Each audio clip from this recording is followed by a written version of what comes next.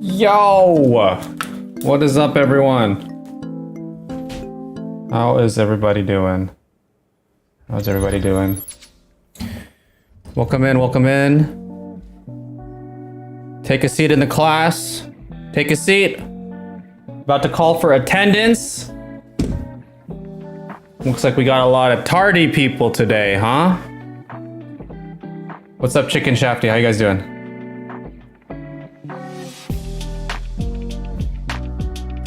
Senpai.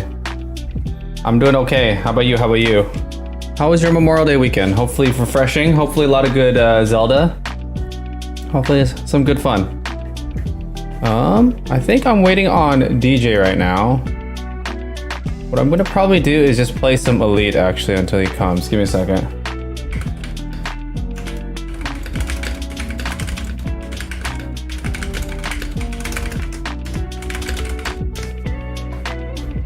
Not tardy busy. No worries, no worries.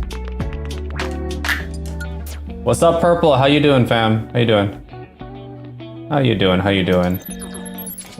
So today we're gonna do something a little different. DJ had the bright idea to kind of do a little Smash lesson thing. I kind of want to test the waters, see how it goes. Don't really know what to expect, but I'm hoping y'all have a thing or two that you want to learn or can learn from.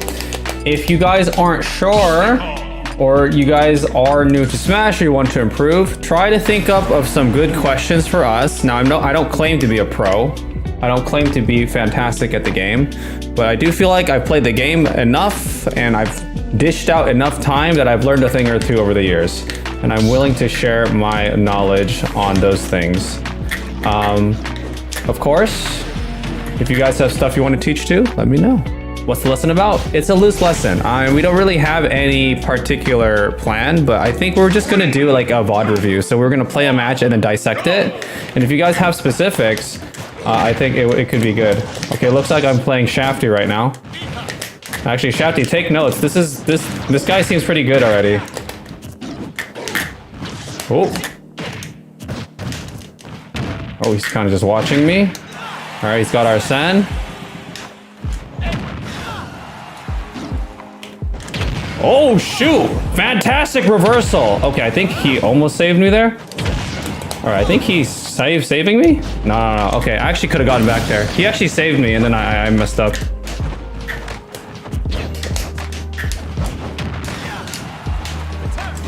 Nice. Even game.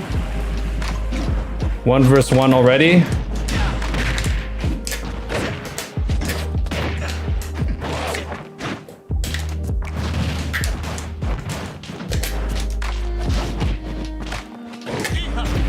Oh, getting me twice with that. Uh-oh.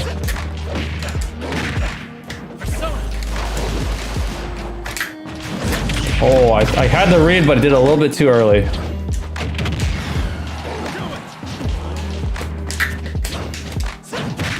Just raw B. Isabella, how you doing?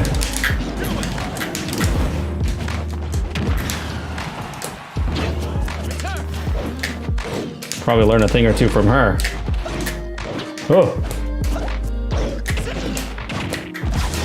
You got the drag down up there. Oosh.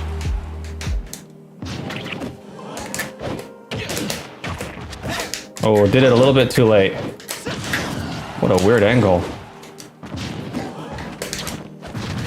Hope you guys are doing okay though. Hope you're doing okay, Isabella. Sorry, I can't read right now. I'm busy killing this Joker. Wow, he saved a jump. Still alive. Oh, close. Still alive, big boy. Oh, that killed me. That'll kill me. You forgot how to read? I just can't read while playing. I freaking suck at doing that.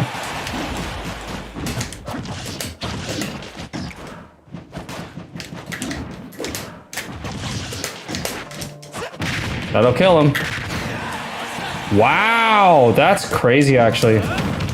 Untechable.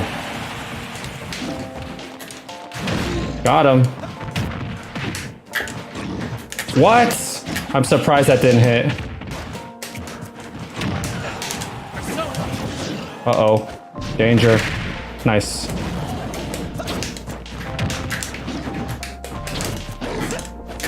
Ooh! Oh no. I don't know why I went for that forward air. That was way too greedy. All right, what did I miss? What did I miss? I need some Stebba coaching in my left? No, you gotta coach me. What was your opinion on Akala's DK and Grands? I didn't see it. What? He whipped out a DK and Grands? Oh, I gotta watch that now. See, that could be good to also dissect, right? Looks like DJ will be ready soon. And like, I think, I know there's like, the chat is so wide in range of skill level that it's kind of hard to pick and choose what to talk about. For example, I think Shafty could benefit a lot from just understanding what the terminology of moves are, whereas Chicken Man had already expressed certain questions about things more specific, more like advanced level in our Discord. So, you know, I think we could play by ear. Is DJ gonna be joining then? He will be joining soon, yeah. He's just finishing something up. He didn't take a game, but still. Yeah, what was he playing against? It was against Spargo? Yeah, no way. Although, I do think DK against... Okay, this is gonna be horrible. I do think DK against... Hold on. Oh, gosh. Please stop.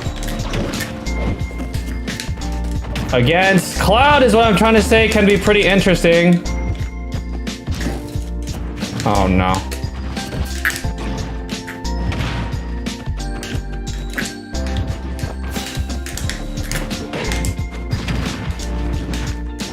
Oh no, I didn't take it. Aye. Oh my gosh. Please, dude.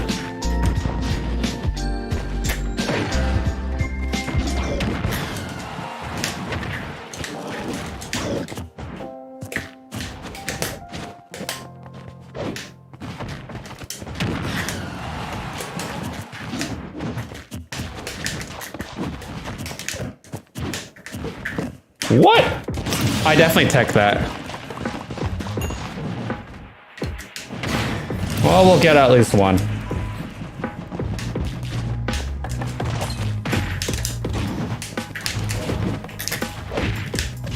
Oh gosh. I love this game.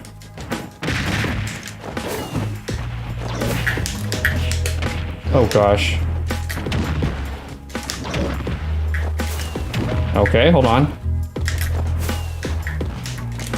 Wow, no punish. I'm freaking trash.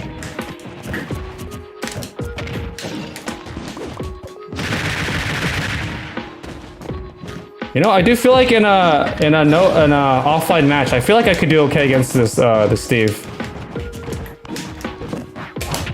Oh man. Yep. Yeah, no, this is not a good fun match to play. You can 2-frame with down angle F tilt. Really? I did not know that. Question the chat I missed so far. What makes a good combo breaker? And can you explain Corrin and Link in depth?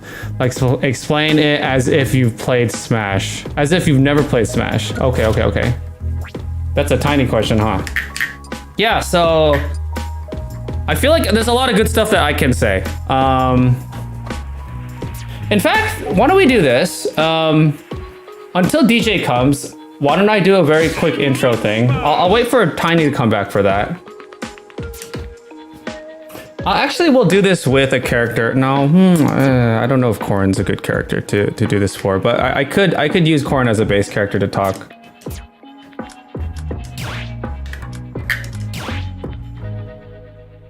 And I think throughout this, if you are interested, I would encourage you guys to get your own copy of Smash out.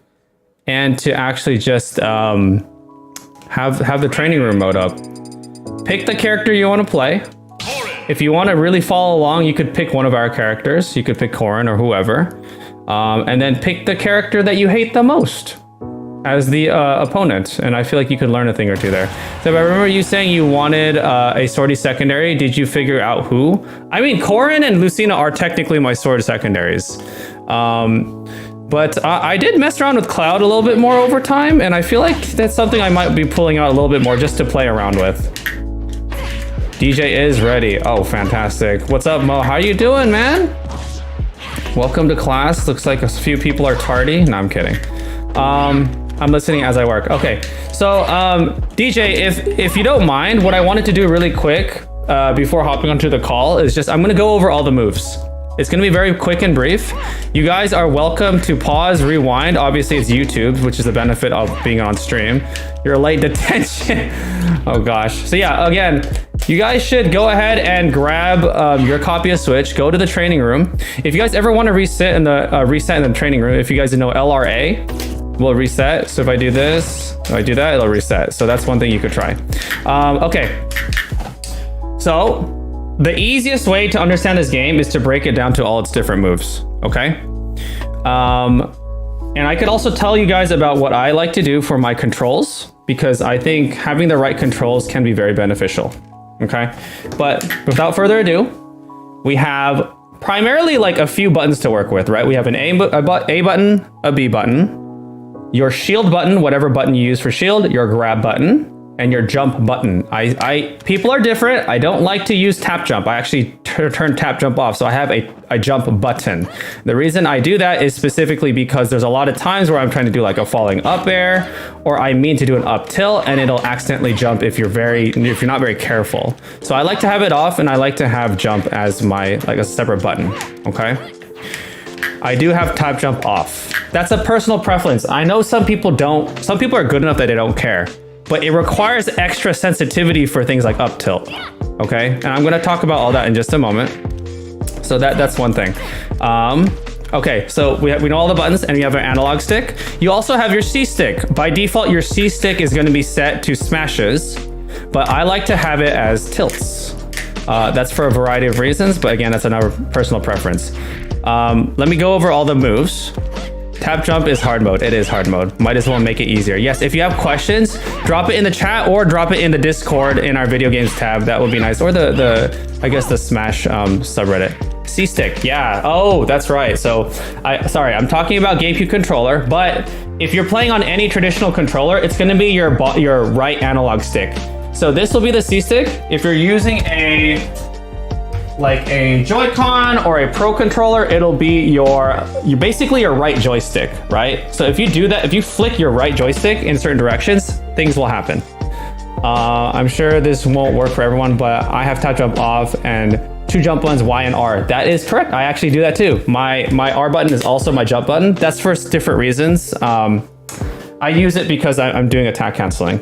So attack cancel bear like that. That's a little more advanced. We don't need to talk about that right now. You'll drop your question in a Smash sub chat. Thank you.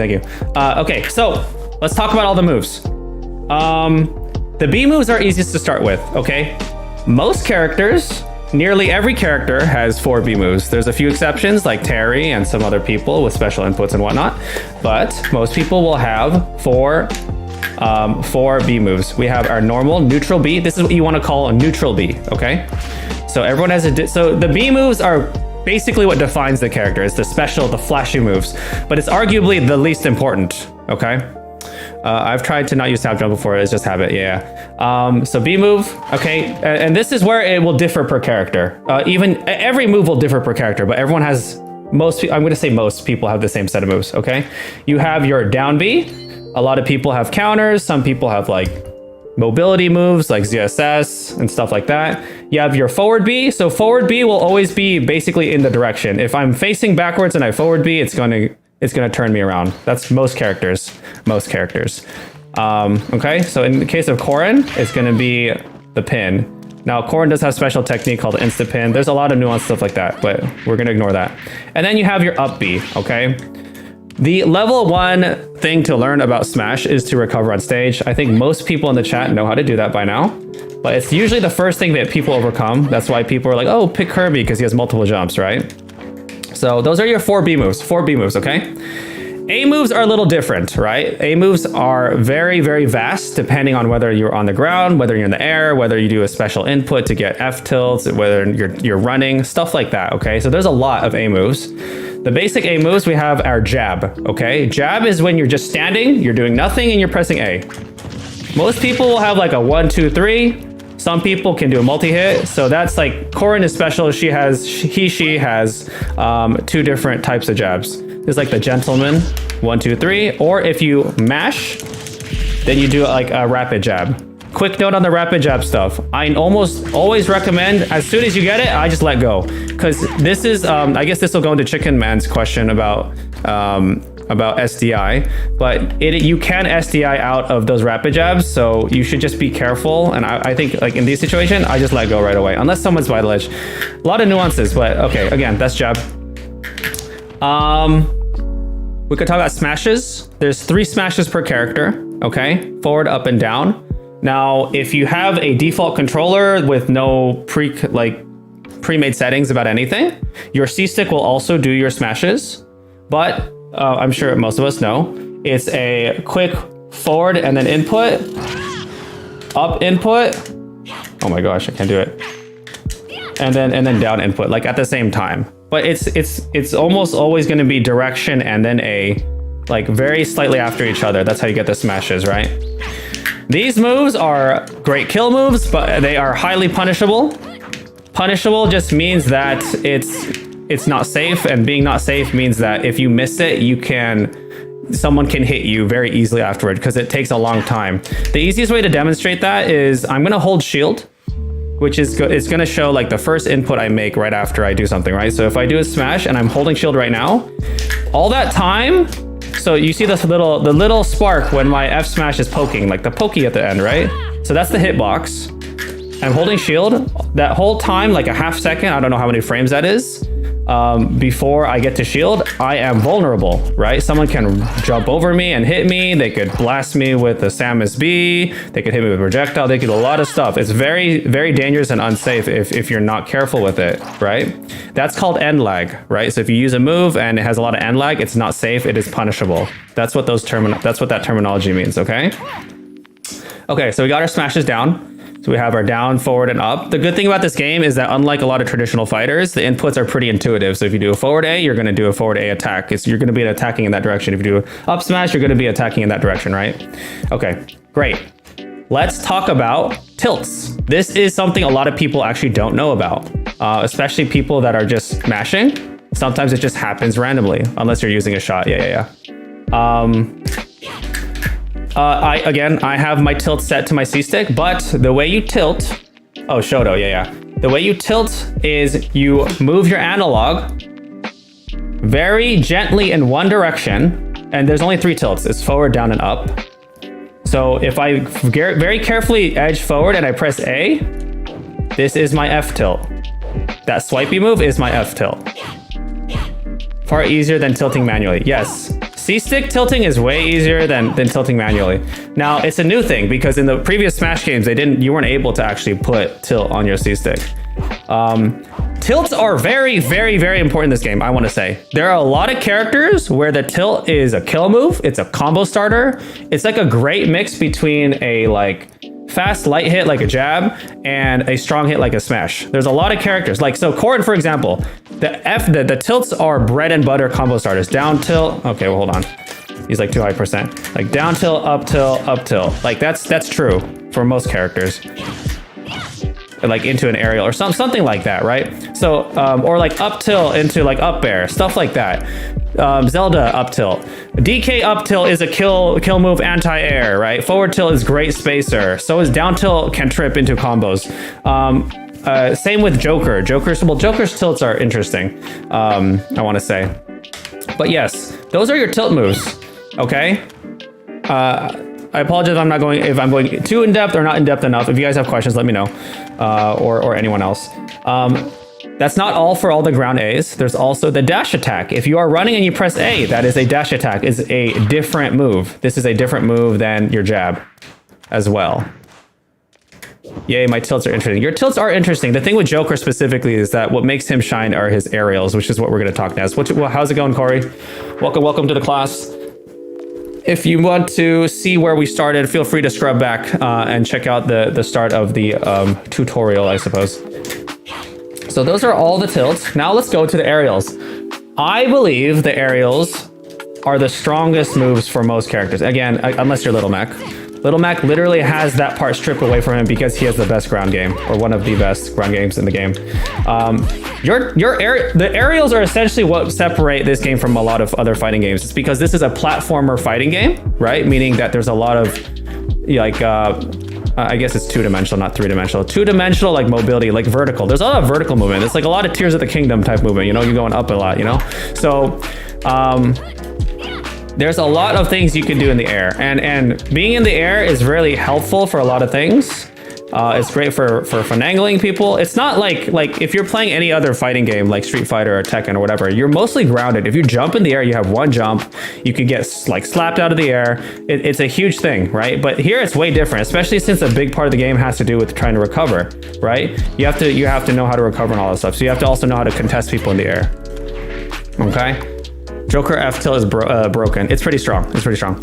Down still slide. Yes, yeah. So yeah, again, you guys should try to have your game up while I'm doing this so that you guys could learn alongside. Try this out for all of your different characters and you'll learn all your character. Your character has a lot more moves than you think. That's what a lot of people don't realize. Okay, let's talk about the aerials. There are 5 aerials. It's different from all your other A moves. So, you know, your smashes and your tilts, there's like 3 for each, right? Well, in the air, and then also for your B moves, there's 4. But, another thing to know is that most characters' B moves are the same in the air and also on the ground. There's a few exceptions. There's a few exceptions here and there. I think Donkey Kong is a pretty good example. His down B in the air is different when on the ground. Up B is also different on the air and on the ground. Stuff like that. Okay, but for the most part, it's the same. It's same in essence, but the moves completely change when your character does an A move in the air. There are 5 A moves. They're abbreviated just for it's easier to verbalize. So we have our forward air, which means doing a attack while moving forward in the air. Okay, you have your up air, pretty intuitive. You have your down air. And then the unique thing, you have your back air. So this is where it becomes important where you're facing. So if I'm facing forward, if I'm facing Steve and I press back A, it's a different move than if I do forward A. So like sometimes I'm like, wow, my back air is really good. I want to use it to attack someone.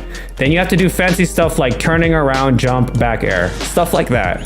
That's when it gets a little complex, but the important thing to know is that those are the 4 so far. And then there's neutral air where you don't touch the analog stick and you do it. The reason I'm moving forward and doing it is because I'm letting off of my analog. You know, it'd be really great if I had a little controller thing to show what I'm doing, right? Always test for your character, indeed. Yes, so I'm like jump. So I'm holding my analog forward, jump, letting go of analog, and then pressing A. That's how I do like a running aerial, for example. A running neutral air specifically. So those are the 5 aerials. A lot of characters' aerials are their best moves. A lot of them. It's really good for comboing, for juggling. Juggling is what it sounds like, keeping someone in the air, preventing them from touching the ground, which is pretty important in this game. Okay.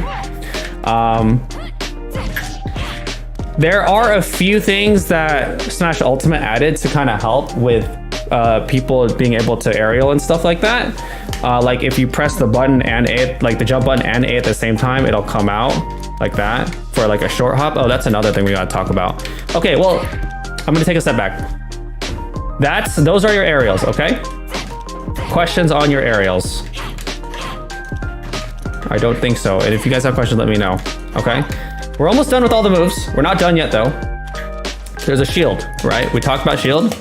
Now, the interesting about shielding is, aside from parrying happens if you let go at the right time of getting hit. For shield, you have, I guess technically you have like a couple options to come out of it, but you can roll. Now, when you're rolling and you're kind of like flashing, that means you're invincible. The more you roll though, in succession, the slower and more laggy it gets. It's in place to disincentivize people to spam rolling. Look how much slower I am. So you don't want to spam it too much, okay? But you can do that. I don't recommend rolling too much. It's a really bad habit that people have over time instead of just walking. Like dropping shield and walking is sometimes way better. Dropping shield and running is something way better than just rolling. If you do this too much, you get way too telegraphed. It's not good. If you also shield and press down, you do a spot dodge. This means that in place, you are intangible. It's really good for if you're predicting someone that they're gonna do something, you could spot dodge into a punish. So like Steve is gonna F smash, spot dodge into something like that. Let's see, what else? Wait, you can roll? Yes, you can roll. And the other thing is if you're in the air and you air dodge, then you also, if you're in the air and you press shield, you do an air dodge. There's two types of air dodges. There's neutral air dodging, where you kind of just falling in place, or there's directional air dodging. Directional air dodging is okay if you're trying to juke someone out, but it is incredibly laggy. It is incredibly laggy. So I would not recommend doing it too much if you don't have to. If you do not have to do it, do not do it. Sometimes it's better just to phase through and land. Because if you do a directional air dodge, like you could do up directional air dodge, it is really laggy. So like I'm gonna do this and I'm gonna try to jump. Actually, hold on, I can't even do it. Yeah, that whole time I basically couldn't do anything. She's better to do it here. There we go. That's the first moment I can act. It's a bad habit because for top level players, if they see you, they could bait out an air dodge and they could basically punish you for it, right? So sometimes I'll do this, like just to bait someone to go to the right and stuff like that.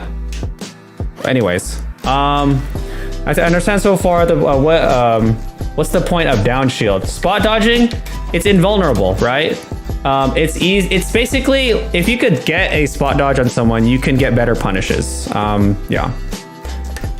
But that's what a spot dodge is. Spot dodge is the same thing as shield down, yes. Last but not least, let's talk about the grabs, okay? Spot dodge has the least end lag. That is correct, it does have the least end lag. It's also really good for juking people out. Grabbing usually is gonna be like your Z move or your LR, not your I guess is it ZL or ZR? I don't know, it's the top button, whatever. There are a few ways to grab. You could grab with that button, or if you guys didn't know, if you're pressing shield and you press A, you actually grab as well. So that's another thing you could do out of shield. Sorry, Steve. That is really important for if someone likes it. It's not as good in this game because there's a lot of shield stun in this game for attacks. I don't need to go into too much detail about that right now, but if someone is like dash attacking you, you could just instantly grab them after the hit. Okay. When you grab someone, you can do a few things. Whenever I play Yoshi, I always get shield poked. How is that possible? Really? That's crazy. If you grab someone, you can do a number of things. Pressing A is pummeling, which you just do a little bit extra damage. Now, it depends on the person you're playing against. If you're playing against someone that's really good at mashing out, I would recommend not really pummeling. If they're like, so my personal metric, I don't know if DJ feels differently, but if you're grabbing someone, you're pummeling someone, I would probably pummel like 2 or 3 times. Actually, every character has different pummel speeds. Some people can pummel really fast like this. Some people, they do like fat slaps, like boom, boom. And it takes like a long time.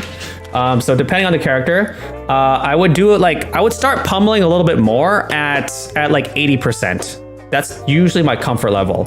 Now, if you're playing against someone like Nairo, he will mash out in like a second. So like that's, but that's really irregular. But anyways, once you grab someone, you want to pick a direction. There are 4 different directions to throw. And this is different per character. This is something you have to know about your characters. Different characters have different throws that have different purposes, okay? Some people, their forward throw is their kill throw. Some people up throw is their kill throw. In the case of Corrin's up throw is a kill throw. So you actually never want to use it until you feel like it's going to kill someone. Well, yeah, I was joking. Yeah, okay, I figured. I thought there was a gap in my knowledge.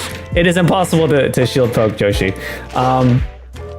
Some people's down throw is a combo starter, meaning if they down throw, it puts them close enough. I don't think, Corrin does not have any combo throws, so you don't really need to worry about that. But sometimes, like for Mario, for example, Mario has a ton of combo throws. If you throw down and then you could jump into an aerial and like slap them or something. So like, Corrin doesn't really have anything like that. But that's something you have to learn for each character. So there's down, there's up, get up. There's up. There's like, oh frick, got zombie too. And there's like back throw. Okay. Those are all the moves. Those are all the moves. Actually, that's a lie. There's a few more. On the ledge, this is also very important. On the ledge, there are new moves too. Now, they're all the same things, but you have to keep track of what's possible, okay? Do you see when you grab the ledge, you're flashing? Anytime you're flashing like this, it means you're invulnerable, okay? There are, I think there's like 5 different getup options.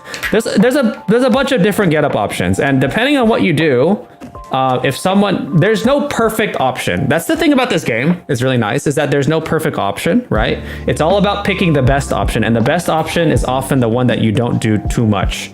If you do too much of something, it becomes too predictable, too punishable. Everything is punishable in this game. Everything is punishable. Now, some characters have better options than other characters, but they are still beatable. There's no unbeatable character or player, right? Because if you do something, someone can still punish you if you mess up or you mispredict. So when you're on the ledge, there's a few options. If I just press analog forward, I get up normally. This is called normal get up, okay? It's good for a few different reasons. If you guys see, when I'm normal get-upping, I'm a little bit, I'm flashing a little bit. So you are intangible for the first bit, and you could shield almost instantly. But there is a gap of time between when I'm invulnerable and shielding that if someone knows that you're doing that, they could throw out like a media hitbox and they could hit you or they could punish you, okay? There's also get-up attack. If I do an A move or if I press B, you will do a get-up attack. Everyone has a different get-up attack. But it's really good for example, if someone is like charging up a smash, you get some intangibility and you get to slap them away. So if you feel like someone is just standing there and they're not doing something, or like they're doing like a smash and they're within range to get hit by a get-up attack, it's usually a good option to go for. You can also jump off of the ledge, okay? You can also jump off of the ledge and go over someone like this. So that's basically like a higher recovery. And you could also shield onto the stage, which makes you roll onto the stage. That whole duration is also intangible. So it's up to the person that is ledge guarding when you're like on the stage and the person is on the ledge to predict what they're going to do. Everyone has different ledge trap options, different ways to ledge guard. So it's up to you to kind of guess and understand and read and see what their habits are and kind of go from there. All right. There is like a pseudo fifth option, which is, I don't know what you call this. I guess drop off aerials. So like some characters, like you can basically like, you could like press back or down. Like Corn's not a great character for this, but like you could down jump forward air like that. So you're basically approaching with, this is like, I guess a little different than like a get up attack, for example, right? So you could do like that, which is like down double jump forward air. Or in the case of Corn, you could also do like that, right? So I pressed back and then forward B, or back jump forward B. So everyone has different options. That's where people will differ. What else? I mean, those are all the moves. Double jump is also another thing that I didn't really touch on. When people say double jump, I feel like it confuses people, okay?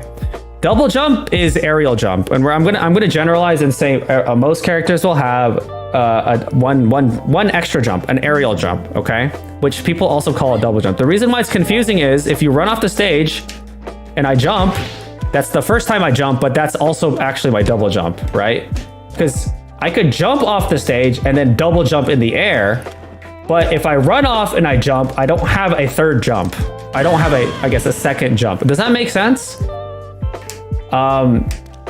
So everyone has one aerial jump. The reason why this is really important is because in medium level play, if you can understand the concept of double jump, you can kill a lot of people off stage.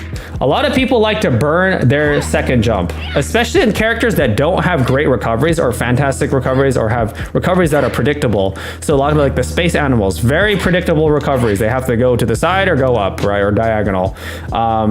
In the case of someone like Zero Suit Samus, maybe it's not as clear cut, but you have to keep track of your opponent's double jump, because if they do not have their double jump, their recovery becomes infinitely way more linear and way easier to punish. If I don't have a double jump and I'm right here trying to get back, someone could just spike me. If they will know exactly where I'm going to be, and they could kill me. If you have your double jump, you have so many options to stall, to get close, to double jump. You know, there's a lot more things that you can do as a recoverer to get back. So you need to hold your second jump, and you also need to keep track of your opponent's second jump. That is the best way to get gimps or early kills off stage. Watch for the little animations or ripples below your opponent and they double jump. Yes, yes. Very occasionally you could also see someone do the double jump and then you like stuff them out of it, right? You slap them way out of the double jump. If you see that, ooh, that's a golden ticket. You know that you could punish them. You just have to go in for the jump. What else we got? Those are the fundamentals. I'd like to talk about one final thing before I finally get to talk with DJ, if he's still here. Hopefully he is. Sorry, DJ, for keeping you waiting. The last thing I want to touch on is the concept of, I think a lot of people understand, some people not more than others, neutral, okay? Neutral is the concept that no one has a advantage on the stage. So here I'm on the bottom left. This is like the pseudo battlefield. I'm like hanging out with chat right now. I need to get those guys over here. Anyways. When you're kind of in neutral, it's kind of like trying to beat out the other person. Again, like I said, there's no perfect option. In essence, nearly every fighting game is the same in the concept that it's a rock, paper, scissors game, okay? It's rock, paper, scissors where every option has a weakness and it's also good against something else. And if done against someone who's doing the same thing, then it cancels out, okay? And what I'm talking about specifically is shield, grab, and attack. Okay, shield, grab, and attack. Okay, those are the three rock, paper, scissors. If someone is shielding, they get beaten by grab. If you guys didn't know this, you could grab someone out of their shield. Okay, but if someone is attacking and someone tries to grab, the grabber will always lose. What's up, Wolf? How you doing? How you doing? Currently doing Smash lessons. Just have me switch to CPU to tag you, get them there. Oh, that's true. I could do that. I'm so lazy. And then lastly, if someone is, what did I not talk about? So if someone's shielding, then you can, yeah, that's right. If someone's shielding, you could grab them. If someone is grabbing, you can attack them. If someone is attacking, you shield them. And when they attack you, then you grab or you do like an attack to punish their missed attack. Okay? That is the essence of Smash. That's the essence of most fighting games. It's like the bread and butter. You either block or you grab or you attack. It's just complex, high-octane rock, paper, scissors. That's really what fighting games come down to. So, for example, if you see someone, they're literally always attacking. They're just rolling their face over their controller and they're just mashing the buttons and they're just doing this all the time. What will be your best friend? Your answer should be shield, right? Actually, I should start poll quizzing you guys. If someone is always attacking, and they're also, fortunately, never grabbing you, then if you always shield them, you will always win, right? If someone is always throwing out rock and you always throw paper out, you will always win. Now, if someone is constantly grabbing, like I'm a Donkey Kong and I love to just cargo throw, I'm always trying to grab, then you need to roll your face over a controller and throw out a lot of attacks because you'll always be winning. If someone's shielding a lot, you want to stop attacking so much, you want to run up, you want to start grabbing, okay? So that's why I'm saying there is no perfect option. A good player will always try to mix up their options so that they are harder to read. You do not want to be a grade 1 level fundamental textbook. You don't want to be read by everyone in the universe. You want to be a high level college degree student / book that no one understands and they cannot read because they cannot comprehend you. That is the best you can do. Hashtag JBrick raid. I'm getting raided? Oh shoot. Am I really? Well, thanks for coming. How you doing? How you doing, Max and JBrick? What's up, JBrick? Welcome, welcome. Thanks for the raid. How you doing? How you doing? You came at the very end of our Smash lesson. I'm not a pro. I don't claim to be a pro. I don't claim to be good at this game. I just have spent too much time in the game. Oh, we got Zach, we got Jay, we got Max. Welcome, welcome. How you guys doing? Watching sister graduate. Give me 5 minutes. That's pretty important. Okay, watch your sister graduate. Does anyone have any questions about anything I just said? What's up, Peter Griffin? Oh my goodness. I think you can take more than 5. Yes, definitely take more than 5.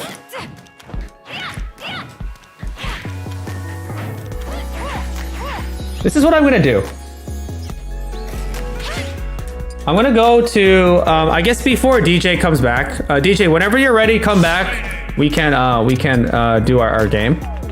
What I'm gonna do is I'm gonna actually just play a game on Elite right now, and we're gonna watch the replay, and then we'll watch the replay. So we're basically gonna do a VOD review, which is pretty much the same as what DJ and I were gonna do. Man, I wish I saved the game for my friend. I had a friend come over and we played. Man, I haven't played offline Smash in so long, and I played in person with my friend, and my DK felt different, dude. He felt good. He felt smooth like butter, man. It freaking sucks. I wish Smash's online connection was just way better, but you know. 7:55, you should be ready. Sounds good, sounds good. How are you doing, Zach, Peter, Jay, Max, everyone else too? How are you guys doing? What were you guys playing? What were you streaming? What were you streaming, Jay Brick? How you doing, man?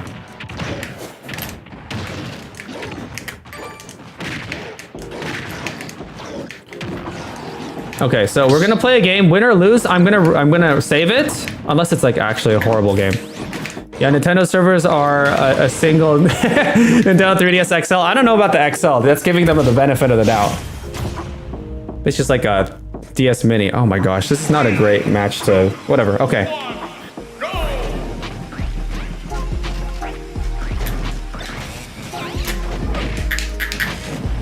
So I won't talk too much, but we'll talk later.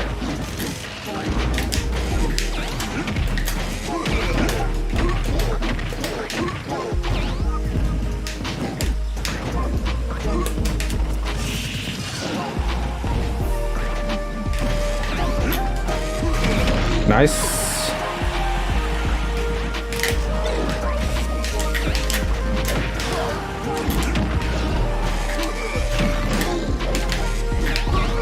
Oh! He got me there. He got me there.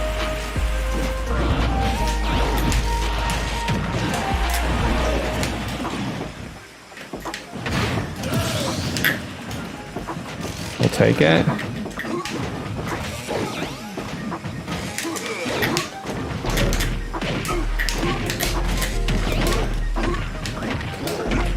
Ooh!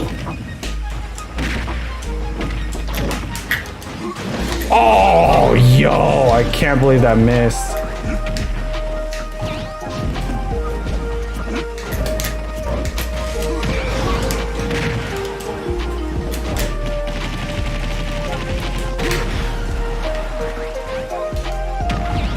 Hold on, DJ. Oh, frick. That kills?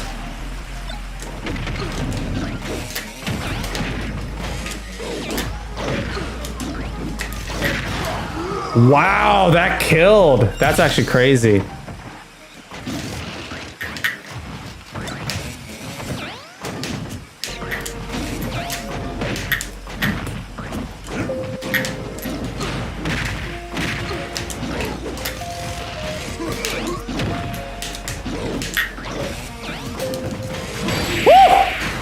Okay. I will save this recording. We could talk about it, but I also wanna, bro, DI'd straight up. You can't even DI up, right? Is that, I actually don't remember the specifics, but I thought that you can't DI up. I thought you could only DI right and left. But that is the ding dong essentially. He basically got like the up air ding dong. You def can? I thought you could only vector left and right. Is that different than Smash 4? I was under the assumption that it was similar to Smash 4 where it was vectoring right left. I obviously could learn a thing or two. Ding dong is Donkey Kong's signature up throw up air. Get your old eye out. I don't actually understand what DI up is ever good, but yeah. Okay, well. Wait, so DJ, you're done? You sure? Your sister all graduated? You hate that combo? Admittedly, my DK is actually not great at ding dong. Like, I actually don't know all the percentages. I don't go for it a lot. I don't know if you guys noticed. I almost never go for it. I almost always prefer to go off stage to put people at disadvantage. I almost always exclusively go that because I can't consistently get it. And I never went out of my way to practice it. Because it's not something I was like, oh yeah, I would love to whip that out whenever. If I did, I think I would win a lot more though. So maybe I should. Except against you, yeah. I mean, like, I think Ding Dong specifically is talking about the early kill. No, Ding Dong is true. Ding Dong is true at certain percentages. It's definitely true at certain percentages. You just have to do it, yeah, you have to do it at specific ranges, and the ranges are smaller than the past games. No, the range is wider than you think, I think. The range is a lot wider than you think. Okay, DJ, are you good, or do you want me to do a review right now? Game 1 and 2 of tour match in the tourney says otherwise, lol. Actually, you know what? We could just talk about our tournament match. That's actually not a bad idea. It's on YouTube. You're good? Okay. Let me make an arena. You guys get to look at me for now, so you guys don't see all you little hooligans trying to get in on this, huh?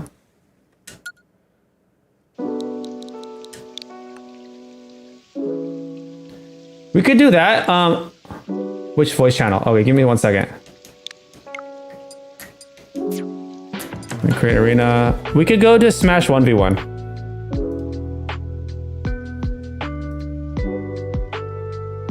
Since it's capped at 2 people.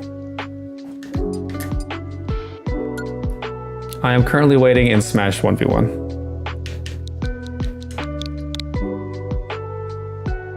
What's up, DJ? How you doing?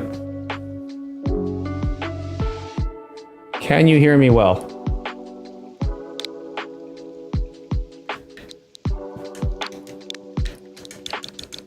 I currently cannot hear anything from your end. Just as a heads up.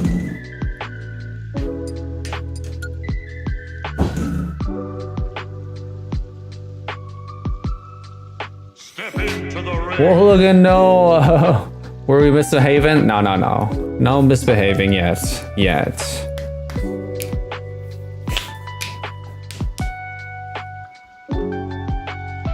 Still don't hear anything from you, DJ. Just as a heads up.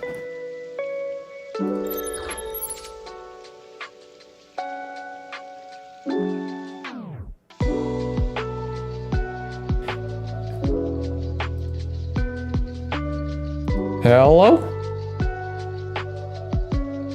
Yeah, I don't see your icon glowing up at all. So I don't know if... I think it's on your end, because I could see my avatar like glowing and stuff. So yeah, I still don't hear anything. Okay, well, while DJ figures that out, I just heard Erica come home. I should probably say hi. She said, I am here. Still don't hear anything, DJ. They say hi.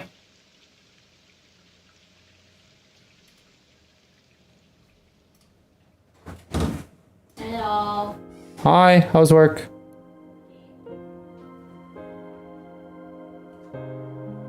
What's up? Good stream.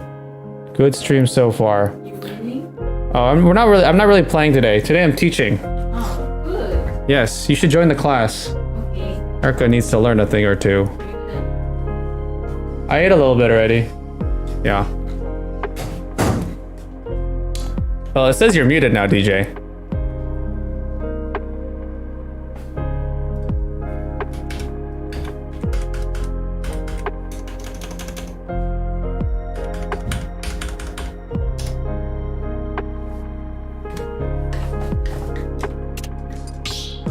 What do you mean Erica taught you everything? Shh, I'm not supposed to know that. All right, hello? Oh, yo, what's up? I can hear you. Fire. Hold on, let me connect this to my headphones. The password isn't 777. I knew y'all would try. I knew it. If you guys find a way in, hey, all power to you. Welcome to stay, I guess. Better get started on all those permutations, guys. Who's to say it's not even the full 8 digits, huh? Y'all are so goony.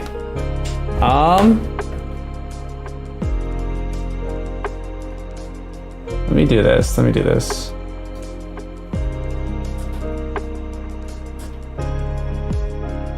Let's quickly review.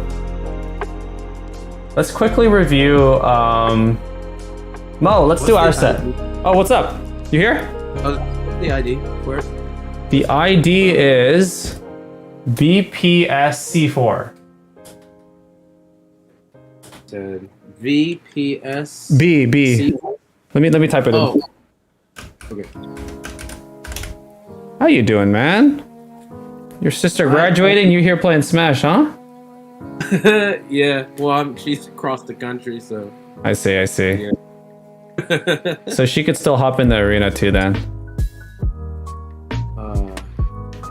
Well, if you guys don't know, DJ is the head tournament organizer for the Taste Test tournament, as well as the rest of the Fruit Bowl series. He is also a moderator here on this channel, as well as in the Discord. And he has experience coaching people in Smash. So he's played a lot. He's been to tournaments. He's a very seasoned veteran. So he had the idea to play a game, and we'll talk about it. And I think that could be pretty interesting. Oh yes, thank you DJ for the tournament indeed. Please, we need a hint. I'll give you a hint later. Alright, do I hear you? Can you hear me now? Yeah? I could hear you, is everyone in the chat able to hear DJ well? Should I turn up his volume? How does it sound? Let me actually, I could just check myself. Say Okay. something. Hello. Test. Oh, your voice kind of loud. Hold on. My voice is kind of Loud now? loud. No, my voice is kind of loud compared to yours. Let me up you a little bit. Okay.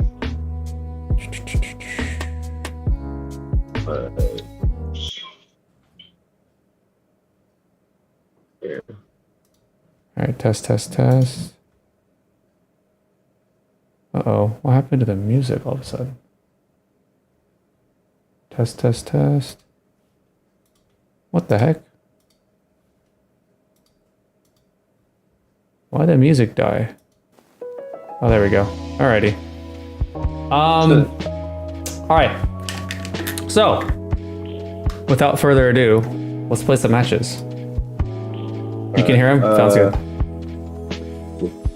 Alright, so before we play the first one, I want to explain a couple of things. Yeah, go for it. Just some questions that people have. Higher.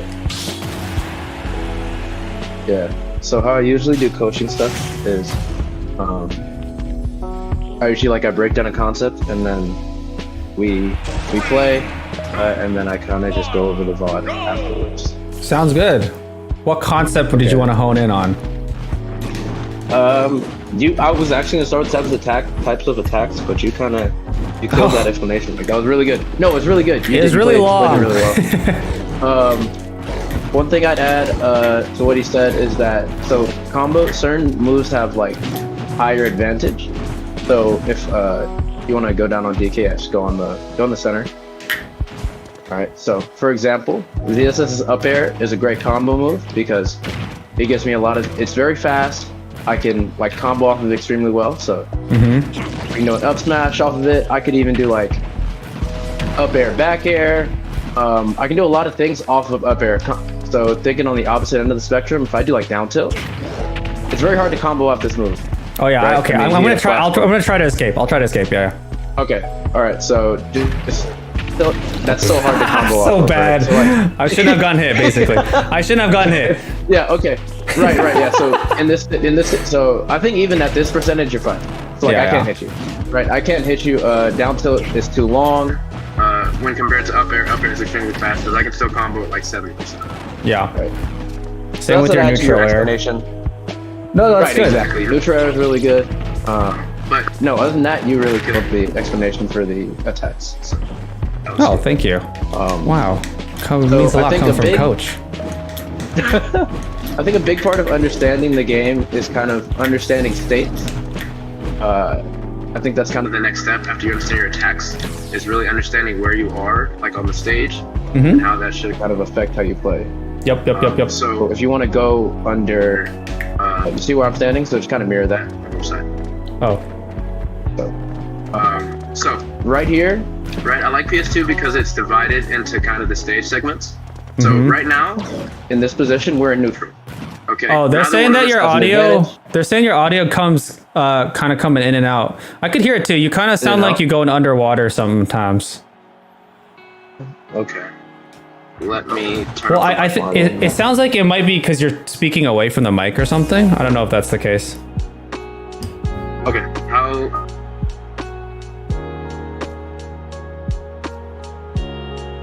I can't hear nothing now. Nothing now? Oh, now you're coming in and out. Like this? Is this better? It's like sometimes underwater. All right, hold on. I'll just change it to my. Okay. Oh, that's way better. Way better? I think so. Well, we'll just keep going. Yeah. Okay. All right. Yeah. Let me know if you can't hear me. That's fine. I can fix it. Okay, I think it's good. Good. Oh, right, now it's kind of in and out, but so far it's okay. It's because hold on. I'm gonna move this onto my lap. There we go. Is that better? Oh, that's way better. Yes, whisper into my ear. All right. I was playing with it. I had my mic in a kind of a weird spot. I gotcha. Still trying to figure out the acoustics in this room. So you're talking about how you like PS2s to separate into two areas with the platforms. Correct. Yeah. So like right now we're in neutral. Now that one of us has an advantage. So just swing move, just swing moves. Right. So just keep swing moves. I can't hit him. He can't hit me. Even if I Zaire, which is like a very long reach move, I cannot hit him. He can react if I throw out like something like this. He can just shield it. If I do a side B or anything like that, he can just react to it. Yep. So this is neutral. That's why we call it neutral. Nobody has an advantage. All right, what's up, DFJ? I'm gonna move up here. Stebba, you stay exactly where you were, so just like in that neutral position right there. Right now, I have an advantage. I have more stage to run back. I can basically I have more space to move. Right, I am in more of the control of the stage. Yep. So I have literally all of this. All of this is mine. Unless Stebba wants to try and like roll past me for some reason, which in that case I'm just gonna go back on that side, right? Yeah. So yeah, especially on this stage, if you're in that Pokeball, you're good. You're in a good spot. If you're the most central part of the stage, you have the most options. But if you could push me even further, then it's even better for him. Yeah. Exactly. So like in this position, he's in a bad spot because he's in the corner, right? The corner is defined by the fact that you can't basically retreat. If he wants to retreat, he has to go off stage. Or I have to attempt to go over him, and now I'm above him, which is also not good. Oh yeah. I was gonna move into verticality next. Oh yeah. You're right. So just thinking horizontally right now, right? I have more, again, all of this stage to retreat to, and so that just means I have a lot more room to operate. So I'm more free to do whatever I want, and it limits what he can do. That's a lot of Smash. Like a lot of Smash is really trying to find a way to limit the options your opponent has. Exactly. Right. Because it makes it far easier for you to think about what they can do. So like, if we return to neutral, we can go back to neutral, Stebba. So right now, there's so many things that Stebba can do, and I have to like be on the lookout for all of them, right? I have to do a ton of thinking. He has to do a lot of thinking right now, right? So let's say I go back here, I'm in the corner, right? And Stebba moves up. He does not have to think about a lot. I can jump. I can do like a jump aerial or something. CSS can flip kick, obviously, but I'm gonna act as if she's just a normal character. And I can go backwards like 2 inches and get like kicked off stage, right? Exactly. So I can almost put the amount of options I have right now on my fingers, right? Whereas before there's like a plethora, there's like 25 or something like that, right? Exactly. So that's a big part of Smash. It's just understanding where you are on stage. That is an extremely big part of Smash. Completely agree. Right? Yeah, I completely agree. That's a really good way of putting it. Yeah. Now let's move into. Yeah, go for it. Go ahead. Oh, I was gonna say I think a really good way of thinking about it is like percentages. When we're neutral, it's 50-50%. Maybe if I'm like here, like what he was saying, like disadvantage, it's kind of like 65 or 70 70% to 30, like 35. If I'm like off, oh my gosh, we're almost out of time. If I'm off stage like this is like, you know, it's like 20, like 10 to 20% in terms of like advantages. So I don't know. That's how I like to. It's also very visual too. You can visually see the percentages. No, yeah, that's why I like PS2. I always try to divide stages like PS2 is divided. Deathmatch. Yeah, I always think about I always think about a Pokeball. I always think about a Pokeball when I play. And kind of understanding where that Pokeball is on the stage. Exactly. And this is why stages like Temple are just all fun because there's no neutral. Yeah, it's just there's no like center. There's no central place. Yeah, no. That's why a lot of legal stages are legal stages. Exactly. That kind of. Stebba is grand finals winner. We're going to a. You want to play an actual match? One more. One more concept. Okay, sounds good. One more concept. I want to talk about advantage and disadvantage. Yes. This is really good. Neutral stuff. Yes. Advantage, disadvantage, very important. All right, so let's return to neutral. Again, right now, neutral is defined by we don't have any advantages. Nobody has an advantage right now. Can't hit him, he can't hit me. We're both just kind of filling each other out, right? We're filling each other out. All right, so. Oh, sorry. Steb, I want you to go on the platform. You're fine. Go on the platform. Okay, so right now, I have the advantage. Yeah, I don't like being here. I have the advantage, okay? Once again, Stebba's options are pretty limited here, right? He can try and go off the platform, but I am fast enough where I can just react. I can punish that. I can grab him because there's very little he can do when he's dropping off of the platform. Yep. I can, if he jumps, I can just jump, and then I can just combo him with my up airs, right? Yep. Right. Especially on a character like DK. DK doesn't want to be far above people. It's not a great place for him to be. No good. Generally, you do not want to be directly above your opponent. Yep. It doesn't matter the character. Even the characters that are extremely floaty, like Jigglypuff, they don't want to be above their opponent. Yep. No. Your opponent just has way too many options. When Stebba, if I knock Stebba up, right, he can jump. He can air dodge in 4 directions. Yep.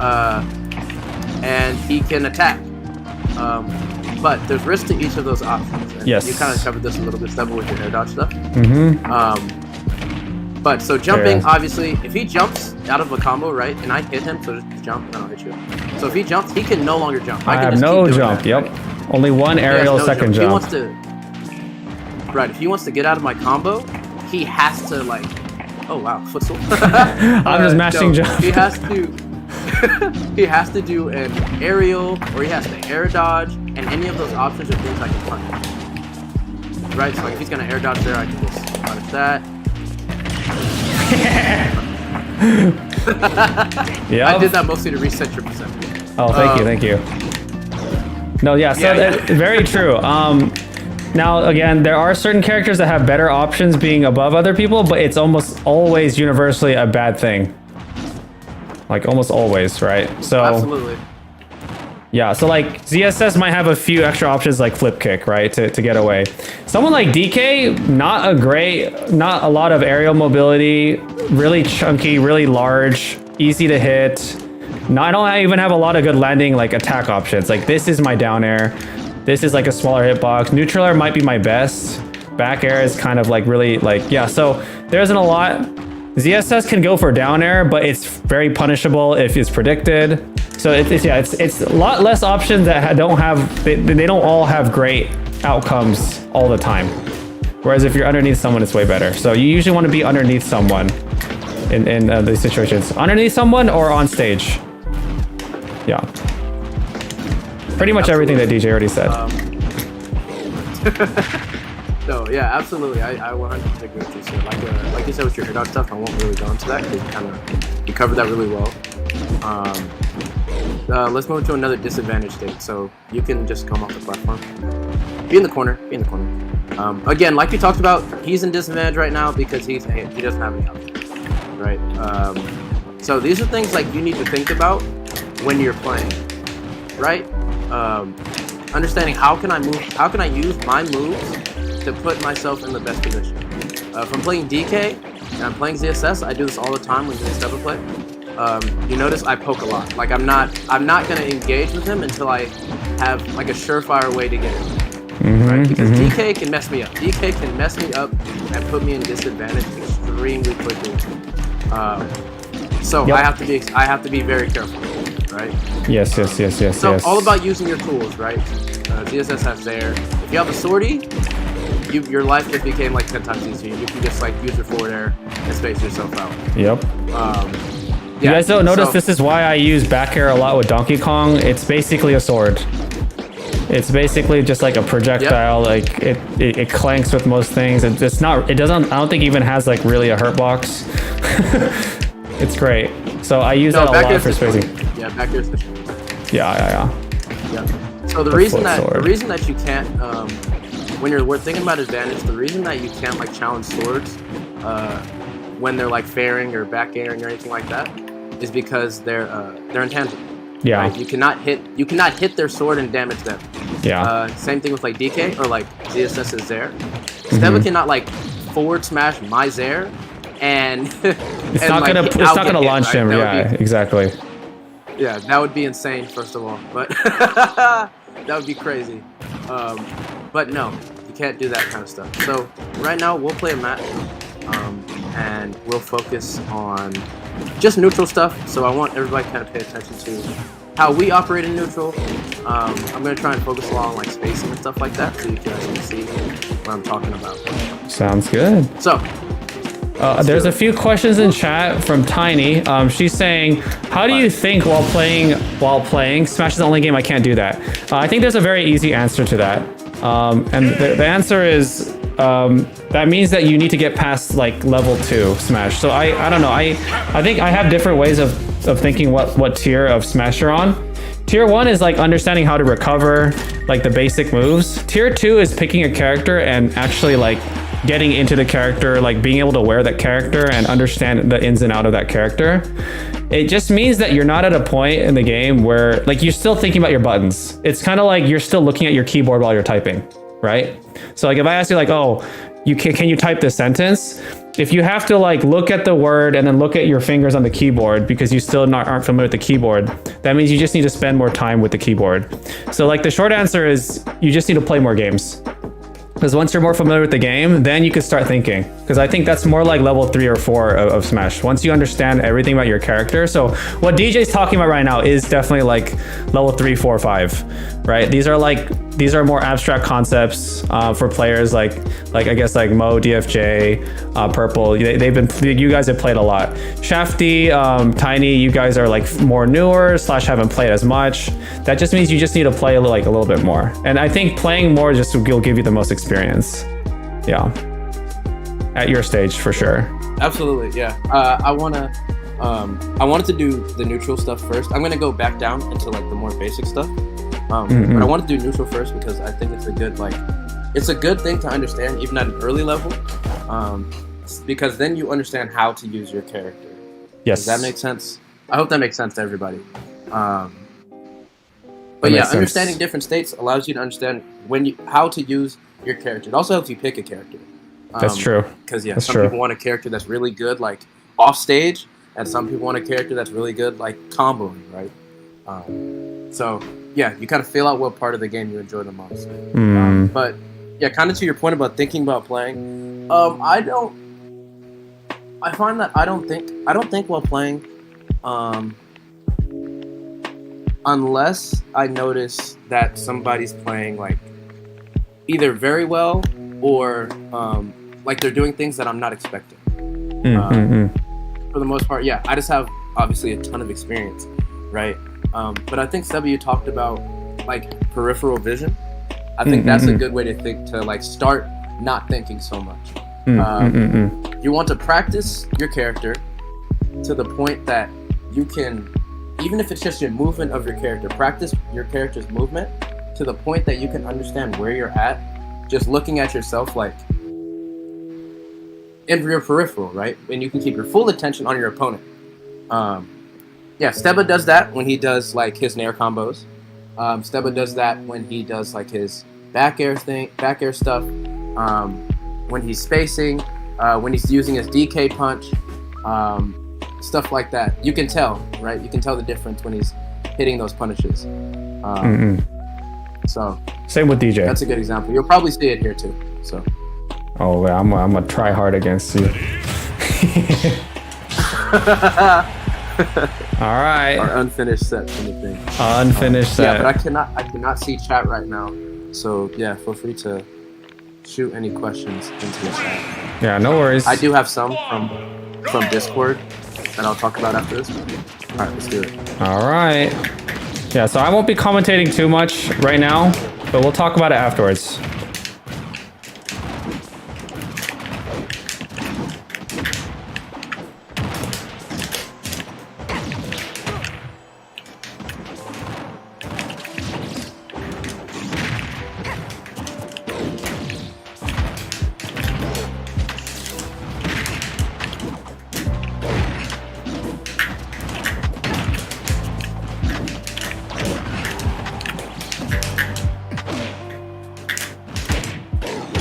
Oh, wow. I did not. That was a misinput. I'll take it. That was clean. I'll take it. I did not mean to do that.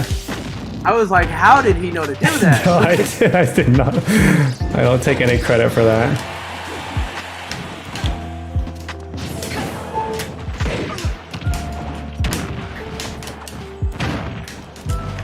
What? Nice weight. That looked weird.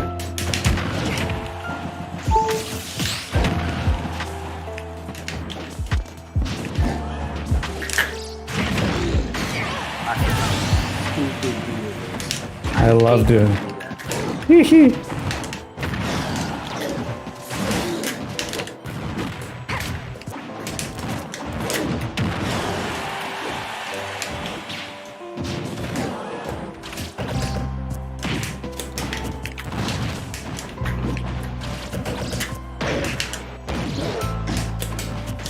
Oh no.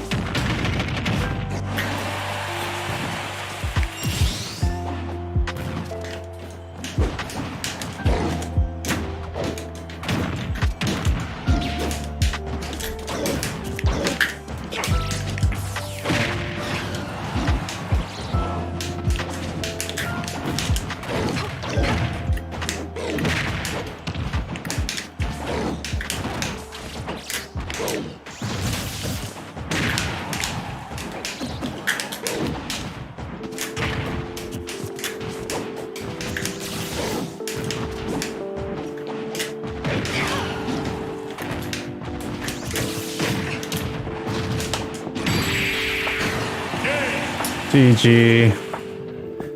So GG. Did you want to play more, or did you want to just go off of that match? I can go off that much. There's a couple good things that I noticed. My very intentional forward air spike. The ending was a good encapsulation. Yeah. No, I felt the ending. Yeah. Oh shoot! Okay, I can freaking so save that match. But I guess it's on That's fine.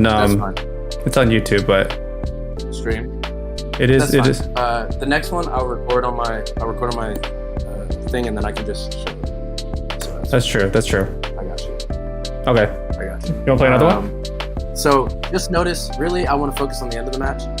So if you guys noticed at the end of that match, where Stebba, so I rolled to the corner, and then Stebba, he did the down B, and he covered. So when he did the down B, he covered roll, he covered me doing a get up attack, he covered me standing up straight.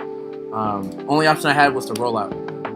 After that, I was in the corner, and like we said, in the corner we don't have many options. My only option at that point, because he's standing in front of me, was to jump. I jump, and then he back airs me. I pulled it up right so now. So even that small interaction has told me so many little things, right? A little bit more past this. Yes, like I said, completely agree. Yeah, right here. We're on neutral stuff, and we're gonna go down a little bit next. So right here, it kind of traded spots. Now we're back in neutral. Now I kind of have advantage. It's always changing, right? Depending on the options. It's not very clear cut. So right here, I have advantage, and then yeah. So that was kind of like, So he rolled well here to time with like my down B, but then I covered with a back air, which was also like a pseudo guess. Like most of the options that we're picking are almost always not hard reads. It's always like kind of good educated guesses, predictions, right? And so that's kind of how that ended up there. Sorry, you were saying? No, I didn't say anything. Oh, okay. Did you wanna play one more? Is that what you said? No, we can hop back in the middle though, or like in the match thing. Okay. Because yeah, I'm gonna transition to some of the more simple stuff. Let's do it. But yeah. All right. So, what I have on my list, and then we can kind of compare here. Yeah, Mo, you did mix a lot So of I stuff have- up in our set. That was really good. Sorry, you were saying? So I've got some things that do. So I got movement that I want to talk about. I have punishes because that's a thing that's come up a lot, and I've seen a couple of people ask about. Yes, that's a shafty question. And for then sure. I want to go, and then I want to go over comboing, because that's kind of a thing that people should understand, as well as combo breakers. So Yes. Chicken Man, I got you. I remember that question. So all right, we will start with movement. Movement is everything. Okay. So different characters have different speeds. All right. Oh, we are playing great characters today. All right. So ZSS is, I think, somebody can correct me in chat, but I'm pretty sure she's like the 6th fastest character. Extremely fast, extremely quick. ZSS can get somewhere across the stage way faster than the majority of the cast can. And so that is obviously a big part of her kit. I always say that when you're deciding a character that you want to play, always play matches and just see how they feel, right? Don't even focus on like your moves, everything like that. Just focus on how you move, right? Is that comfortable? For me, I think fast and I like to strategize a lot. So for me, ZSS works because she includes both those elements. She's very fast. She has a ton of options. She requires a lot of like brain space, which helps me as a player. So I'll use somebody fast. Stebba, you can probably talk about why you choose DK as far as movement is. I like big people. It's really that simple. I vibe with DK, but I think if you guys follow any of the games that I play, you guys know I like characters that hit really hard. And the reason why is I just like high risk, high reward. I think it's really exciting. So when I think one thing that DJ was saying was one thing about DK is he can put you at disadvantage really fast, right? The opposite is also true, where if I mess up, I'm in disadvantage really hard, real fast, which is not good either. So it's really polarized, but when you win hard. When you lose hard. That's the kind of character that I like. Caveman mindset goes hard. Yeah, big man, big character. I always go heavies in any game. So like, yeah, for example. Yeah, right. So for example, like again, like even that example, right? Stebba plays character who doesn't focus on movement that much, right? And on the contrary, I play a character that utilizes movement a whole lot, right? It's just our different play styles. So again, focusing on how your character moves. Yeah. Even though my character has less movement options, the only way DK can survive is if you use good movement options, you use your second jump well, you use aerial drift well. So everything that that DJ is saying applies even to characters like DK. Even more so actually for survival. If you don't, you actually you're just screwed. Yeah. No, that's exactly what I was gonna say. Yeah, it's even more important if your character's slower, because I can pretty much get out of any situation by I do it all the time. Like if Stebba hits my shield, just hold on, let me charge my shield up. All right, so just hit my shield. I can just like step away. Yeah. Because my character's so fast, I can just. Yes, and he has to run very far to try and catch me, right? And he cannot match my pace. So right? slow. So for example, you can go on here. We'll start on this side of the stage, and we'll just run. Ready? 1, 2, 3.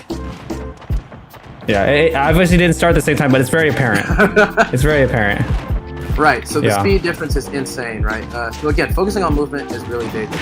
to kind of understanding your character. Even like her double jump. Her double I like jump what you is said like, about- yeah, look how slow my double jump is compared to look how fast she can get max height and how much higher she goes to. Yep.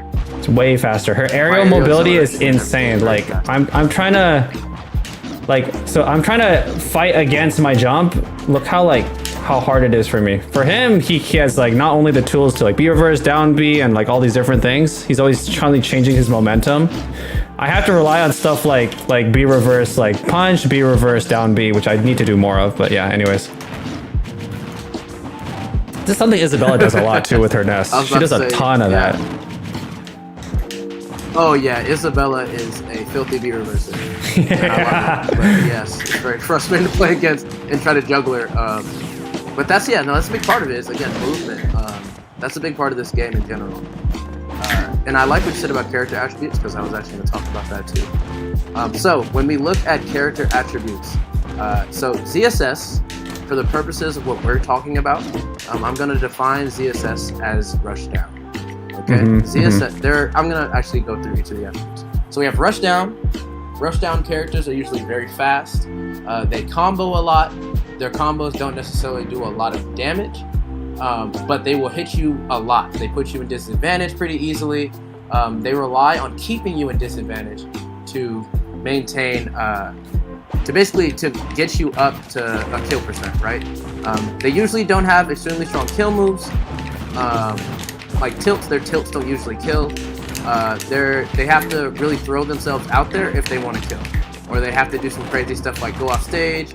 For example, like me, I have to like dare off stage some recoveries if I want to like reliably counter them. But the advantage is that if I'm playing against like DK, I'm way faster than DK. I can combo DK forever, and so that's my advantage, right? On the contrary, DK is a heavy character, so what he wants is probably again like really close interactions. DK's a grappler. He wants to grab me. He doesn't mind getting hit because he can have rage. Rage just means that you do more damage the higher your percentage gets, right? And so heavies thrive off that. They thrive off that. Yep. If you can't kill heavies early, you're in trouble. Yeah, right? so even in that last game that we're playing, I lived to like 200%, right? And that definitely like allowed me to steamroll, more like snowball my advantage.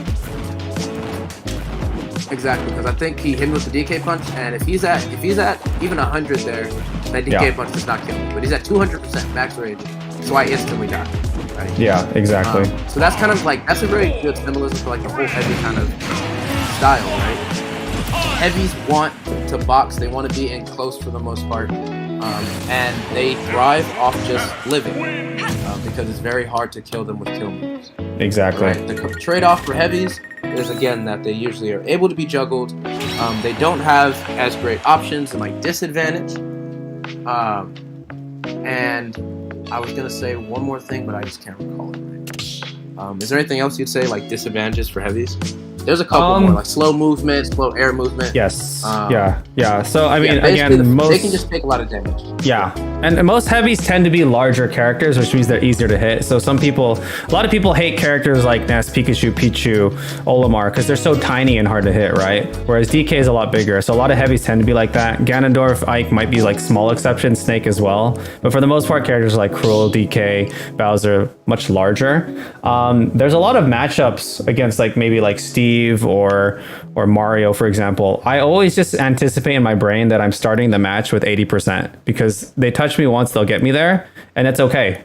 And I feel like that's just something that you have to live with if you're a heavy character. So it's not necessarily a disadvantage, but it's also why heavies tend to not thrive in high level for the most part, because I do think that a lot of other characters are just safer options, better kits, but we're definitely not playing at that level, and it's just like everything applies to everyone.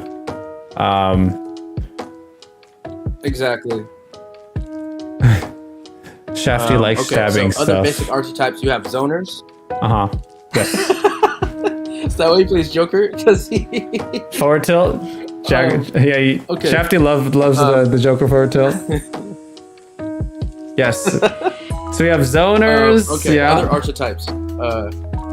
Zoners, I was gonna ask you to go Lucina. Oh yeah, sure. Kind of demonstrate that, like that kind of spacing.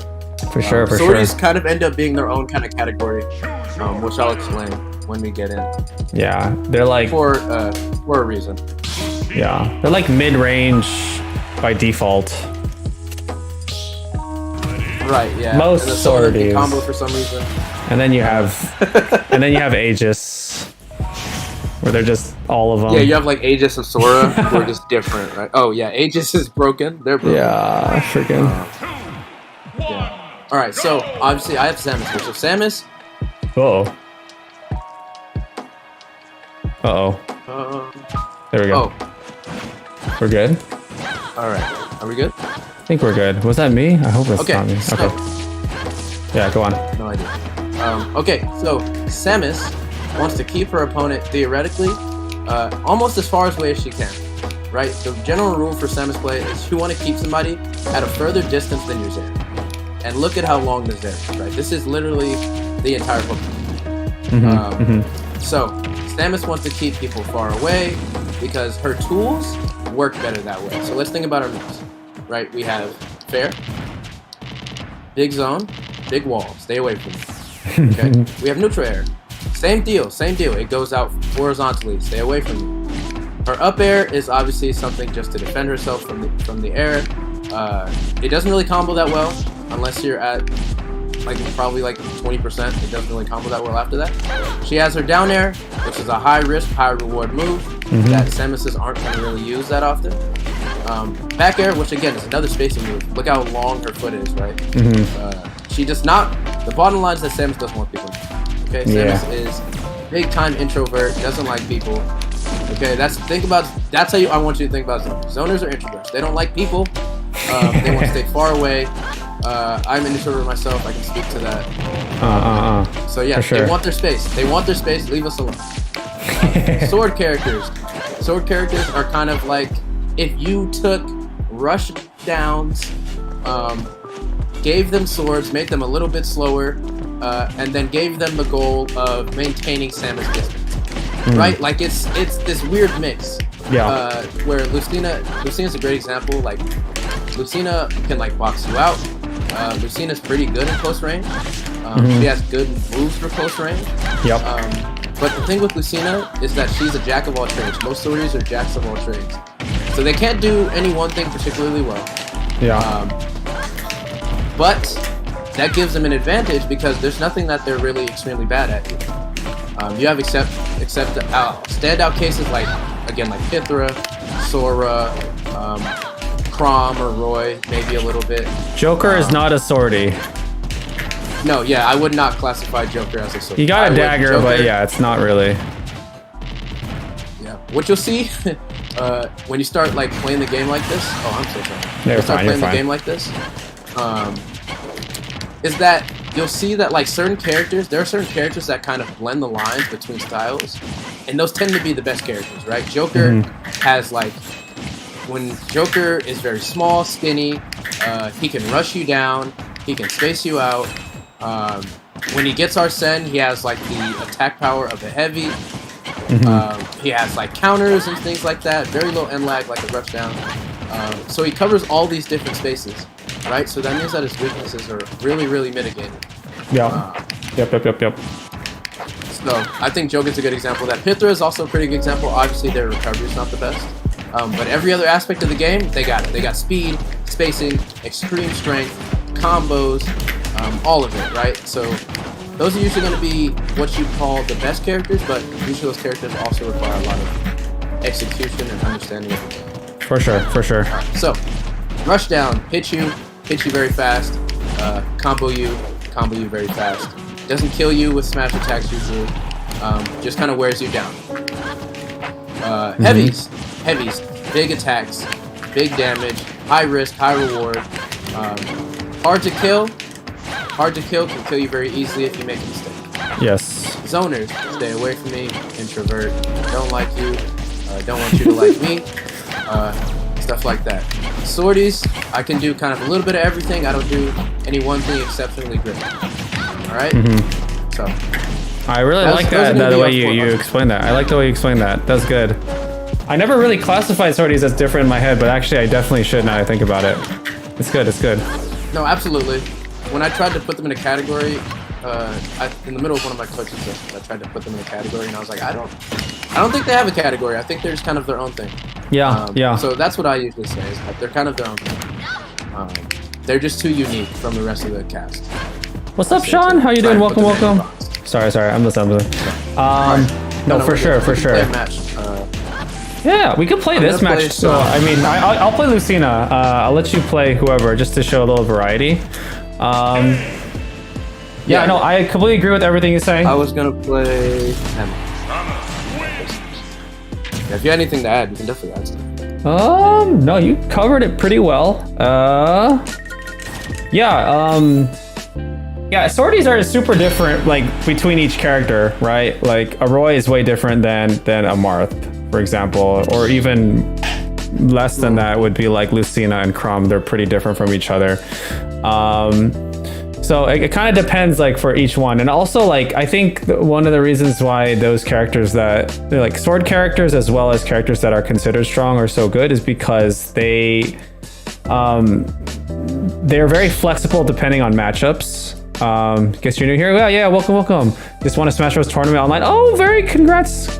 You're Ice Climber and Me Gunner. Gotcha. Yeah, today we're actually doing something slightly different than usual. We're I have on board here DJ. He's a pretty vetted goat. I won't say goat, but that's true. I was gonna say coach. And so yeah, we're kind of just going over some basics because there's a lot of people in our community that are always curious. Yeah, so one thing I was going over was for a lot of the stronger characters, what you'll find is that a lot of what it comes down to in this game is also how you apply everything that DJ is talking about in the situation and context of different matchups. There's so many characters in this game, and a lot of it just comes down to matchup knowledge, which is also why I'm a huge proponent. Oh my goodness. All right. This is the zoner. What's up, Aaron? This is why, like, what it really comes down to. You can finish your thought. Yeah. I'm gonna have to, I literally would have to use 200% brain power against Min Min. Yeah, what it comes down to really is like, you have to be able to understand your matchups. So it's way easier if you pick a character and just stick with that character. The sooner you can pick a character and stick with the character to learn all the different matchups, and while applying everything DJ is saying, the faster you'll grow. Before you could, like, the people that kind of like hop between characters too early, I feel like it's definitely stunts a lot of growth, because you are removing a lot of, you're spending more time learning each character's kit. Because remember how long my intro was? It took like 30 minutes to talk about one character's kit, and I wasn't even going to the specifics of that character. So like, the moment you have to keep switching, you have to keep brain shifting, then you can't think. So being able to apply everything DJ is saying definitely is helpful if you could just pick one character. I don't know. That's my thought, at least. It's hard though. It's hard to do that. You kind of have to mess around to find what the good character is, but it helps to have people who can recommend for you too. The new chapter? Yeah. What's the new chapter? What are you talking about? I always tell people, pick the character that's very cool to them. Yes. Donkey Kong. Move forward with that. Understand that, right? So like, understand that character's playstyle. Like, Corrin was very cool to me when I first started playing the game. So I started just like learning Corrin, and then I kind of learned. Okay, I don't like Corrin. Like, Corrin's speed is a little slow. I think I want somebody faster. But I can only get to that point after I played Corrin for like a month. Like, just played Corrin. Because I had to understand, like, what that character did and why I would want something different. Or what I liked about that character. And so, yeah, you do have to get experience though. It makes it far easier to understand the game. Because, like, if I played right now, like, if I was just starting and I played my characters, so if I played like Zero Suit, Sora, Pikachu, Min Min, if I played them all right now, as I was starting, I would be a mess, because I wouldn't understand how to be neutral. I wouldn't understand, like, NH states or anything like that. 100%. Most of the time, I would think about, like, the very simple things, like my moves, right? You want to reduce the amount of thinking you're doing. And that's what spending time with the character does. 100%. That's my add-on to what you said. No, that's perfect. We can play this one out though. Okay, I'm also recording a separate recording for myself too, so I'll have that too. Okay. Time to start. Okay. Oh, hold on. Let me connect the thing. Okay. Sounds good. Don't even have the let me just plug the HDMI. Let me just reset because I think the time is kind of low. I might No, we need spent to. too much time. Yeah. You're gonna camp me out. Especially against Min. Yeah, I was gonna say, oh, I need that time. I need it. Yo, Aaron, Aaron's talking about the new One Piece chapter. If anyone reads, you know.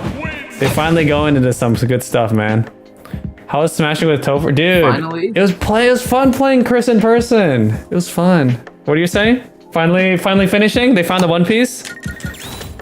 Nah, they'll find the One Piece in another 20 years. Like, I wish, bro. I'm tired of seeing that show. Like, dude, it's good. It's peak right now, dude. It's peak. If you hesitate to get in, it was peak 2 years ago. It's still peak, dude. What are you talking about? I want to say actually, full unbiased. Also, Aaron, I don't know if you watched the recent episode because it was a Zoro fight. I think that they just pumped out the best animated fight in One Piece, and like definitely like it's like Demon Slayer quality fight. It was really good. So if anyone is on the fence, it's kind of like it's getting there finally, in that sense. But anyways, Demon Slayer quality? Yeah, dude. Actually, though, it was ridiculous. That's a very bold claim. That is a bold claim. You gotta honestly, might even be better. Some of those impact frames, dude. Oh no! It might be better. You're smoking. You're no, smoking. dude, it's good, dude. Don't do drugs. Bro, they legit spent months on this one episode. It's really good. I highly recommend. That sounds like no problem.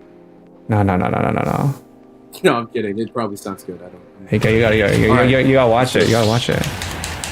Anyways, what is happening? Sean, something about world record, Guinness World Gamer. Okay, we have a God Gamer in chat. That's all I see. 3, 2, Alrighty. go! All right. Oh gosh.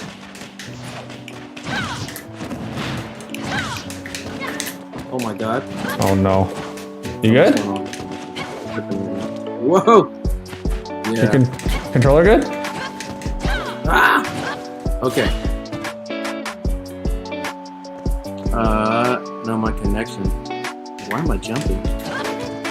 Uh-oh. Hold on, I'm gonna reconnect it to the TV. Sounds good. Yeah, this is tripping out. My Elgato. It's pretty cool. My Elgato. You have a world record on Puzzle Bobble and Bust a Move series. Wow. I'm only good at Rio on every Street Fighter for survival winning streaks. Interesting. Okay. You sure you want to continue off this? Alright, ready? Oh, yeah. Oh, You're fine. yeah. Save the recording? Alright. Yeah, I got it. Alright, let's go. Okay, cool. Then we can use yours by frame by frame. Alright. Do it. Ready? We're good. Okay. Yep. Woo!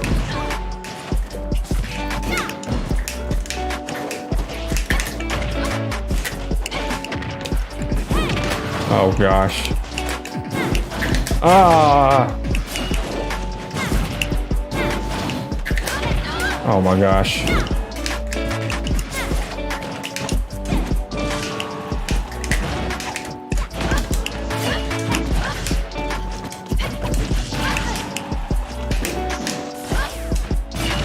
Oh no. Ah!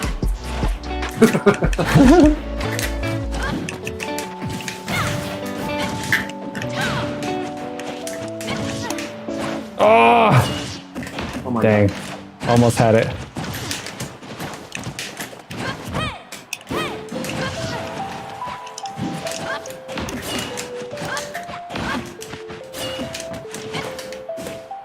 Tricky. Oh!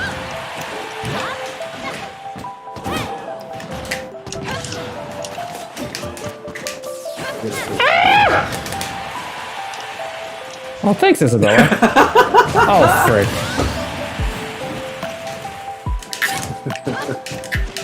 I just had to wait. I was waiting for the shield to flash. Oh gosh. What?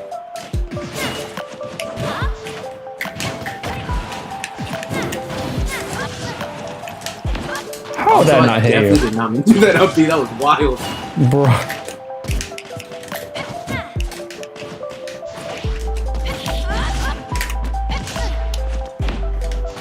That kills it. Oh no. I'm kidding, but- Oh what? What? Oh my goodness. Ooh. Wow, that not hit! Oh no. Oh wow. Very surprised I didn't hit. No. I saved my jump though. We good. What? Bro, frick, I went too far. You didn't drift in enough. I know. What's up, Cone? How you doing? You tardy. Oh my goodness, dude. Actually almost killed me. Yeah, if you're another character, you're dead there. For sure. That is a true compliment to kill you. That's crazy. Feels like 90% of the cast, I think. It's just straight up real.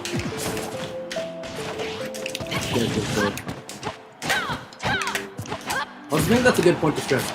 Like, people say there are certain characters that are obviously very, like, much better than others. We can play. Oh, okay. There are some characters that are obviously much better than others. But each of these characters has something, has like a condition, Nice, or nice. a move, or something that makes them what we would call broken. Right? So Min Min has arms, right? Her arms have stupid amounts of reach. She'll got freaking legs in her up smash, man. Frick. Right, yeah. She has like a disjointed up smash. Lucina's broken thing is probably like her ability to edge guard extremely well. Yeah. Her spacing is extremely good. Yep. Joker, for example, his broken part would say the most broken thing I'd say is like Arsene. DK is DK punch. Yeah. Slash is like where he can go off stage and throw you and just kill you instantly. Yeah, the cargo throw. Right. So even characters like Villager, Villager has Slingshot. wind conditions. Right. Yeah, like slingshot. Right. Slingshot. Yeah. So like Slingshot in the air, maybe. Every character has something. Yeah. Yeah, exactly. Everything has something that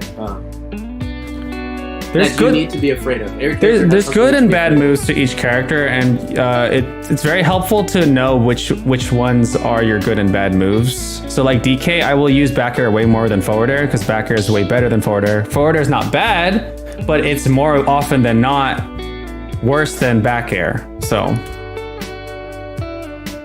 yes, don't do drugs. Exactly. Right. This is currently not an No, open exactly. arena. We're doing lessons with DJ. Yeah, so today is a class lesson. Cone, if you want, I think there's a lot of stuff that could be really helpful to you. Feel free to scrub back. I think this could be a very useful video to you. DJ said a lot of good stuff. I think I had a really good intro at the start for moves and stuff. A lot of it's probably familiar, but I think you could learn a lot too.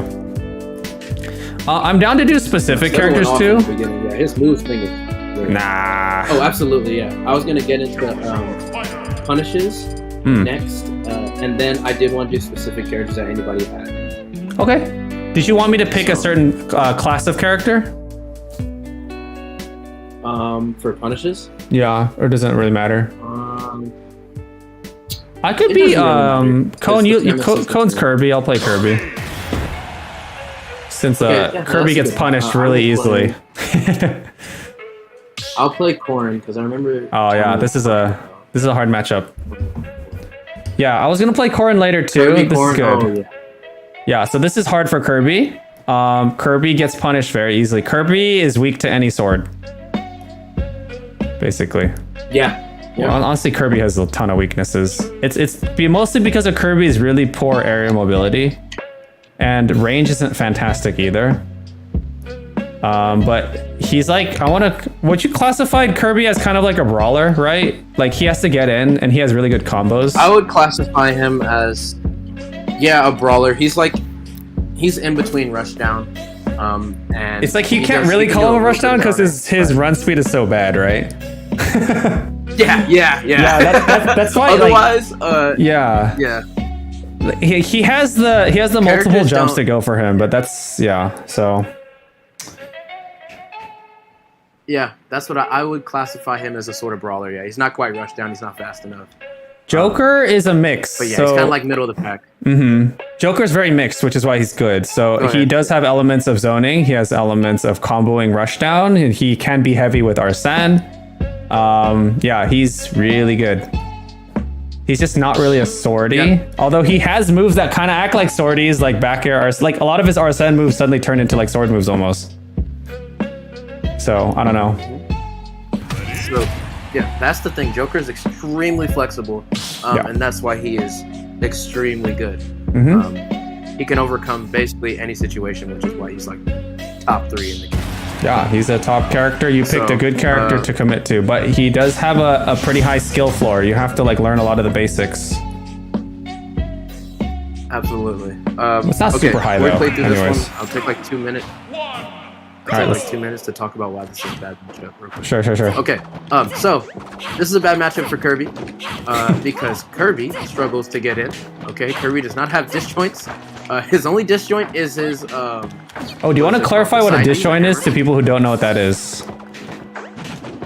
Ooh, yes. Okay, so like we talked about earlier with like the certain things being unpunishable.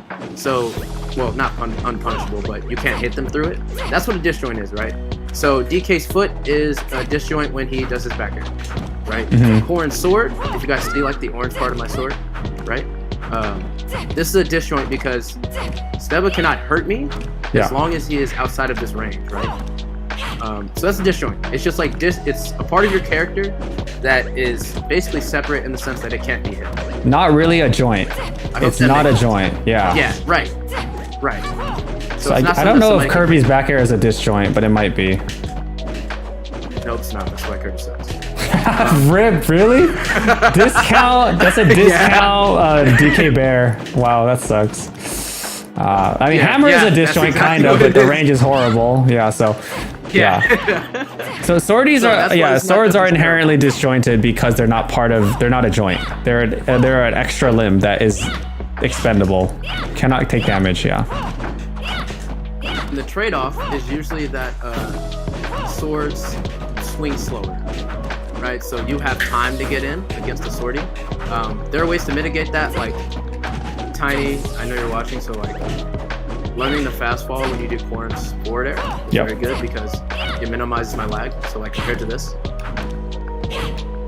little jump Yeah. thing I'm doing right here, when I fast fall it, I get back up in the air faster. Swords are an extra arm. Oh, and then this is, I guess, I will go through for that when I go through character specific stuff. Tiny is done and I'm back, she said. Yeah, and then also another very quick thing. Fast falling for people like Tiny, Shafty who aren't familiar. If you see the little flash at the once you reach the apex of your jump and you press down, you can fast fall. And it's really important for being faster. You basically get to input more moves more quickly. You get to be on the ground faster to shield, to grab. Because you can't grab or shield in the air, and you can't do certain things in the air. But yeah, I don't know. Also reduces the amount of end lag in aerial moves. Also a good thing. Yeah. Absolutely, and also a good thing to note: different characters have different fastball speeds. Yes, Corrin's exactly. is pretty slow. As you can see, it takes me forever to get to the ground. By comparison, Kirby's is also pretty slow from what I remember. Yeah, it's pretty bad. Yeah, it's really slow. Yeah, so because he's very floaty. Floaty characters tend to have slower. That's why it's like floaties are fast fallers. Like Fox drops super fast, right? And that's why he's like really fast. He can do a lot of stuff. Floaties are floaty, but it can be good for its own stuff too. But yeah. Anyways, I hate floaty characters. All rushdowns will have extremely fast fall speeds. Yep. Falcon, Fox, CSS, extremely fast Yeah. fall speeds because they want to get back to the ground and combo.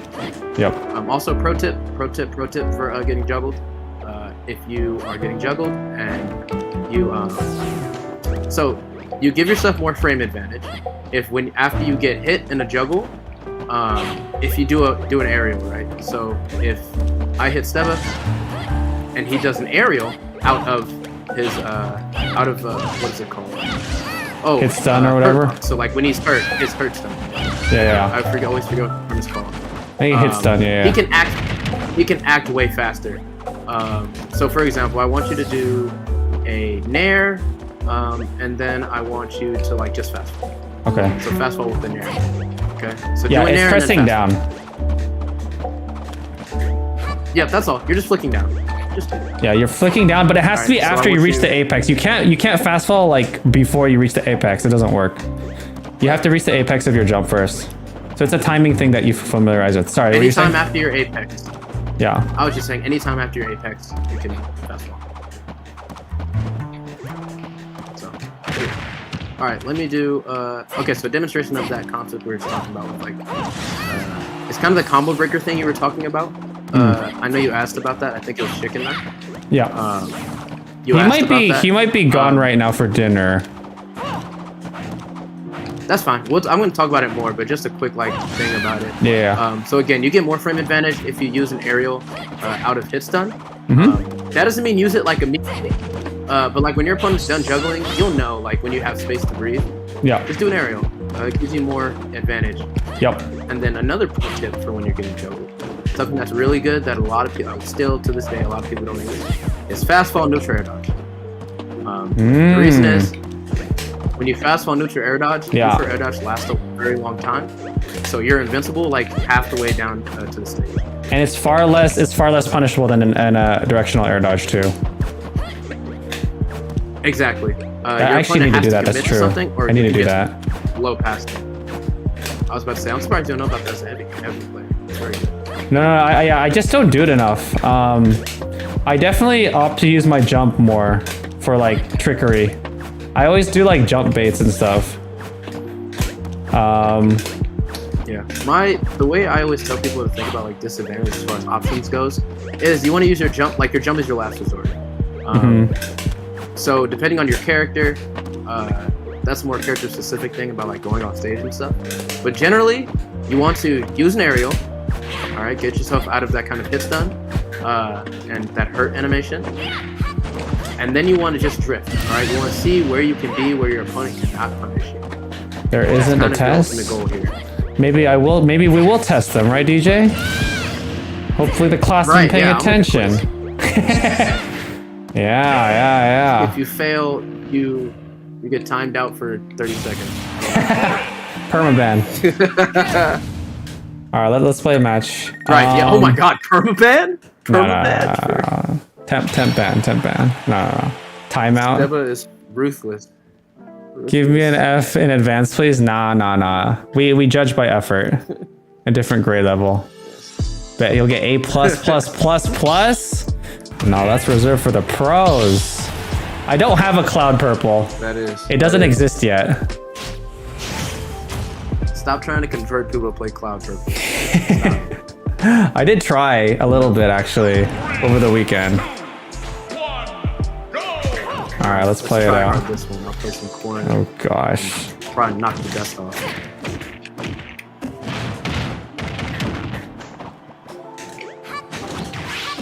Nah, no way I could hit that.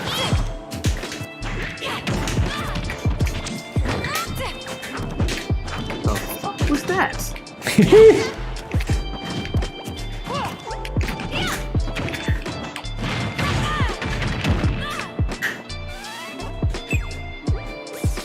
What in the I hate you. I hate you. Optimal. I completely forgot about that. Optimal. Oh my God. Oh, I haven't played against Kirby in so long. That just showed me I haven't played against Kirby in forever. Yeah, that's true. That's true. That's like a Ganon side B type thing. Oh yeah, absolutely. You just don't remember it until it happens. You're like, oh yeah. I did play a lot of Kirby in Smash 4, I will say. This isn't like out of nowhere. Nice. There. I can tell. I was like, you're kind of moving really well, like with the character. Move. Oh, I ducked those. Wow! I hate Kirby for that. Oh, imagine Pikachu, man. That's my least favorite part of playing against Kirby. So short. Oh gosh. Ah! Marshmallow. Sweet spot. That was a good sweet spot. It's like a burnt marshmallow. I know. Very bad s'more. Don't listen to him, Kirby. You don't know what he's talking about. Don't listen to him. I'm doing psychological damage. Yeah, there you go. Right now. So the taunt move, I didn't even go over the taunt button. It's really good for getting in people's head. Yeah, we haven't covered that yet. That's like that's like extreme. The most important button. Very pro It really level. is. There's actually hidden. The best one I didn't even is when you're stationary on the ground and you press down repeatedly. That one's really good. Oh yes. Yeah, it's very hard. Do you know how to do the fast teabag? Oh no, Turbo no. teabag is an entire technique in itself. Sorry, it's very pro stuff. How do you? Alright, so Oh dang. You have to. So when you turbo teabag, we are off course. But when you turbo teabag, you want to like, you know how you walk, like you know how you walk upwards, right? Like you tilt the stick a little bit. Yeah. Okay. Oh wait, you I want know to about do this. I that. thought you were memeing. No, this is actually a thing. I'm pretty sure. Yeah. Like No, you have to like walk do and do it, that right? while, like crouch. Yeah. There you go. I forgot this is a thing. Well, Kirby's real taunt is when you go back and forth really fast. Like Oh this. yeah. I hate that. Kirby's taunt so much. You just go in the middle of the pro level, you do the Pokeball and you go walk. like, this will really You get do in their this right head. here, Yeah. do the walk with it. Level 9 CPUs sometimes do this like abruptly for no reason. Oh no, yeah, level 9 CPUs are cracked. They taunt and everything. Oh, there we go. It's hard. You ready for this? I'm ready. All right, ready? Your fate is clear. I'm ready. All right, pay attention, class. Pay attention. Oh my god. What the? I hate Kirby. I forgot he can do this. No. Oh, I didn't even get to you in time. Ow! Oh no, I was out of jumps. Oh gosh. Also, you could have used Corn neutral to get that. I could have, you're right. Your forward smash scared me. Where Oh was I gosh. going? Oh my gosh, I'm already at kill percent. Oh, you son! I thought that was a different move. I was know. like, he's definitely down already, right? The combo. No. Oh man. Woo!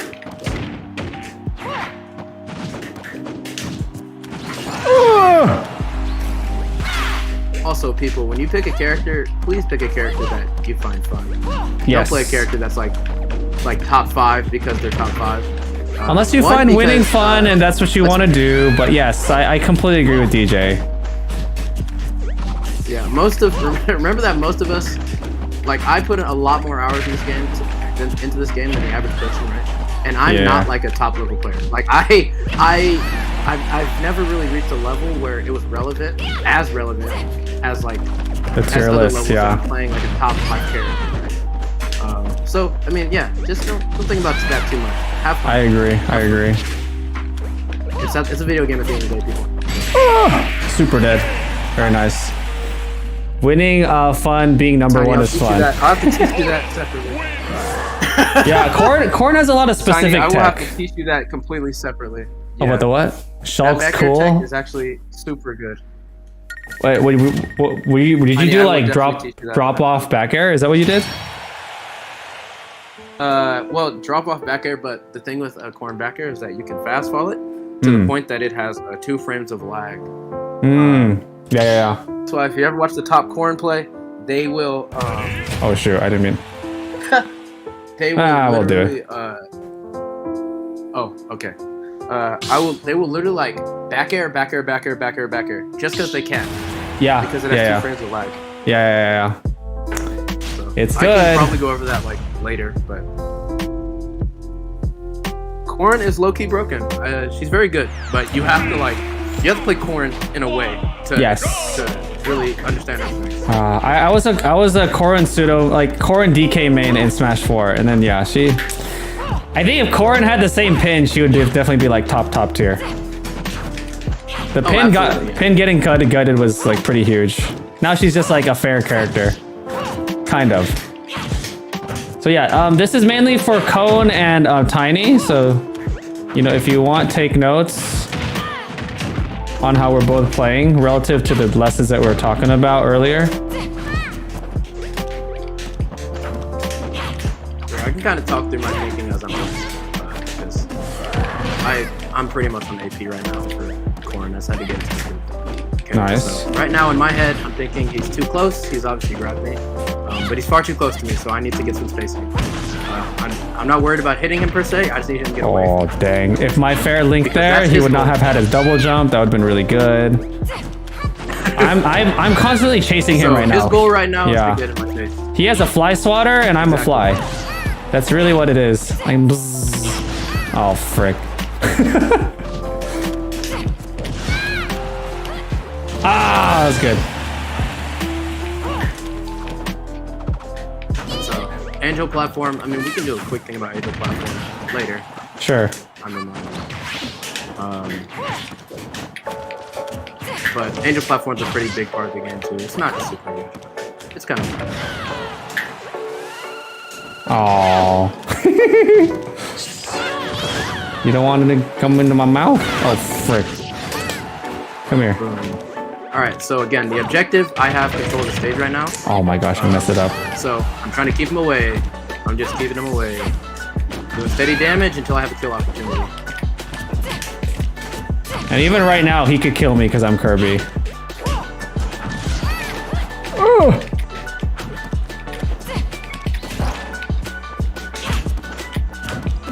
I ab throwed. We talked about. So even like what we talked about earlier, that forward smash I threw out was safe because he was so far away from me. I Yeah, had so much corn up smash is a little bit different. Yes, it's true. Oh my gosh, I jumped. That also, Finally. that F smash, I wasn't afraid of him punishing me. Exactly. Right, so And even if you got some we go. sort of trade, it'd be worth it. exactly. So he's comboing me. I'm trying to get out. I don't have any options. I'm in the corner. We're back to neutral. Now I'm back in the corner. I burned my double jump like an idiot. What? And so I went for the downer because I saw the double jump burn, right? Because I knew he wouldn't be able to double jump. At least I would trade. Even if I trade, it's not a huge deal because I'm low percent. So Exactly. it's like, yeah. So the moment, that's what I was saying earlier. The moment you see someone burn double jump, go ham. That's my mentality, at least. I don't know if that's correct, but you absolutely. could like 'cause turn around really quickly. Yeah. Every other option is way slower. Yes. This jump comes out on, I want to say, it's like it's frame. Oh, when you're in the air, it's like frame 2. Yeah, and like corn specifically, if she frames doesn't are have just jump, it's like linear recovery. Yeah. Sorry, go on. Oh, okay. I was just gonna go through frames real quick. So when I say frames and stuff, what I mean is like the speed at which a move happens. It's measured in frames because the game is 60 FPS, so frame per minute, and so it's just far easier to measure that way than trying to do like seconds or something ridiculous. But okay, so for example, I want you guys to think about this. Shield comes out frame 1. Frame 1, I can always deploy a shield to block an attack, right? On reaction because it's frame 1, right? If I'm running, I have to stop though, and then shield becomes frame 3. Okay, so anything that's frame 1 just happens instantly. I can just do this. I can just do this and block everything. Obviously the shield goes down, but I can just block everything. So that's frame 1. Moves have like different frame data. That's also a good differentiator between characters. But for now, just focus on when I say like frame 1 or like frame 3, that just means that jump is slower than shield. That's all. Jumping is slower than shield. Alright. Ready? Where were we? I think we were right there. I want to answer Cone really quick. He says he just gets destroyed in quick play.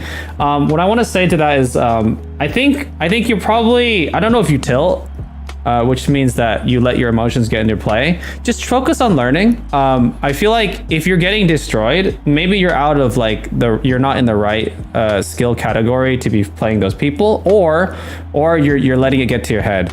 Just take each interaction as its own thing and try to learn about how you could have done something better in that situation. And if it's like a technical thing, it's really easy. You just practice it. If it's a mental thing, then you just have to learn about what you did wrong, like in terms of like what option you chose could have been better. Kind of like that's more so a lot of what DJ was talking about. And then the technical stuff is more so what I was talking about at the start. Although you did come a little late, I think it's good if you scrub back and watch those things if you want. But yeah, anyways. How many frames does it take to drop shield? Absolutely. Oh, And then actually don't know.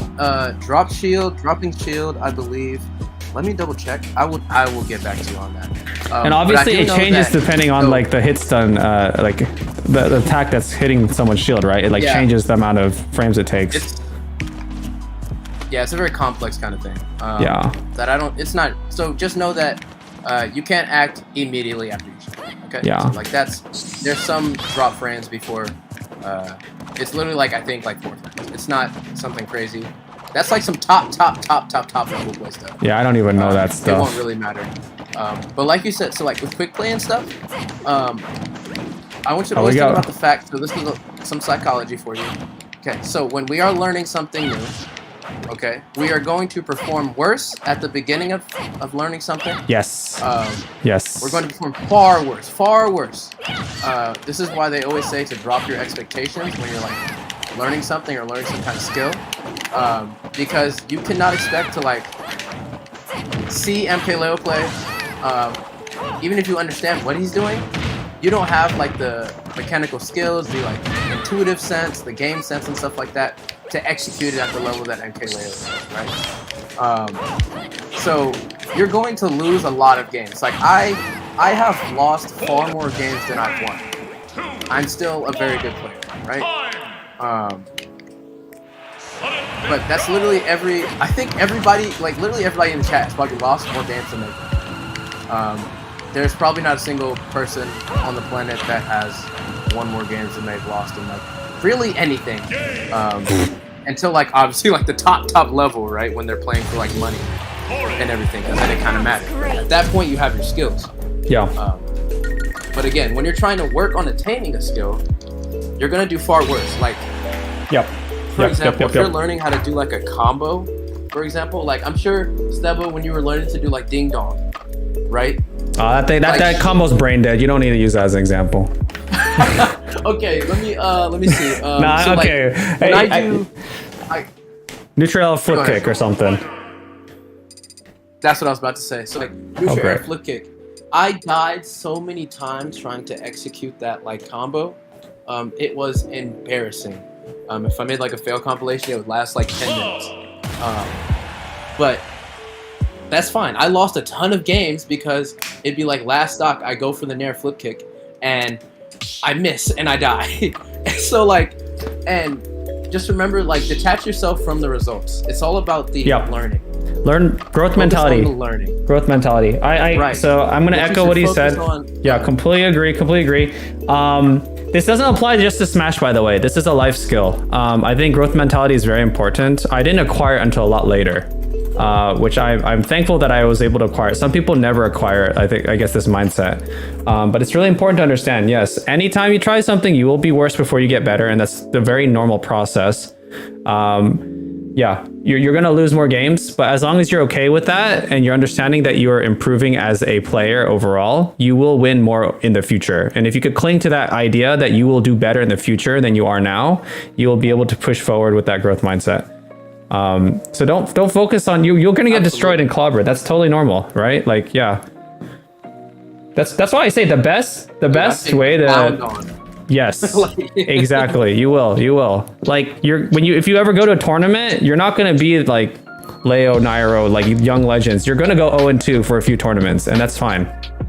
And that's how it goes. It's like a rite of passage almost. But you made the step to go to a tournament, right? And that's already huge because most people wouldn't even do that. So you have to. I came here for Smash tips, not life skills. Smash is life. What's the difference? Okay. It applies though. Yeah, it applies. It applies. Honestly, I find myself like using Smash scenarios to like as analogies in real life in my head. I'm like, this makes so much sense if I think about it this way. Like, that freaking car hit me because they had end lag or something. Freaking like super bad end lag on their braking. Poor reaction speed. You know, all this stuff. Like, I don't know. It just makes sense. Neutral, there's no great option, right? It's just true. Life is first step of Smash. I always say too, along with that growth mindset, you also gotta say instead of focusing on learning. The the only scale and thing that you're comparing to is the one you create in your head, right? Like nobody else is judging you according to that scale. Exactly. Just so you know, by the way, people. Yeah, nobody else is grading you. You're the only person grading you. So you decide what grade you get, essentially.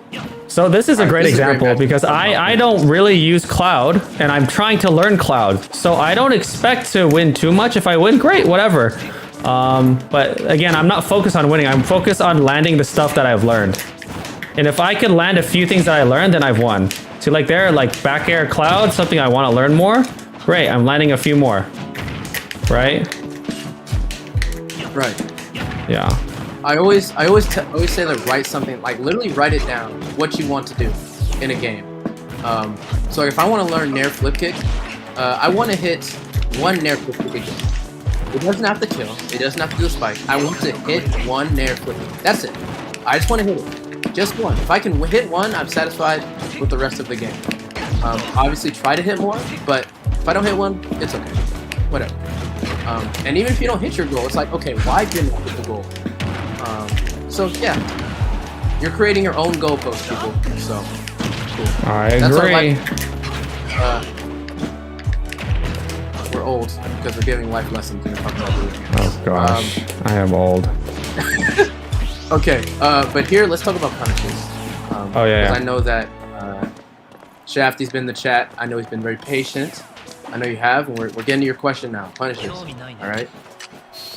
So the way punishes are gonna work. Punishing is simply attacking in the space that your opponent cannot respond after they've done something.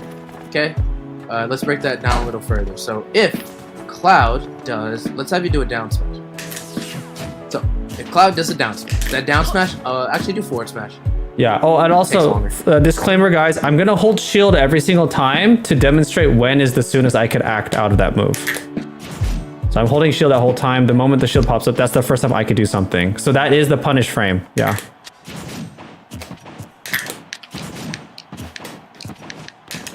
So I literally have time to do a short hop and a fast fall. Right? Yep. I can also... Yeah. That's like the safest punish. And he can't do anything... Right. He can't do anything about that, right? He cannot... Like, there's nothing he can do. Literally. Like, he did the forward smash. He can't do anything about my retaliation. That's a punish. That is a punish. Yeah, so like I'm mashing my controller this whole time that I'm doing this. I'm trying to do a lot of stuff. The first time I could do anything is like that long.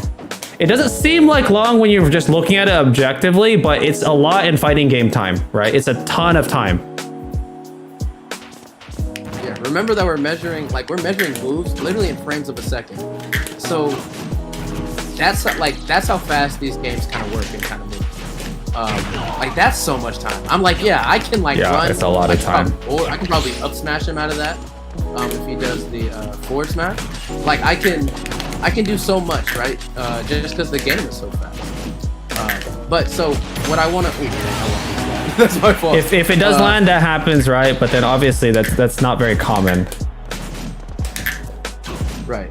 So there are 3 types of punishes, is what I say. There's true punishes. True punishes are what we just demonstrated. Punishes your opponent can do absolutely nothing about. Yep.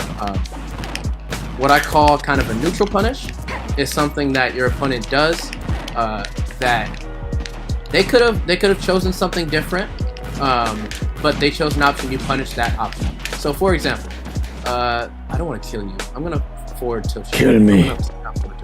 I'm going to up tilt you. All right. So DI to the right. All right. Oh shoot. Too soon. Yeah, you can DI during the move. It's fine. Okay, so he's hanging in the air. He's hanging in the air. And so, for example, if he uses his jump there, so just double jump Stebba.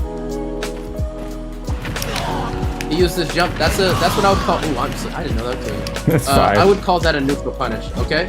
So he could have done a plethora of things, right? He could have air dodged. Yes. He could have attacked. He could have swung at me. But he jumped, and I punished the jump. It's not true because it won't work every time. I can't guarantee that he's going to do that every time. I have to like understand what his neutral game is and understand him a little better to do it. So it always goes in order. What you're looking for in first order, you're looking for true punishes. you always want to see if you can find a true punish. If your opponent likes to F smash a lot, punish that. You can punish that. You know you can punish that very easily. Neutral punishes are things like double jumps, air dodges, stuff that is not necessarily like true. Yep, right there. Yeah. But you just can understand that it's happening and you can react accordingly. Call out punishes are things that you do preemptively. Yeah. So like this one has some. Yeah, go ahead. Do you wanna here? Come. It's like the roll reads are usually the call outs. Yeah. Right. Or like for you, I feel like you do a lot of call outs with your down smash, right? Yes. Yeah. So like down smash, if you guys don't know, this is down smash. Is a paralyzer down smash. It gives her a lot of frame advantage. She can do a lot of things off of it. She can basically combo you to death sometimes off of it. Yeah. But it has a ton of lag. So it's something I want to use if I'm calling out my opponent. So for example, Stebba, you go to the ledge. Have a good night, Tiny. Yes, sleep well, sleep well. Stebba choosing violence in the head or thinking how to defeat people DK style. Yes, I know. I'm always thinking like that. No, but thanks for joining, Tiny. Have a good night. Good night, Tiny. I gotta remember to put the document. Okay. So yes. Just hang on ledge. Oh, hang on ledge. Sorry. Oh, frick. Okay. So I would. So for example, a call out punish. Okay. So I know that Stebba has done neutral get up like 9 out of 10 times that he's been ledge. All right. So I'm going to literally charge this down smash. High risk, high reward. So just get up whenever you're ready. Boom. And then I can literally, like, I can do whatever I want after that. Yeah. But that's an example of a call out punish. Yeah. Like, I've seen him do this 1,000 times. Yes. Right? Maybe I didn't punish it yet, but I punished it now. The reason that call out, I always say call out punishes are last on what you're looking for, is because they're very high risk, high reward. Yeah. They're very hype, but they are very high risk, high reward. Oh wow. Okay. So for example, I can just kind of give you guys something. So in that same situation, okay, we have sudden death. All right, real quick. Okay, so Stebba drop down. Okay, so if I believe he's gonna jump or something, and I do a flip kick, and I miss, like it's over with. Like I'm dead. Yeah. I'm dead at this percent, right? Exactly. Especially in sudden death. Right? Yes. Yes. But that's an example of a call out. Like I risked everything to try and kill him. Yeah. I always say don't go for call outs unless you are going to win off of that call out. Yeah. That's what I usually say because they're so high risk. Yeah. I always recommend even people like that are learning the game, just don't even go for it. Don't try and like put that much in your brain. Focus on true punishes and neutral punishes. Yeah. So. Yeah, it's that's why like, I break that down. Yeah, no, that's definitely true. It is important when you're in high level play in a tournament. It can like maybe the only time you can justify it is if you're really behind and you need to catch up, and that's like the only way you can catch up really well if you're like playing someone that you feel like is better than you. It's also known as like hard reads, right? Yeah. Yeah, exactly. Shafty, to answer your question, Joker does a down B and he has like the blue mask and parries. Is that a punish? So counters are unique in the sense that I would call them, I put them in the category of call out punishes. Yes. You want to use your 100%. down B when you know your opponent is going to do something. Obviously, I don't have a counter right now. Me neither. If I know that Stebba is going to like, just do fair. Just do it fair. You don't have to hit me, just like space it out. Just keep doing it over there. So if I know that Stebba is going to do this fair, right? I have to hard call him out ahead of time because, again, I cannot throw out a counter like a shield. Counters have time before they activate. So I cannot just throw out the counter randomly, right? I have to understand that he's going to do this. I know he's going to fair right now, and so I'm going to risk taking more damage to counter, right? The advantage of counters is usually that if your character has a meter, you get the meter back, or you get it faster, like in the case of Arsene, or it's like a really, really hard punish. Counters are like their own kind of topic. They cover a lot of things. Like they can be used for a lot of stuff. I do think a lot of beginner players tend to overdo counters. They will run and then they will counter. They'll like run in and they'll, I guess Oh, like, yeah. they'll do that. Like pretend this is a counter. I mean, it kind of is like, they will do that because they'll use it as an approach option. As opposed to, yeah, so you want to like, that's really bad because when we're talking about punishes, it goes hand in hand with counters. Counters are highly punishable, very punishable. When you miss a counter, you're like really screwed. You could eat a whole smash. But They're the most punishable attacks in the game. yeah. But if you counter someone's smash, so like obviously if someone is constantly doing like this or something and you manage to counter that because it's really obvious, or if like Ganondorf is charging up his like Warlock punch or Falcon punch, right? And you land a counter, really high damage output because it multiplies it. But yeah, so I wouldn't think about it too much, the counter stuff. I think beginners fall for that trap very easily. Like counter spamming. Easy. Like counters are one of those things that they're very satisfying to hit, and they have the appearance of like, oh, I'm like punishing my opponent for essentially like doing anything, when that's not the case. It also does this. I understand too, because I think the idea is that it's kind of like a lazy punish because you don't have to actually pop out of shield to do an attack. So for a lot of beginners, it's easier to do that than to do the work. So I feel like that's why a lot of people will default to doing that. That might be a theory. I don't know if that's true for everyone, but I have seen that a lot. No, you're right. Yeah. Anyways, no, that's something I've observed when I've been coaching new players. That's exactly what they say. Actually, it's like I don't have to think about doing the punish. The punish happens to me. Yeah, it's really flashy. They say something really cool. That's you know. Yeah, you know how it is. Yeah. So, right, yeah, like it's again, I understand like it's the dopamine hit, right? Like I countered you, you suck, etc. etc. When you could have, like, zero to death them. Yeah. Exactly right. Like I got 20% because you hit me with like an aerial off my counter, but the next time they hit you after you do your counter, they'll get 70, right? Exactly. So I always say limit your amount of counters per game when you're learning about punishing. I agree. I always say 3 per game. You get 3 per game, so 1 per stock. I'm a big like create rules for yourself when you're playing to limit the amount of thinking you have to do. Mm-hmm. That's what I always say. Reduce your stimuli to increase your attention, if that makes sense. Yeah. You want to play this one out? We can. Okay. So yeah, just look out for punishes. This is a great matchup to observe for punishes, because we're both fast characters that like to look for punishes. So, all right, sounds good. Yeah, and so next week, actually, I'd love to play more Smash after this lesson, but unfortunately next week, Street Fighter 6 comes out, so I will be playing that next week, but honestly, everything that we talked about applies to any fighting game, so that's really the only advantage I have in different fighting games, is my understanding of neutral. So I'll be relying a lot on my understanding of like the rock, paper, scissors combat, like corner combos, like pressure in the corners, stuff like that. Like neutral is very existent also in Street Fighter. So yeah, I don't know. We'll see how that goes though. I'm gonna be so trash. Dude, I'm getting that too. We gotta play it. Heck yeah. Oh, I'm down to actually just do like exhibition matches next week. If you're getting it next week, absolutely, that'd be fire. Like I actually know absolutely nothing going in. My goal is to find the biggest character and main that character, and that's it. I know very little about. I haven't played Street Fighter in a very long time. Yeah, I played. Oh, nice. I played Street Fighter in one. Okay. I played 5 in the early stages, a little bit. Gotta whip out my fight stick, man. I think I played like the beta of 5.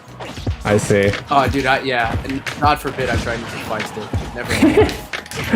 I bought one. I always played on like PS3. Oh, nice.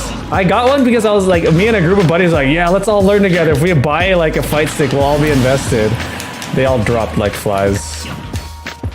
No one wanted to play. I'm left with this freaking expensive fight stick. I know. Like, it's very time consuming. It's more time for sure. consuming. You have to train. Like, it's so technical. Yep. Yeah. It's all like there's a huge emphasis on technical button inputs, which is I respect that a lot. It's like, you know, it's like melee versus ultimate kind of thing. Right. Yeah. Oh no. I tried to be cool. I tried to do there's a side B drag down you can do. Really? I tried to do that. Okay. Yeah. How'd it feel to get grabbed from half stage? Oh my gosh. That's Dude, how it my feels cloud like is so crusty. Oh yeah. The fact that you have a back air in one step is everything I need to know. So true. I see you trying, but you're just, it's just a different timing. Oh! No! I messed up. Well, if there's anything that you wanted to like teach after this, I'm down to open up the arena to have other people. Oh gosh. Oh, No! almost. Oh my god, I died. Almost. Stop.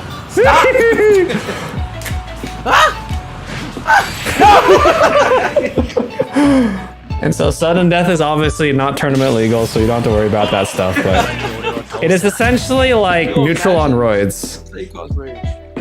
Yeah. It's neutral on roids. Like, if you actually want to practice hard neutral, I guess you could do that.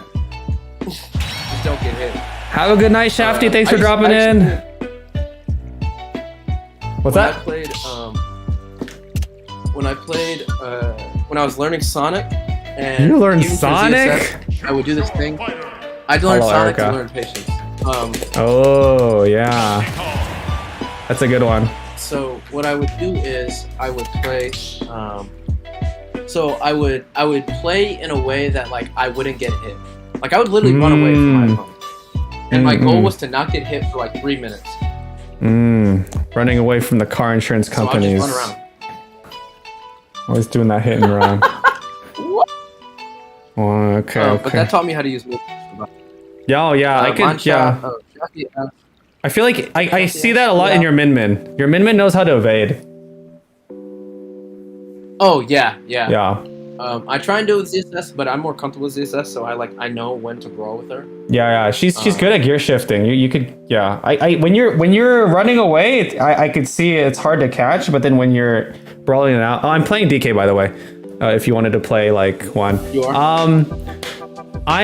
If you want, I'm down to let people in. I know there's a lot of people itching to play. Thanks for joining on the class. You guys have been fantastic students. The final will be next week.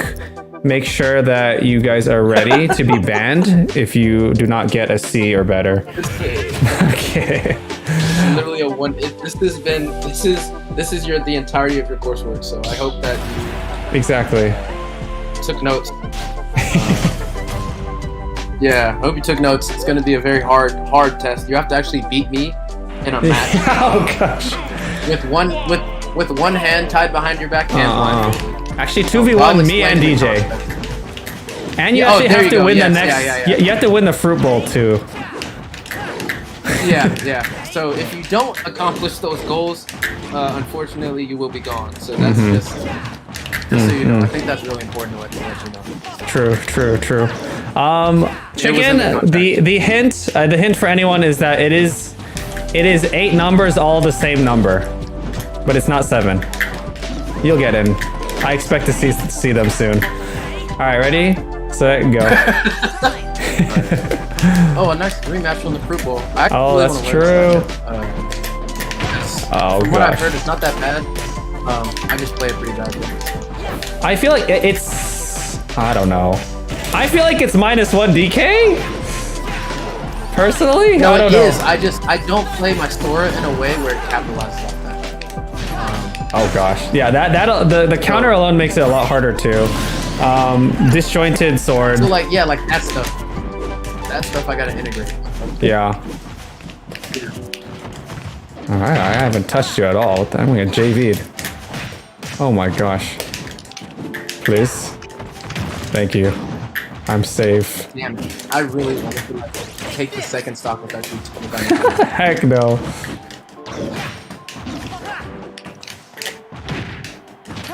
Oh, what the? You scrub! I'm kidding.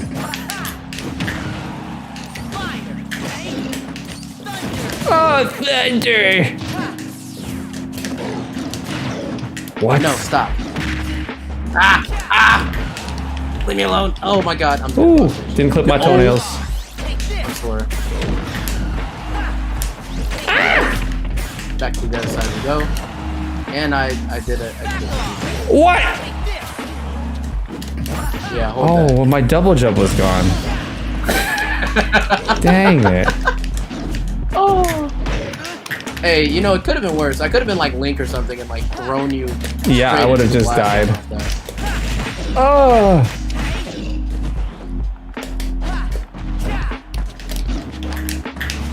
Oh my goodness.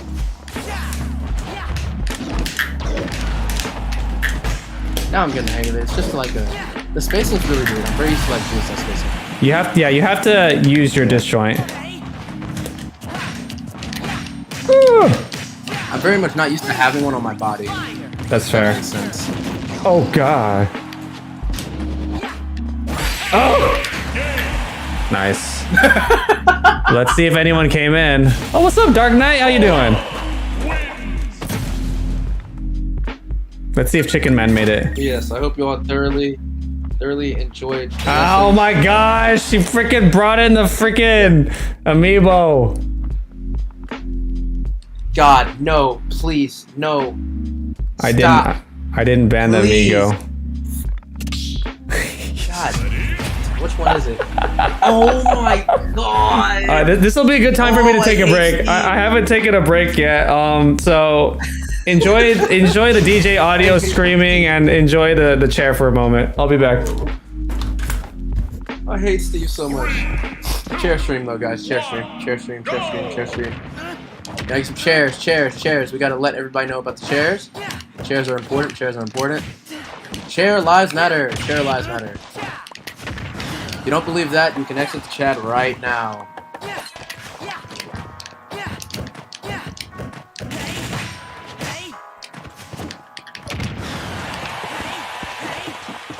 Thank you. I appreciate the chairs. I'm seeing them. I appreciate your dedication.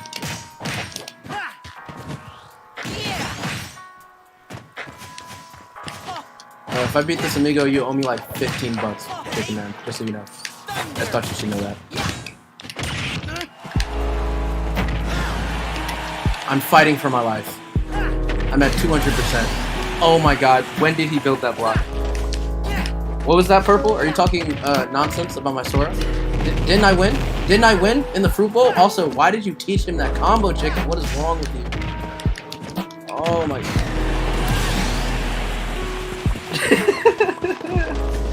Deal is only good for this game though. No, I'm about to play Incineroar and I'm gonna mess your amigo's life up. I already know exactly what I'm gonna do too. Oh yeah, if you guys don't know, I have an Incineroar. My Incineroar is like that's like my everybody has like a heavy character, that's my heavy character. What the? You gotta at least get one star, damn it, DJ. guys, Oh chair no! stream is over. Chair stream is over. I'm back. Alright, Purple, how did you get banned from, how'd you get banned from Nintendo Online? Purple, what are you doing? you got What are banned? you doing to people? The amiibos, I hate it. Oh. Okay, I'm down to see Cone's amiibo versus Chickens, but after that, no more amiibos. You guys, after all, we spent like 3 hours on these lessons for you guys to whip out an amiibo, completely turn your brain off, and let someone do like, it's basically like infinitely countering, dude. You're like doing zero work. No, apply what we taught you. This is F. This is F activity. F for the class. Oh my god. Oh my gosh. It's all Fs. Complete Fs. Failures. Running suicides. Running suicides. Now you have to go touch grass. You have to go touch grass now. That's it. You gotta go outside right now and touch grass. Frick. That is absurd, dude.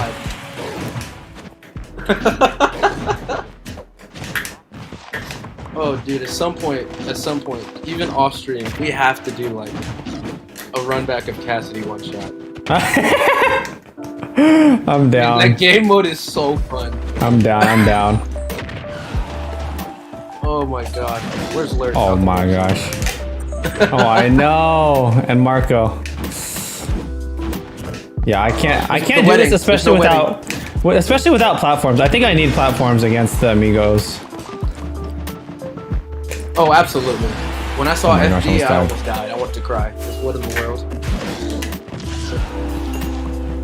I can't do anything. I also messing up my inputs. Oh, that's Oh my goodness.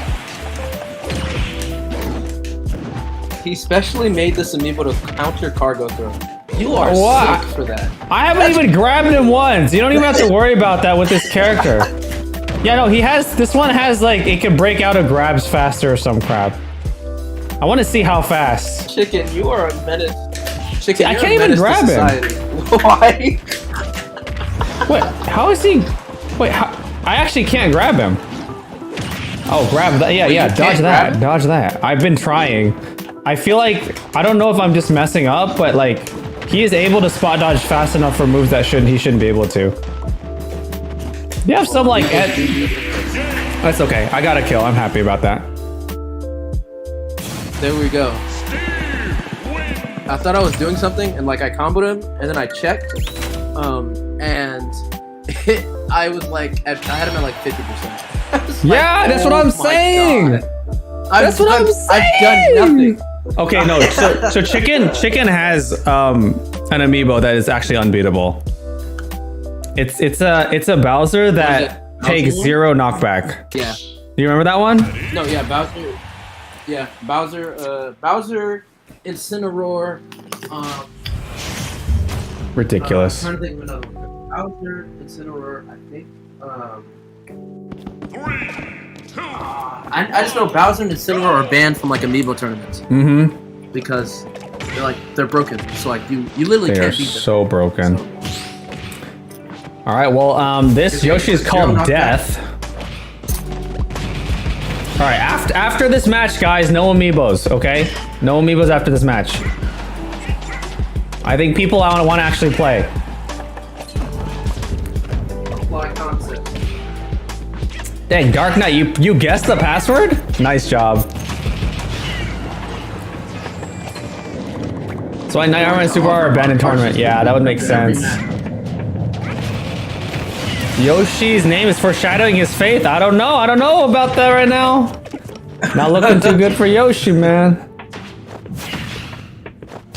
I think, speaking of the tournament, the next tournament series is going to be happening very soon, right? The $100 prize pool one?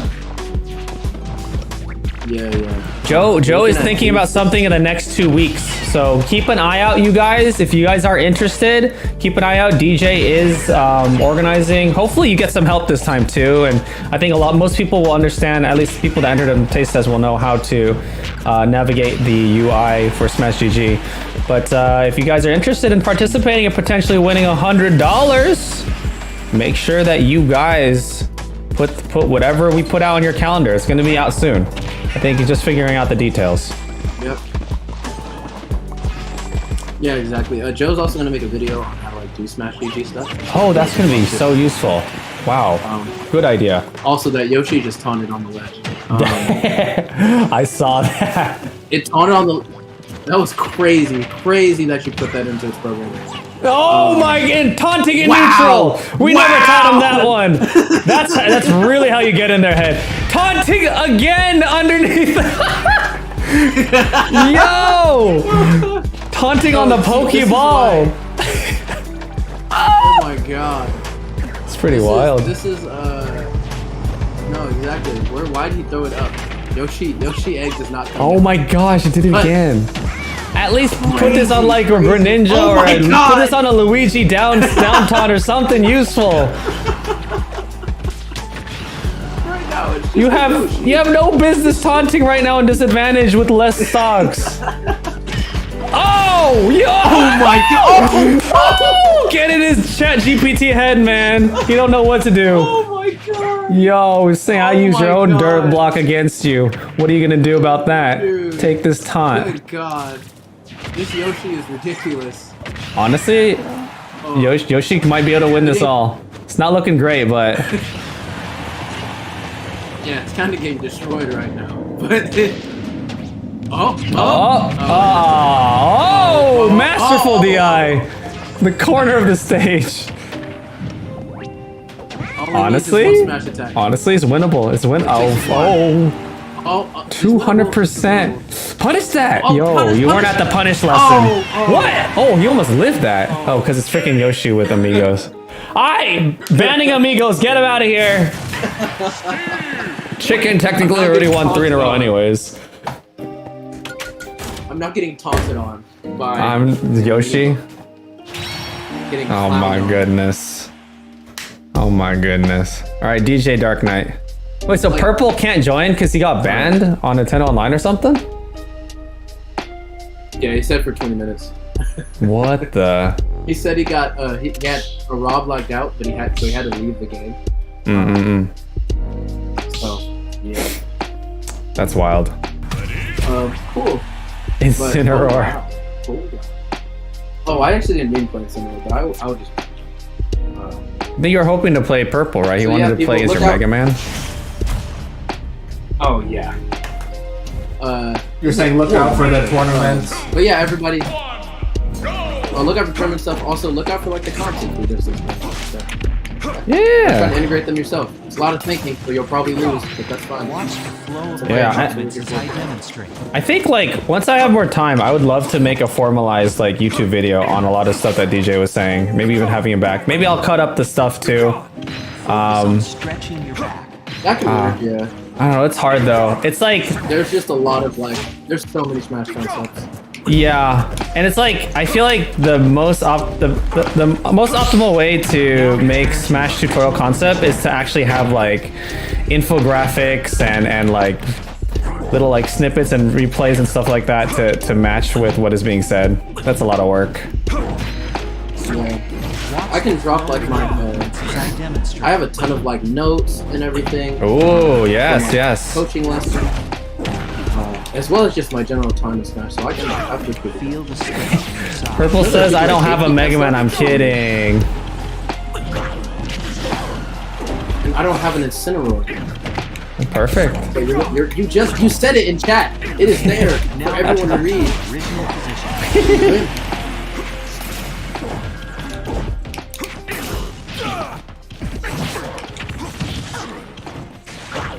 Ready? Oh, this is why we don't counter. This is why we don't counter. Look at me, I'm taking percentage. There you go. Keep your hands and heels on the floor. this is, oh my god. Oh no. Die! Sheesh. Nice. Oh my god. Okay. Oh, now return to your original position. Alright, he's in my room. Come here. Well, all the projectiles are free counters, right? To charge you up. Oh, what? No double jump. Yes!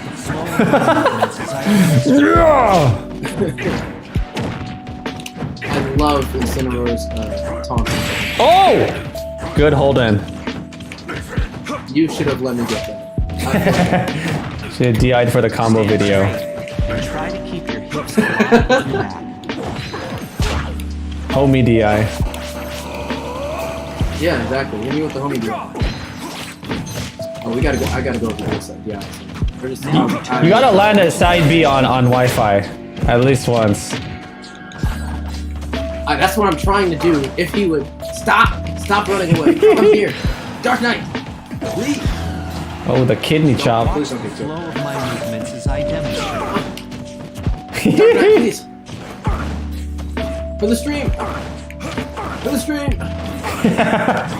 He really wants your booty. Between both it's a hard thing to land on this character. It's true.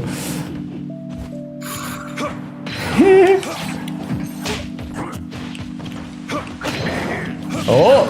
Now return to your original position. Return to your original position. Are you listening to the music? Ah! No! I missed It's it. okay. That means you're not a Wi-Fi player. If you get it first try, you're a Wi-Fi player. Yeah. Yeah. Oh. God. Oh my. Okay, it's just a little earlier than I think it is. That's what I feel like. Where's your cross now? Scoops. Where is your Bob? Oh, please. Oh God, please leave me alone. I just want to get on the stage. Oh my God, please. To your original position. Stop! Did you see the way he just turned and ran away? Please. I know. Hey, he's learned from your zoning lesson. Watch the flow of my movements Right. as I demonstrate. Nah, Cone for sure. Maybe we could do like an amiibo tournament at some point. That amiibo is actually like, you almost won that game. Oh! Yes! Okay, you landed one. Oh my God, die next time. But you might lose a match! No! Oh my God! Oh no! Unfortunate. That is unfortunate. Let's go, Gigi. Rip. Oh my God.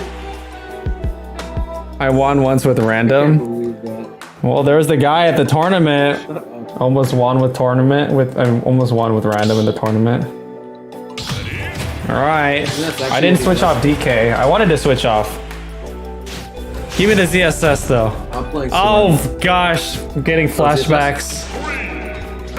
Getting flashbacks. I'm playing. Oh my God, Game & Watch. Flash. This matchup is so bad, dude. It's like -3. It's horrible. This is one of the worst matchups like in the game. Yeah, dude. I actually like. I think what I should have done was I should have switched to Lucina. I would have done way better, Keep your hands and heels on the floor. like in the tournament. Yeah, Now I know though. I just wanted to see if I could do it. that's true. I couldn't do it. Spoilers. Like, it's one of those things that's like, it's possible, like, you just have to, like, you'd be like, Original position. If you believe Gambling. hard enough. so much. Right. It's like, there's a DK out there that beats Game & Watch regularly, like the top DK. For he sure. doesn't beat, like, He's not top beating Game & Watch Meister. ever. As I He demonstrate. ain't playing no Meister, you know? I don't know about... Like, Bacon Game & Watch beats is the Kong reason he has Punch? the backup. Distribute Yeah. your weight Game & equally Watch is between broken. both legs. Yo, that beat my freaking side B. Did you know that you can't DK punch Game & Watch up smash? That's I mean, I actually not surprised, but that is so absurd. Now return to your original position. Jeff interrupts DK punch. Also, Actually, though, yeah, my DK punch got interrupted by Bacon. You're not down airing enough, Dark Knight. As I demonstrate. You must no, do yeah, more yeah, down air up B is down unbelievable, air, by the way. more up B down airs.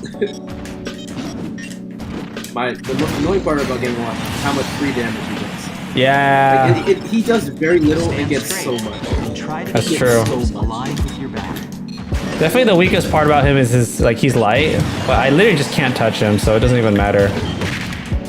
Wow, that was weird. So yeah, his weakness is that he's light, but he has moves that literally erase that because he gets like invincibility. Yep. His Oh, that's frame- true. his Up B is invincible at the start.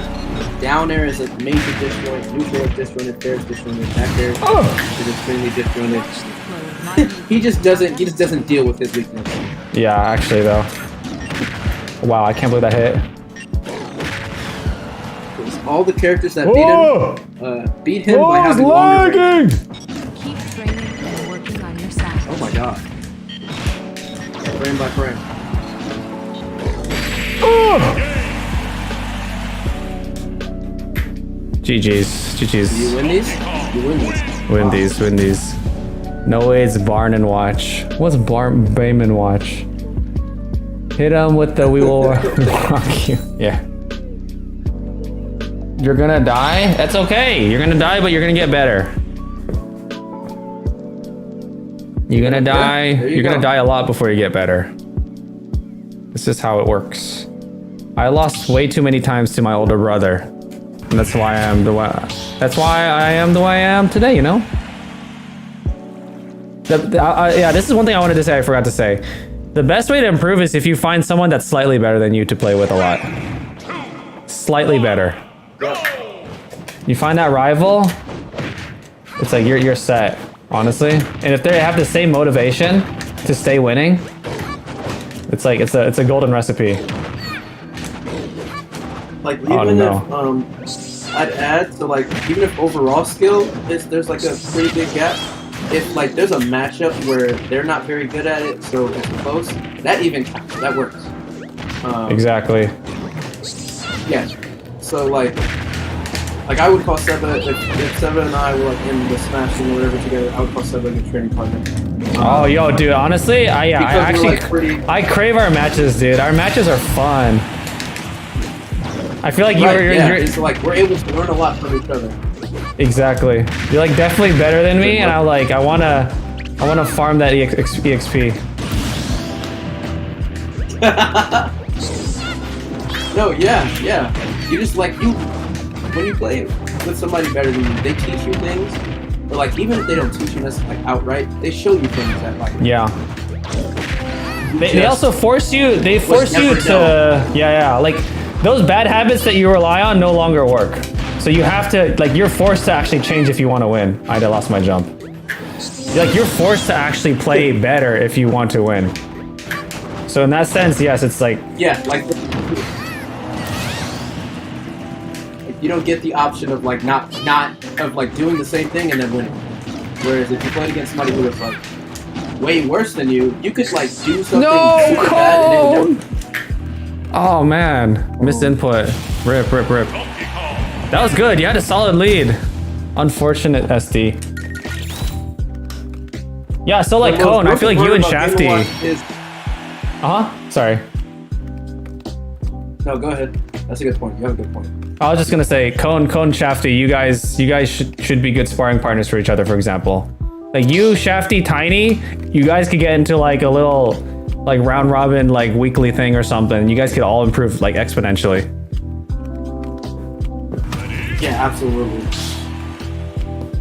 You were gonna say something, sorry. I feel like because there's like some sort of like I don't know if there's delay, but I feel like I'm always talking over you. No, there's delay. It's just the distance. Oh, I see. You're just a big one. Not enough delay when we're playing freaking Cassidy one shot. Freaking. I need you to delay on that thing. Dude. Do you play Overwatch on when you're playing? Do you play on PC or do you play? Yeah, PC. PC. Do you use your controller or do you like aim PC? Nah, I do. I can't. I don't know how people play controller. That's so weird to me. Really? Yeah, dude. I don't know. Controller's hard. I don't know how you. Like, I feel like you guys are playing at a disadvantage by playing controller. No? Aren't you? Don't you play? Oh no, chicken. What about Star Wars? Oh, well, that is also PC. That is also PC. Right? Star Wars? Survivor? Yeah. Oh no, I played on PS5. Is it PC? I played on PS5. Oh, okay. Yeah. Oh, you just don't like it? Well, I mean, no, it's just. No, wait, what do you mean? What was that? I played controller my whole life. Yeah. Well, I play controller like for fighting games, sword games, like it's easier. But then if I have to aim, I don't know how you can do that. Why you go on stage? I don't know how you could you could aim with controller. It's like so much harder to be precise. Yeah, it really depends on the game. Like I know like in professional play for like Call of Duty, controllers are preferred. Oh my god. Well, I mean, that was Ganon. Same thing with Apex. Yeah, I see. I mean, is there like auto locking at all? Like on controller? Isn't that a thing? Yeah, it's auto aim. It basically just like drifts you towards like a person. I wouldn't call it auto aim. It's chicken, man. Well, I wouldn't call it like auto lock. Okay, like aim assist, right? Aim, I always say it's like a. There you go. That's a better term for it. Aim assist. Okay. So it just drags you a little bit, but when you start to get to a certain level, it actually becomes like more of a detriment. Oh, so I see. You start to decrease it, and so you don't play with it as Interesting. much. That's how I Oh, play wow. Overwatch. I play with very little aim assist. What's up, Tectonic? Welcome, welcome. Cone, like I said, you should turn Shafty into your rival. You should find a rival, make him your rival. Like, do sets. The best way to have a rival is to, oh my gosh, hold on. Oh my goodness. I was about to say, I really hope you kill me for that. I can't believe I messed that up. Yeah, what I was gonna say was, yeah, so, like, do best of 3s or best of 5s. I think best of 5s is probably better. Do, like, best of 5s with someone, and, like, that's your truest way to test skill, over time. And then save those recordings and then watch it. That's if you really want to get better, that's what you need to do.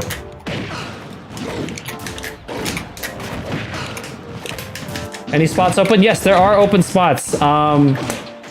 If someone can kindly give him the arena ID and password, that'd be great. I forgot to actually put it in the description.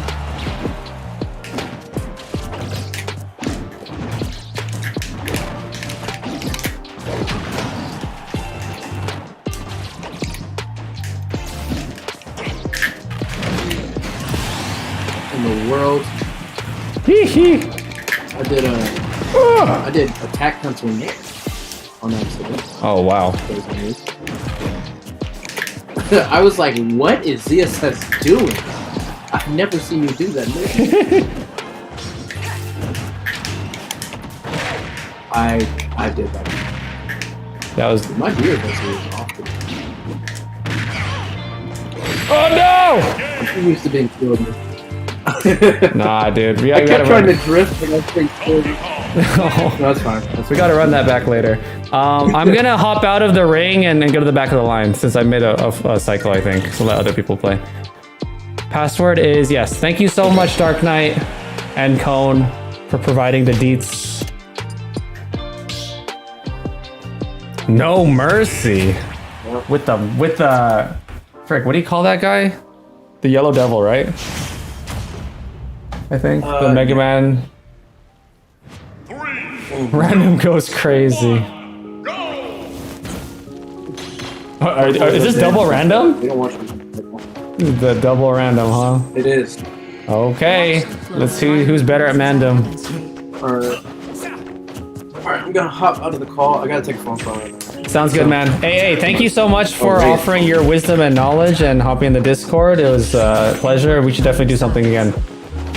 Next week, if you're down, I'm down to do Street Fighter. Okay, yeah. I'm down. If you're gonna get it, yeah. Okay. Peace, peace. I got it. So. Okay, yeah, me too. I think it comes out like in 2 days. Tectonic, thanks for the sub. Yeah. Really much appreciated. Appreciate it. Thank you. Welcome. Francis identity. Okay, take care, DJ. All right, hope you guys enjoyed that new format of me talking with DJ. I think it does alleviate a lot off of me of needing to always be chatting and stuff, and Stand straight. it's really nice to have his wisdom. Line with your But yeah, thanks for the sub, Tectonic. Welcome, enjoy your stay. Chicken Man, which character do you use that you connect with how they move / play?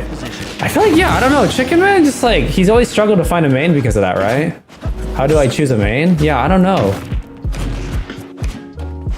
I think, okay, so if my assessment is correct, Chicken Man just doesn't want to get bored. Like, I'm the type of person that doesn't get bored playing one character. In fact, I find joy picking just one character because I want to win and I enjoy just mastering one thing. between both. But he likes to have someone that can do a lot of stuff. So maybe a character that has multifaceted things.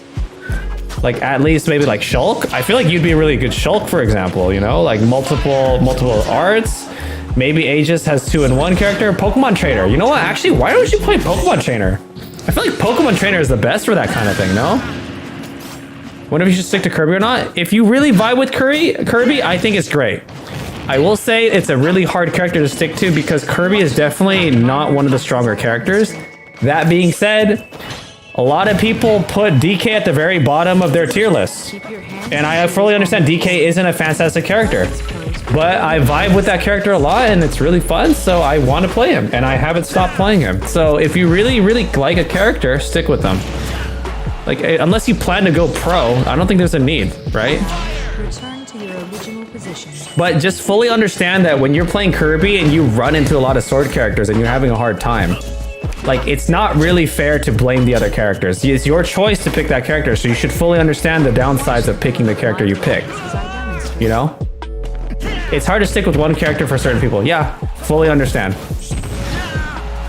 I think you don't have to stick to one character, but you should have one character.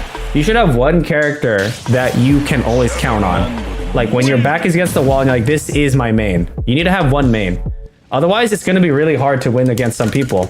Because, especially in this game, where there's so many viable characters, you need to have some sort of a standard, right? Because there's so many matchups. Like, DK versus Sephiroth is very different from DK versus Fox versus DK versus DK, right? Like, everything is so different. So like, the more you switch around, the harder, the more you limit yourself in being able to learn about all these different matchups. It's just really hard. That's my opinion, at least. There's way too many matchups to learn. But that's also why I have so much fun just playing DK, because, oh my gosh, you just zoom in. You trying the ultra fast teabag? All my quote-unquote mains, I don't practice / play enough. That's what I'm saying. So you probably don't have a true main yet. Like, yeah, so I mean, yeah, again, I have a lot of fun playing DK and just DK a lot of times. I mean, again, I do have a lot of other characters I rotate between, but I would have no problems at all just playing DK, because every time I play against a different character, it actually feels like a different game to me, because I have to play so differently. So maybe that's just me. But unless you're winning non-stop with random or all these multiple characters, like if you're so like Purple, for example, if you're able to whip out like 6 different characters, but none of them can beat someone like maybe like DJ or Devil Fruit Joe, if you're having hard time beating one of those players and they're just playing one character, then I feel like to some degree you should have fun in trying to figure out how to beat that character from that player. And part of that means just sticking to the one person that's good enough to beat that person, right? In my head, I destroyed Joe. All right, fine. We'll say DJ or me or whatever. It doesn't matter. I mean, obviously, it's like different for everyone, but Fox is fast, too fast for me to handle. Fox is very fast, yeah. That's what I'm saying. I would recommend not playing random. I don't think random is conducive towards improving. If you're here to have fun and you feel like it's fun, fine. But if you want to improve, I don't think picking random is the best route. I get what you're saying, like, I've started getting that. Yeah, for sure. I mean, the opposite, I have trouble playing close to the same level with characters other than my main. No, see, but Mo, like, that's the thing. You're a master of Zelda, and that's great, right? I think being a master of like 1 or 2 characters is fantastic. I think that's how that to me is the best way to learn. I don't think there's any problem with liking many characters or maining a lot of characters or playing random, but if you do it too excessively, you are robbing yourself of opportunities to learn matchup knowledge. Like, I'm not gonna do the math, but the amount of matchups that exist in this game are like in the several thousands, right? Because like, you know, every character has like 60, like 70 something matchups, right? Or whatever. I don't know the math. Whatever. There's a lot of matchups. And if you're playing random, you're literally learning one out of those matchups. And to learn the matchup well, you need to play it multiple times in a row, preferably, so you don't forget. Right? And you have to learn, you have to know your own character inside and out and all of their options. And you have to know all of their options. And then on top of that, DJ's ZSS is different from my ZSS. So now you have to account for play styles and matchup, right? There's just way too much. And there's too much in the game for you to feel like you need to have so many different characters. I don't know. I'm getting a little preachy, but I've always encouraged people who start the game to try to just pick a character and roll with it. Obviously, fine-tune that character. If you feel like Kirby isn't the one, then you gotta switch. But the sooner you switch and stick to something, the better. You know, Every character's gonna have downsides. Just focusing on the downsides not good enough. You need to focus on the good stuff. DK has so many downsides, but I just focus on what's good about DK and I make it work. And I freaking love him for it, you know?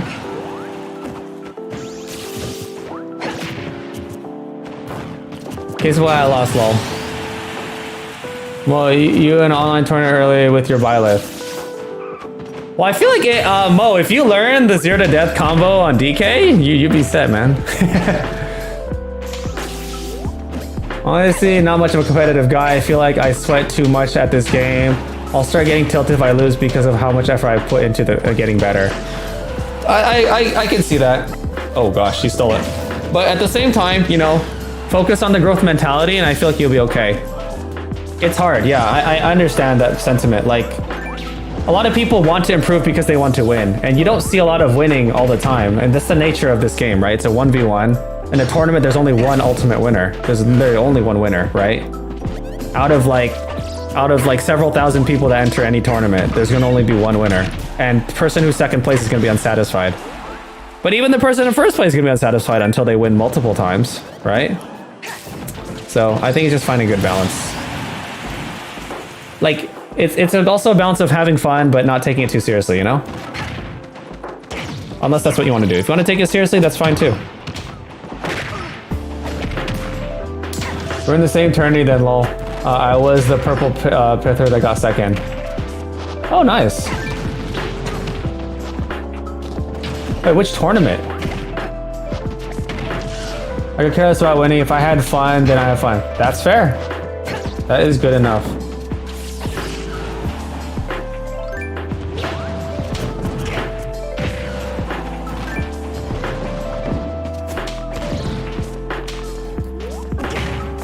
I will say though, it's hard for me to have complete fun in this game sometimes because I have to find that person that can really push me to limits. I think for me, fun looks like getting to a point where I have to think really hard.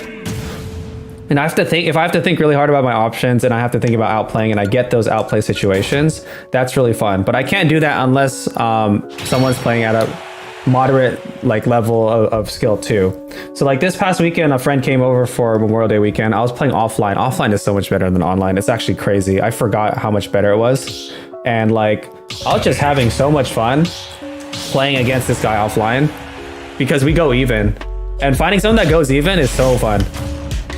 And I feel like I wouldn't be able to do that if I was just playing different characters all the time. So do you think you're better than Sleepy Joe? I don't know. It's hard to say. It's hard to say. And also, you can't really measure skill level online. You know, like it has to be offline. It's so different. Joe's good though. I mean, he won the set at the end of the crew battle, you know? So, but then we played in round robin, so I don't know. It's hard to say.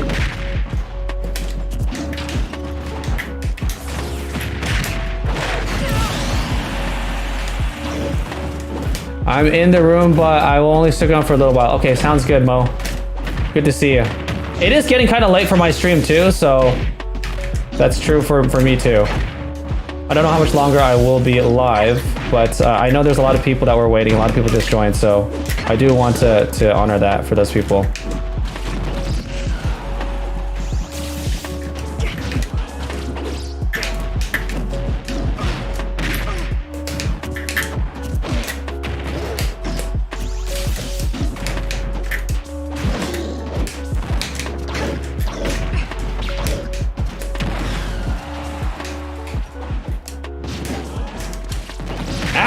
I just do it, DJ. I just do it. Oh no! Why punch?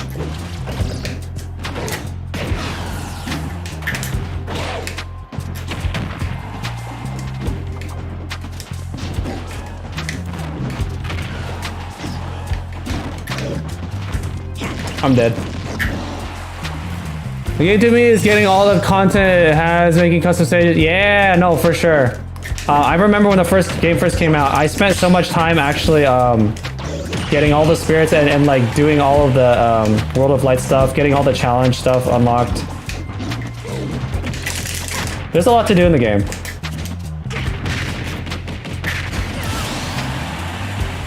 Nice DK player and ZSS. Oh, thank you. I'm excited to see you play after this. You're a nice human being. Oh!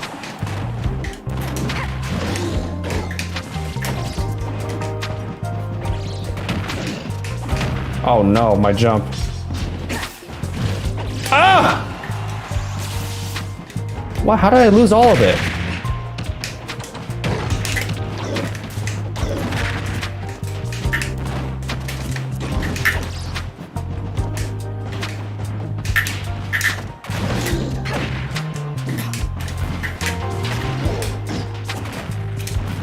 Yeah, I need to do more like down B stuff, but it's gonna make me worse in trying it. But that's how you get better, right? You have to keep trying it. Like that stuff, I want to do that way more. Oh man, you crossed me up.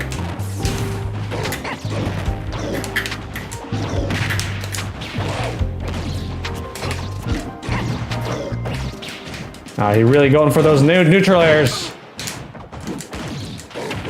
Oh gosh, he really brought it back. I'm dead. I held in. I shouldn't have held in. Good job, DJ. Good job coming back. That was a really good comeback.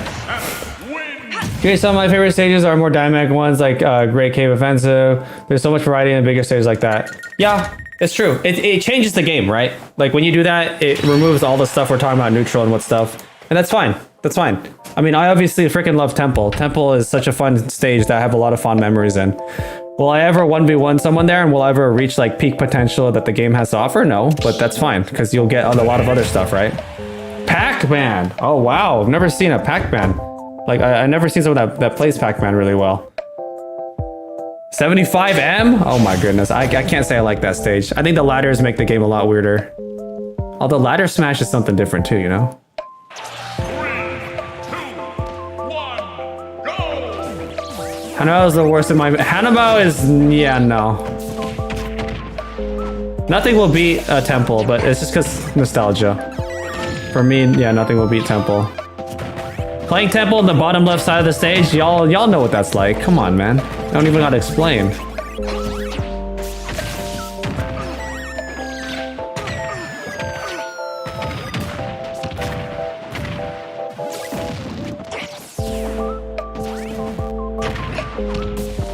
Temple is one of the stages. It's like, it's from Melee. It's the one, it's like the Zelda stage where it's like really big.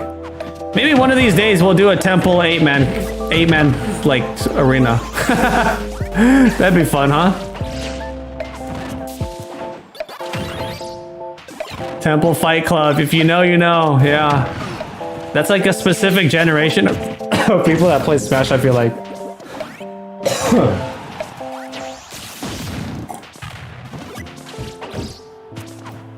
It only goes up to 4 people online? Oh, okay. Well, I mean, that's fine. I think 8-person would be kind of ridiculous. You guys remember the DK vertical scrolling stage from Brawl? Oh my goodness, yes. It's like, it was like, it was similar to the Ice Climber one, right? Yeah, no, that stage was, nah, dude, no way. Never much cared for Temple compared to the big stage. People just always seem to go to the same place, but I never played Melee, so I guess that could be why. I mean, I liked it in Brawl too. Actually, my favorite thing to do in Brawl was, not Brawl, in Temple, was to play like on the top right stage and then go all the way from the top right to the bottom of the stage. Just go all the way around. I thought that was the coolest thing. And then for some characters, you can go from the bottom stage to the top right. I was like, oh, that's super cool. I used to do that so much. Yeah, I actually always preferred to not play in the Fight Club, personally. But the Fight Club was really good for practicing how to tech. Like, if you weren't great at teching, you go to Temple and you go down there, you become a master. You become really good at teching. Is there like a bad mechanic in Hanabao? Yeah, Hanabao's annoying because every time you hit the leaf, it like changes the platform angle. That was so annoying. Also, there's no music. Because the stage, like the music is hitting the leaves. So that's another bad thing in my brain. Yeah, it's, I don't know. Annabelle's weird. And then there's like the weird like little island bottom left area with the plant. I don't know about that, man. You don't know what a stage is not. Yeah, for sure. Water does not act like water. That's true. You just sink like a rock. Although water in this game is always kind of weird to me too.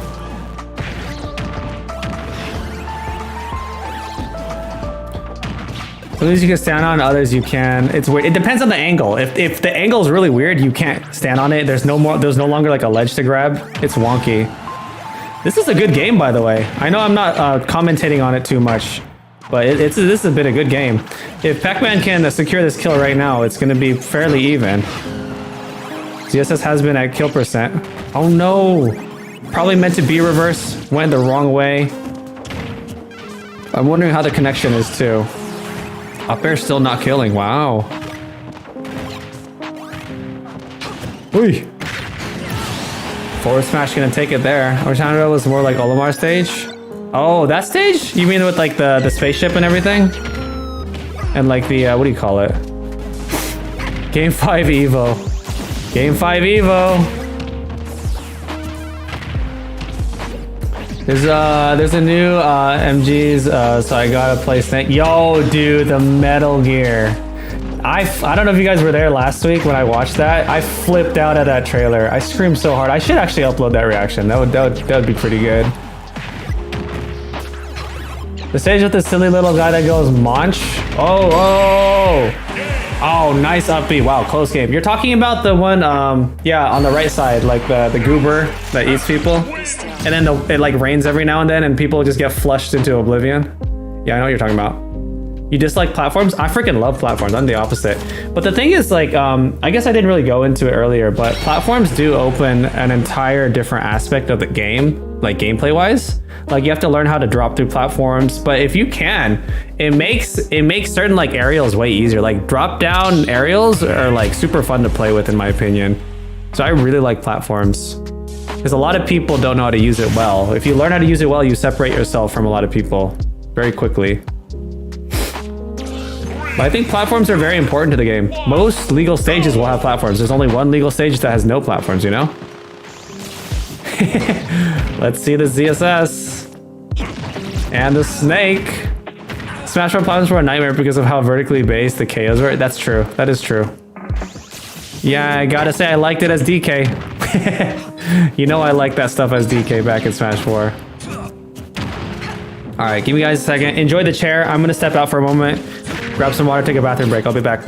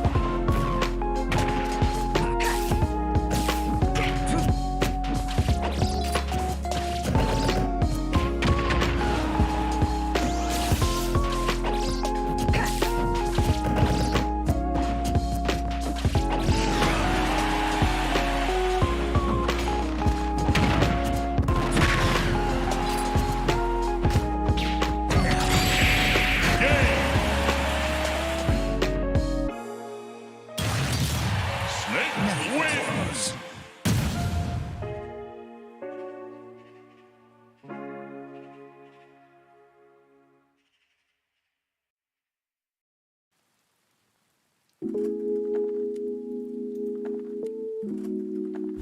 What the heck? DJ lost to this random snake from Purple?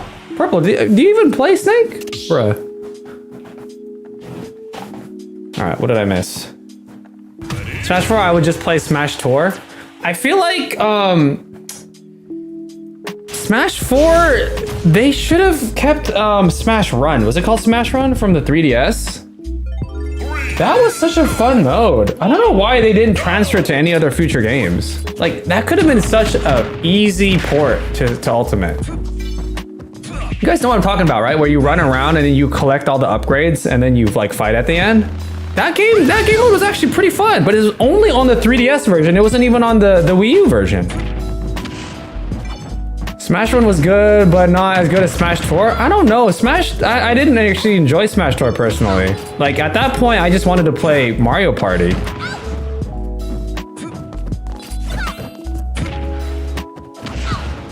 But in the end, neither of those compared to Melee. Like Melee smash the targets and then Smash 64 land on the platforms. Those were so fun. But I could understand why they didn't do that because there's obviously way too many characters in the game now. But like, dude, if they made the effort to actually do that for each character, that would be so fun.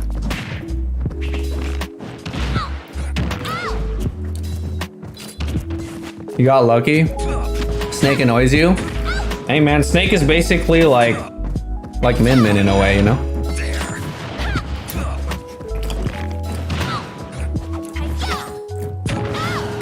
Just the opposite. I like Smash Run more than Tour. I'm with Mo on this one. I like Run more than Tour as well. I really cared about those modes. Dude, it's so fun.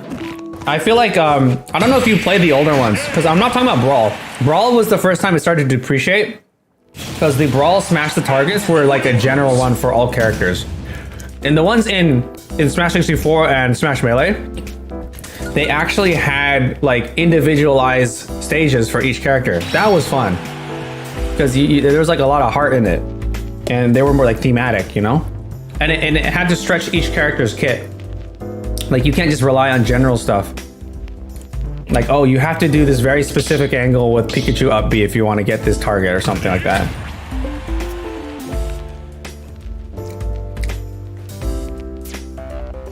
You're scared.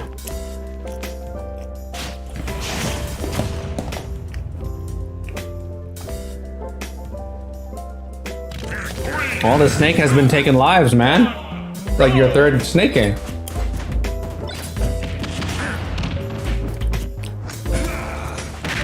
I love the quick strategy you have to use while making moves. With stats you need.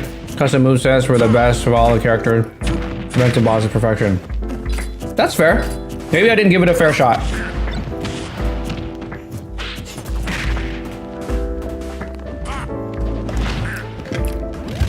Well, undeniably my favorite mode was Smash Brawl Subspace Emissary.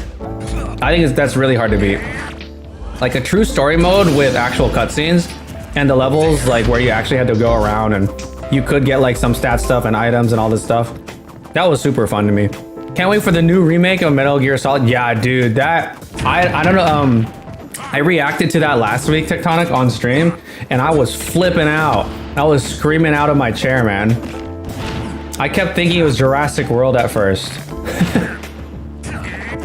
It's about getting characters at a certain time to use them later, but only to get tingled. No fighter swap. Yeah. Now the tingle.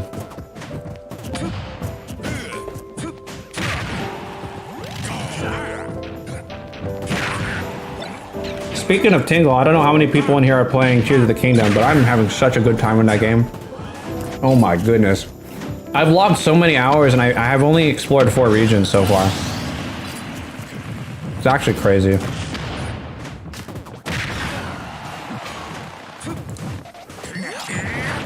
Ooh. Come on, you got this, chicken. Learn packing for like almost 1,000 hours. Very cool. Oh no, chicken man.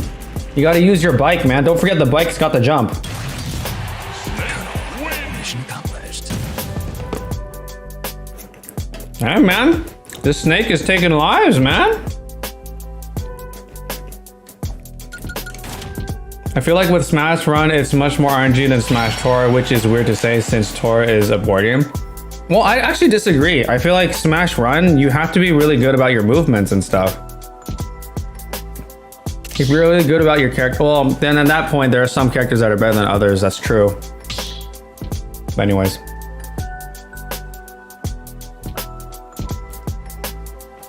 I only played Brawl once. That's fair. I think you're of a different generation. Brawl came out when I was in middle school. So that was the time that I actually, like, Brawl was the game that got me into the competitive idea. Like, I didn't know that Smash could be competitive until Brawl. Like, I played Melee a lot and I played Smash 64 a lot, but those were like super casual with friends or family. And then Brawl was the first time I looked up like a competitive YouTube video. I was like, whoa, this game can be competitive? This is sick. And that was like the first time. Like, people in my age group, half of us are Melee heads, half of us are like new gen Smash heads. And I happen to be on the newer side. I think if I had the right group of people in my life, I would be a Melee head. I love Melee, I love watching Melee too. It's just a completely different game though. Take care, Chicken Man, thank you so much. Had my jump still, oh sad dude, sad. Good stream for good people. Thank you so much. Have a good night, Chicken Man. I'll see you next time. Oh yeah, and full disclosure, guys, I think I already mentioned a couple times. Next week on stream, we will be playing the new Street Fighter 6. I'm not good at Street Fighter, but I'm always interested in fighting games. So we'll be giving it a shot. So it will be a Smash stream, obviously. But if you guys are craving Smash and you want to see more, DJ, the guy who was in here talking earlier, as well as Devil Fruit Joe, who was, I guess you could say, my Smash content creator rival. Well, that's untuckable. They're going to be hosting the next aspect of the Fruit Bowl tournament series. And so be sure to keep a lookout for signups for that, because I think it'll be really good. If you guys want to make it. This is my plugin for the Discord. If you want to stay updated on that, there's going to be a $100 prize pool. $100 that was raised by the community. So if you want in on that $100 prize pool, be sure to consider joining. I believe it's going to be the same system where there's going to be pools and then there's going to be the tournament. So everyone will get the chance to at least play 4 different sets. Not even just games, 4 sets. So a minimum of 8 games. So yeah. Is it going to be is it going to be a doubles one? I feel like unlikely, because given how long it ran for singles, doing a doubles one would just take way too long. If there's a doubles one, it'll be a separate day, but again, details will be there will be details next time. Awesome, I'll try to be there this time. Sounds good, Isabella. You probably will just take the $100 for yourself. It's free money, you know? Free money for Isabella. Hope you've been doing well, Isabella. Hope work or school or whatever you've been doing has been treating you okay. I know this is kind of a very busy time for everyone. May is kind of like people are either graduating or in finals or transitioning towards new positions or locations. So hopefully everyone, it's not just for Isabella, for everyone else in chat. Hopefully everyone gets, everyone's able to take some time to enjoy and relax. Hopefully I can provide that for you guys on Wednesday evenings.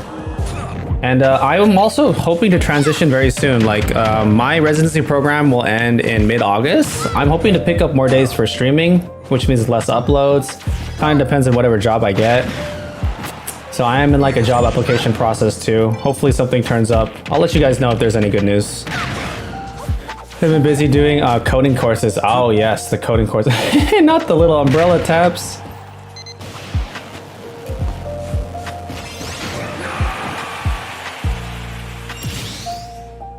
I just saw there was a Stitch face earlier.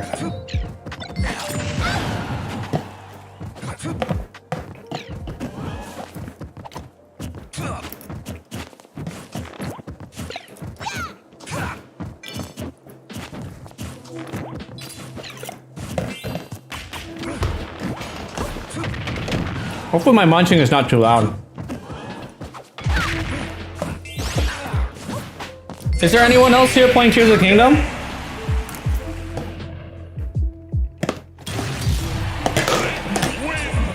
That game is so good, man. I want to play more.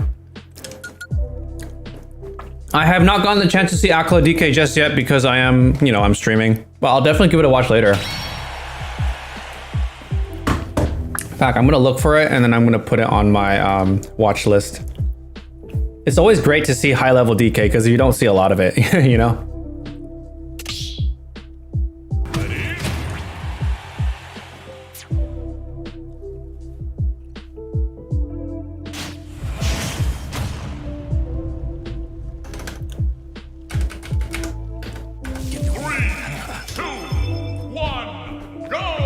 Akala DK won a tournament in Japan? Oh wow. I like playing less competitive maps, but I know others are not gonna like it. Yeah, I mean, I think in this setting it's not appropriate since people here are looking for like that one-on-one. Maybe in a different setting with different people, or if I were to host something that was more casual. But it's just what it is.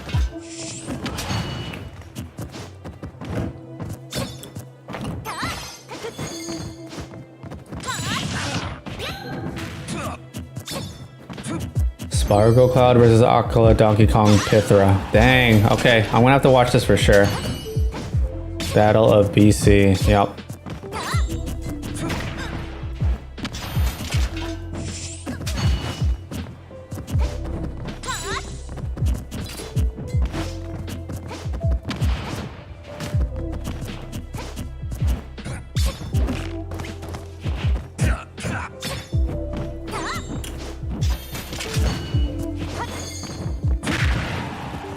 So I wanted to do something silly one time. Yeah, for sure.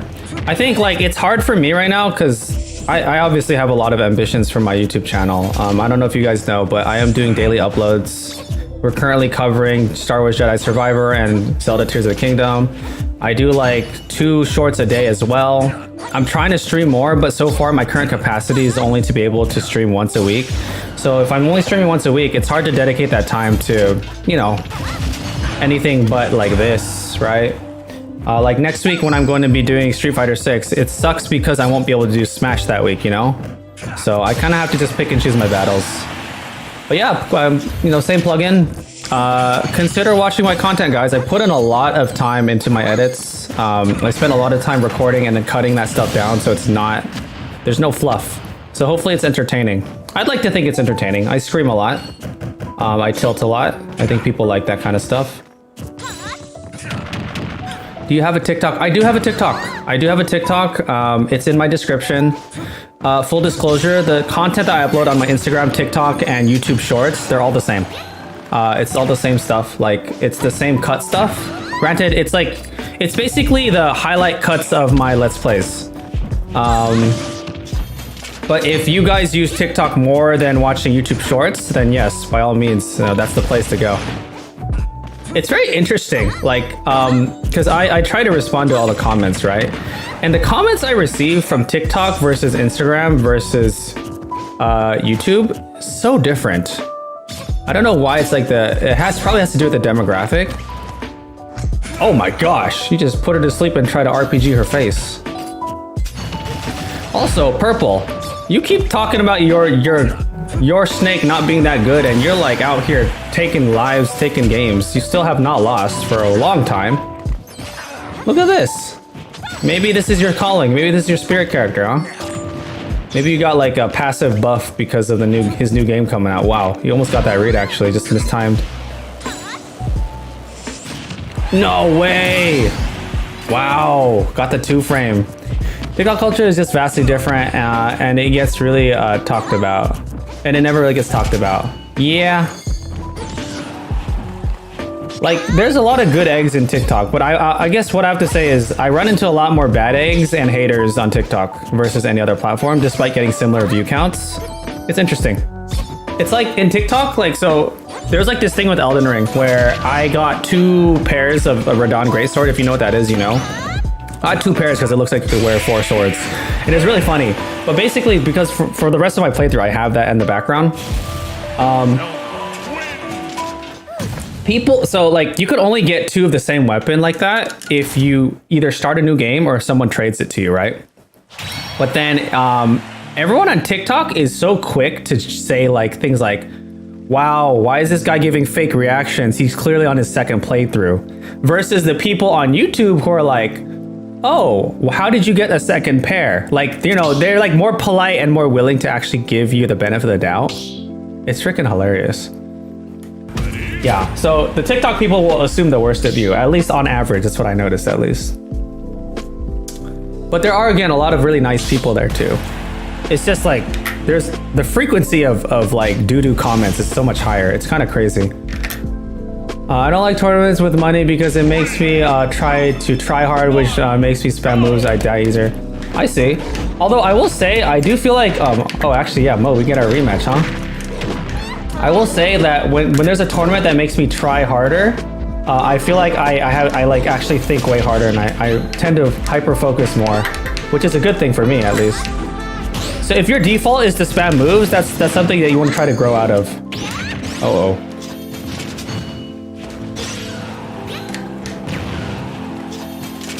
Oh no. I can't do anything. I don't have a jump. Nice. Okay, we're back.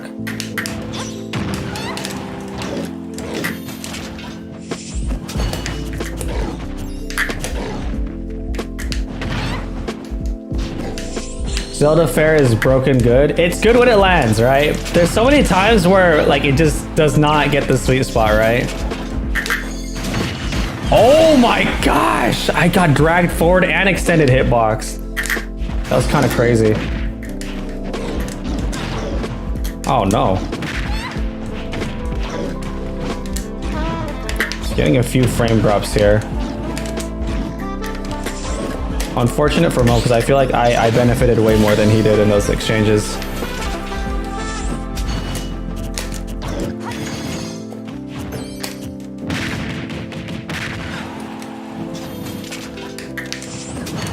Snake was a really good player. Yeah, no, Purple's good. Purple doesn't even play Snake, allegedly. He does have a lot of characters that he rotates around.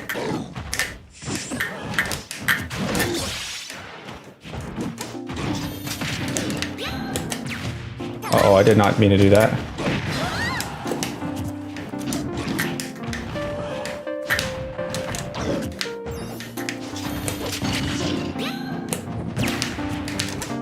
I didn't do that. What the heck?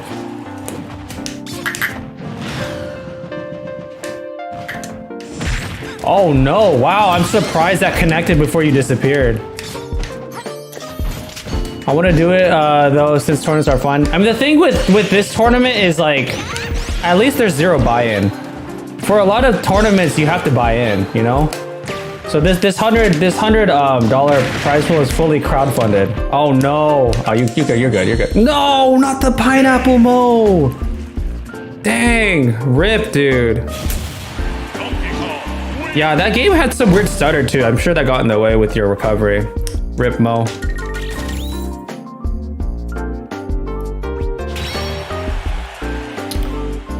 I do think putting yourself in higher pressure situations like tournaments will cultivate kind of an atmosphere of you wanting to improve the cone. So yeah, definitely put yourself out there to join. You're doing great. How you catch me before teleport? Yeah, I'm really surprised. It must have been like the last frame. All right, Tectonic, show me what you got. Show me this 1,000 hour Pac-Man. I don't know how many hours I have in DK, but it's definitely a lot, considering I've been playing DK since like Brawl. And I guess he's different from Brawl, but you get the idea.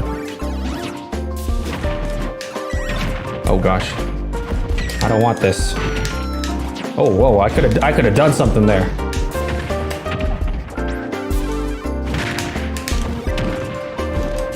Oh, I thought I would get the water boost there. I really thought I'd get the water boost there.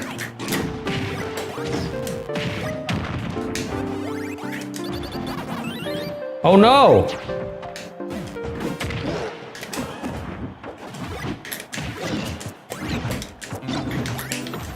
Whoa. Oh gosh.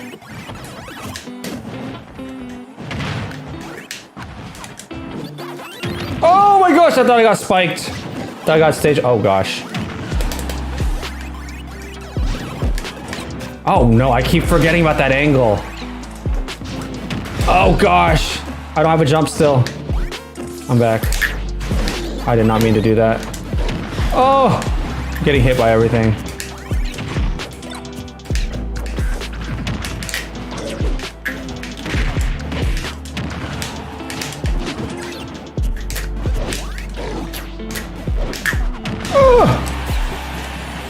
Wow, this is a very patient game. Oh my gosh, you did the thingy! I forgot about that thing, dude.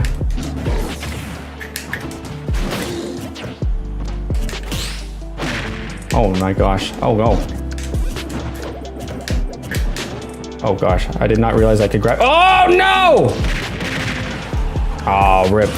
Good, good, good, good. That was a long stock. Oh, and there it is.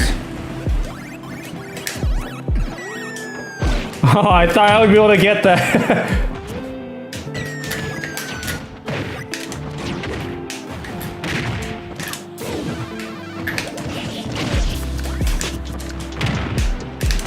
Woo!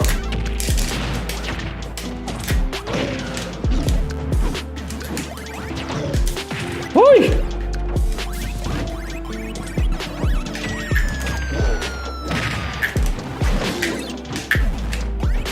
Oh no.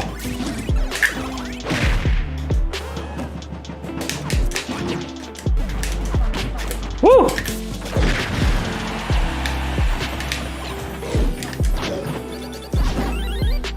Oh no.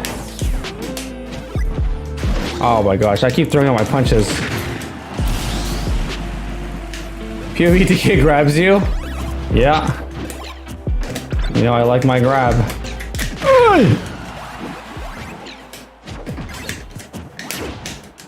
Oh no. I'll punch that hydrant.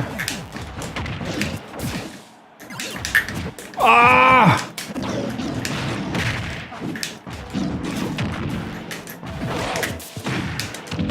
Oh my god, what?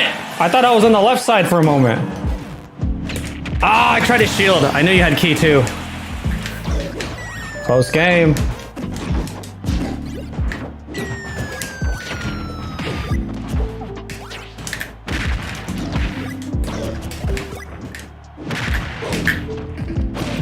Oh, good control of not rolling. I know some people would want to roll in there. Oh no, he did the freaking Pac-Man thing.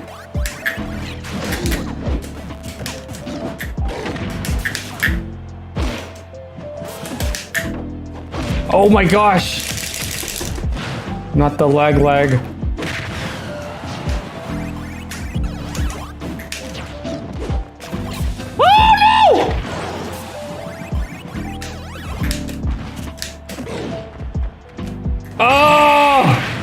One grab. Oh my gosh. Tectonic. GG. That was close. I want to run it back against you, man. Holy moly. Why do I use purple DK? I used to rock green DK, and then I wanted to change my identity because I was inspired by green DK because of DK Will. And I think that green DK looks hilarious. Purple is because, well, my channel colors are purple and gold. Purple and yellowish, kind of, I guess. And purple is my favorite color. I also do think that purple looks hilarious. Use green DK? Nice. Oh, give me the Toon Link. Got the character swap. GG's Tectonic, GG's. That Pac-Man was raw, holy moly. I had such a hard time finagling all your stuff. I definitely got lucky a few times. You think Pac-Man footstool combos in Smash 4? That stuff was, yeah, no, that stuff was crazy.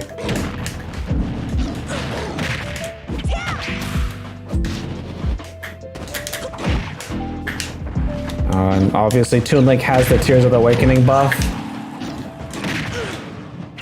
When is DK gonna get a 3D game, man? Or actually, when is DK gonna get a game period, man? One of my favorite games of all time. Donkey Kong 64. And ever since then, freaking company rights and stuff, we're never gonna get a good Donkey Kong game. You're gonna survive, you're gonna survive! Ah, the bomb. Dang, rip, dude.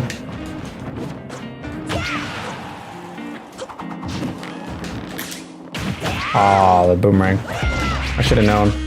Oh, what? That's kind of wild.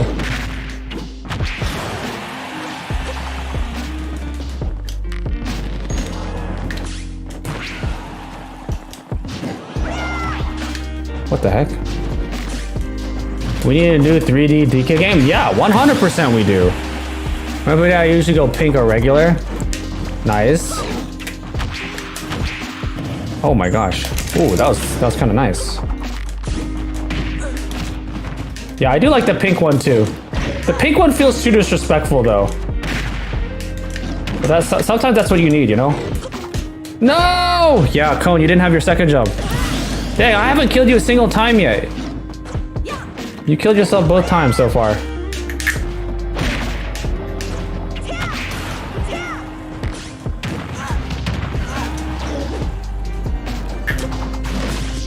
Surprised that didn't hit.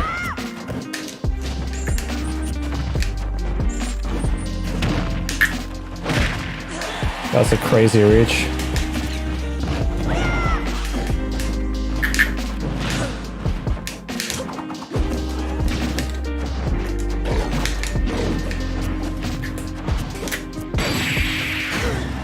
Oh, good DI.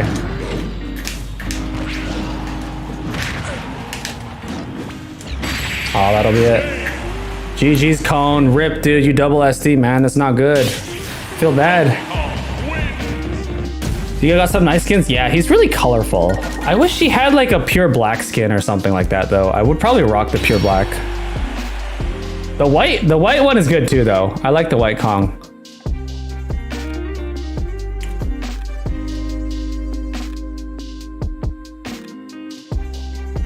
Much of like the Violet. I think Inkling has the best skins in the game.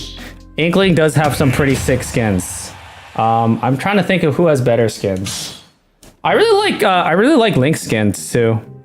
I think Link having Fierce Deity and Champion's Tunic already makes him like really good. Because I feel like the Fierce Deity skin was pretty like, it was always sought after and they finally brought it in. I also feel like, what is it? This is best of 3, by the way. Oh, is it? All right.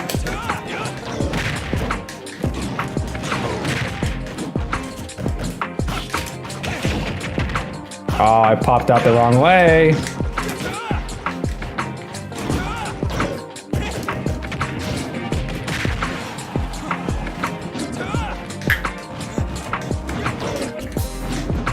Woo!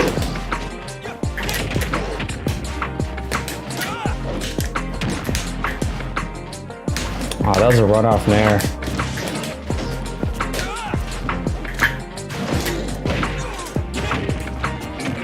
Woo!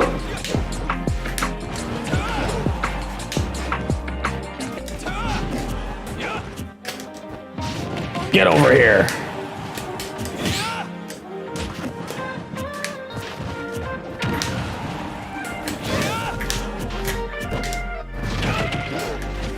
Oh no.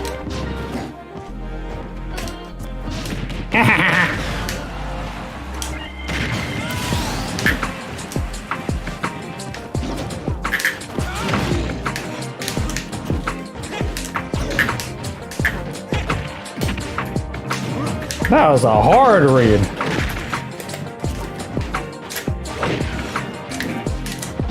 Ay, ay, ay.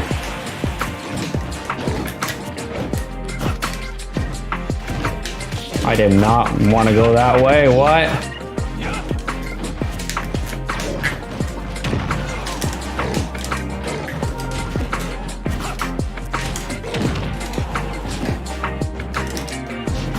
Oh man, he went really far. That was good.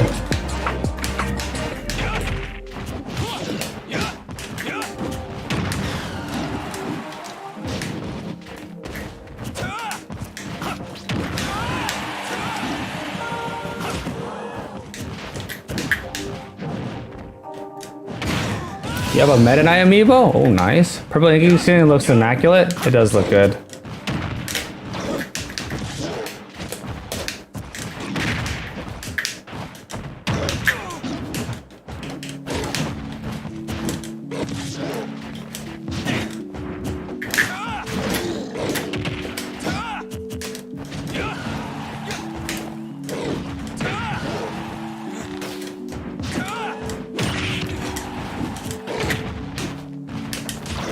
Oh, I'm surprised I didn't 2-frame there. That was perfect timing. Yo, I should stop going for that. It's not safe.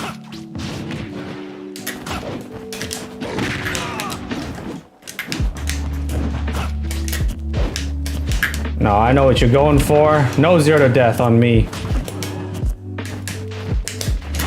No.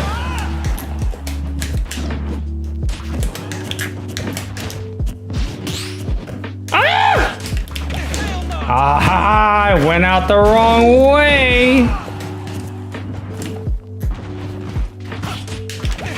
No, no. Nah, I know how to escape that. Get out of here. GG, purple. GG. I feel like, I don't know if that's true. Is it actually true? I was maxing for my life. No, you're too high percent and I grabbed you by the ledge. I don't think you had a chance. You really would have to mash like way, way, way harder. I also went deeper than I had to. I definitely did not need to go that deep. We got to playing Hollow Knight after I play another round. Nice, dude. Hollow Knight is such a good game. I'm happy you're playing that game. It's a good one.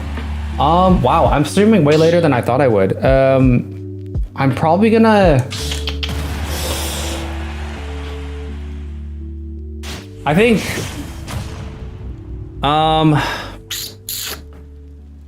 once I make it back, if I make it back to, let's see, how should I say this? This is last round for everyone. I want to say that. Okay, so win or lose. So if I lose this one, that'll be my last one. You guys could each like play more, but I guess, yeah, everyone has one more life. Think about it that way, because then I'm probably going to close the stream down afterwards. It's fun hanging out with you guys. Oh, yeah, I got kicked in the face. I didn't mean to do that. Oh, no, what? Well, I learned not to try to down air your a B off stage now. Last time that cost me game 4.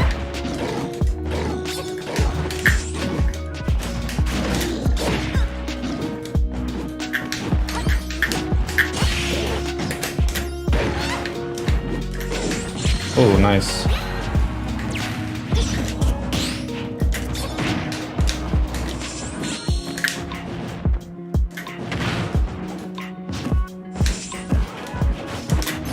A little bit too soon. Wow, again, got you right on the teleport.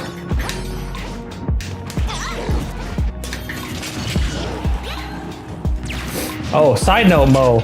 I found a part of the Phantom outfit in Tears of the Kingdom today, and I was like, yo! Reminded me of you, and it looks really cool. It's also really strong. Oh, I know you did not mean to do forward throw. Wow! What a wonky grab there. I keep going in the wrong direction, don't I?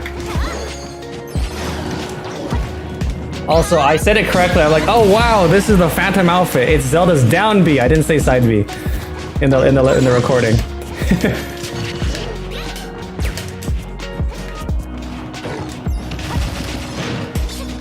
Oh no.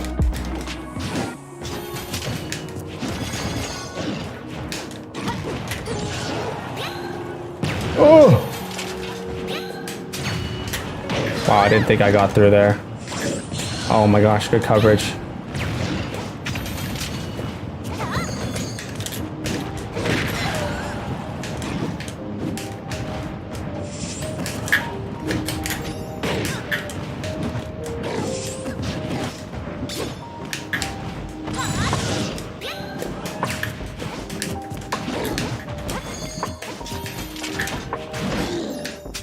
Oh gosh. DK Schmoovin? I don't know about that. My deep keep it. Oh no, not the bad DI. GG's Mo, GG's. Okay, I want to do some silly inkling shenanigans. You can, you still have one more life. I found the key to getting easily into each match recently. Just play with preferred rules off. And you run 2 million times matches with people who really don't know how to recover. Yeah. You get items and stuff, but you know. I don't think getting into elite is too challenging if you just bang your head against the wall hard enough. Yeah, eventually you'll get like someone that's gonna keep playing.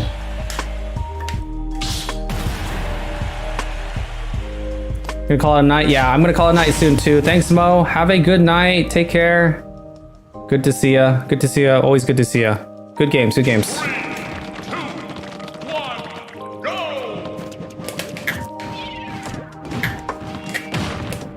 Oy, oy, oy.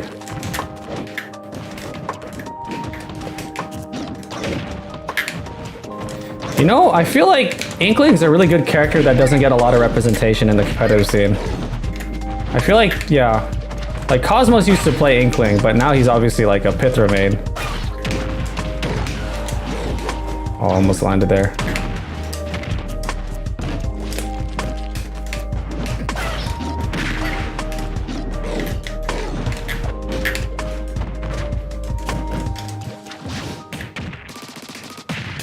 Oh no, I'm purple.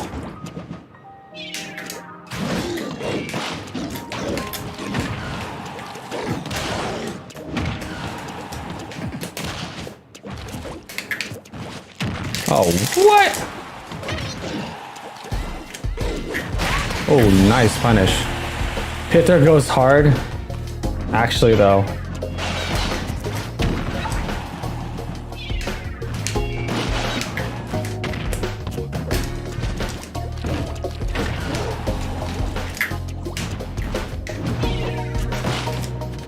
Oh my gosh, I can't get my B reverses out. Wow, you survived? That is surprising. I should have gone a little bit deeper, apparently.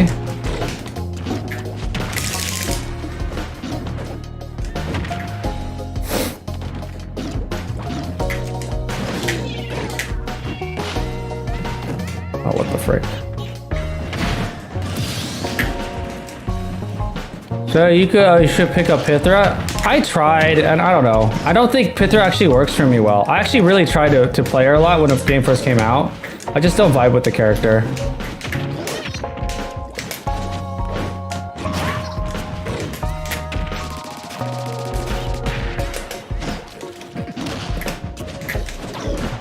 Oi, oi, oi! I'm getting bopped right now.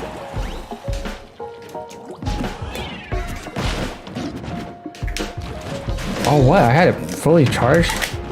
Didn't realize.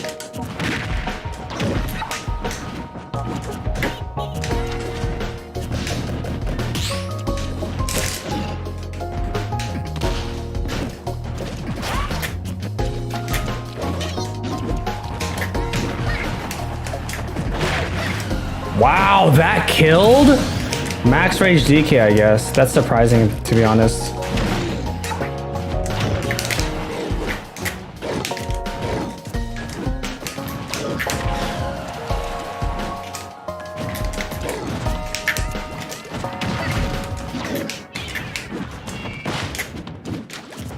What the heck? I did not mean to go off there.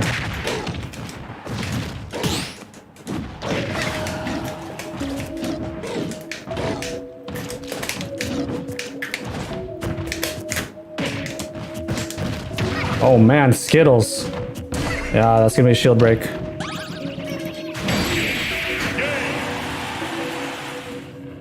Cloud is very easy. I feel like you just have to think of a certain way to play Cloud. I tend to go for more side Bs when I see low shield like that, because you either get hit by this side B or you break your shield. And then if you jump, you still take the hit, so it's not too bad. GG's Dark Knight. That was a little unfortunate though. I feel like you had such a really good lead, and then that up smash early kill kind of took away that from you. Only plays Inkly because even at 2% Inkly can never kill. I think she's got some setups. Oh no, is this doing the weird thing? I've had this happen before. You guys have seen this before, right? Yeah, this has happened to me before.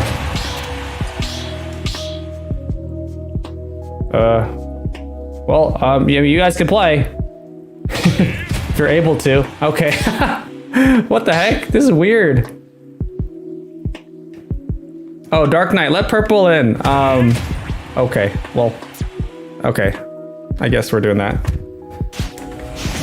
But yeah, Dark Knight, 1 life per person, remember? I'm gonna end the stream soon, so I wanna make sure purple gets a chance too.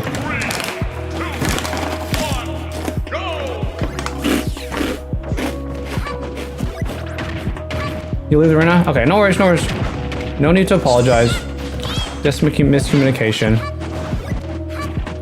Yeah, we're gonna close soon. We've been playing for a hot minute. I think this was a pretty fun stream. I hope you guys had a good time.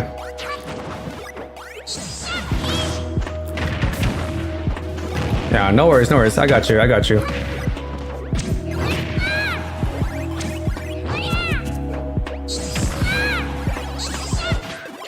Yeah, my goal is to be able to stream more. I wish I could stream more. I feel like that could only happen if I could get to a point where I could hire an editor for YouTube. I think it's important to continue to pump out content, like video and short content, because that's the only way to really grow. You can't really grow just by streaming, but I think streaming is really important for deepening the community. But you know, the older you get, the less time you have, right? So I gotta try to make it work for everyone. Anyone's down for casual games, by the way, I'll be always down. Sounds good. Dark Knight, are you part of the Discord? Because if you are, there's always people that are down to play. I'm sure you could find people there too, in addition to other communities.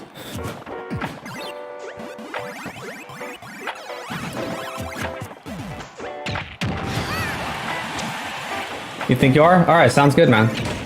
Sounds good.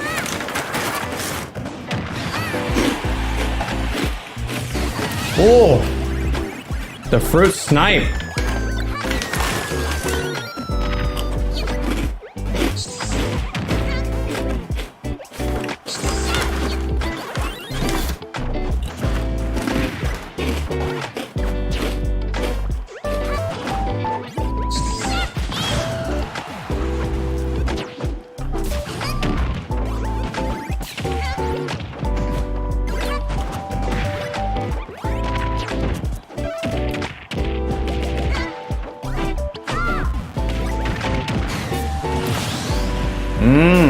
Very nice, Cone. Right in the wave, huh?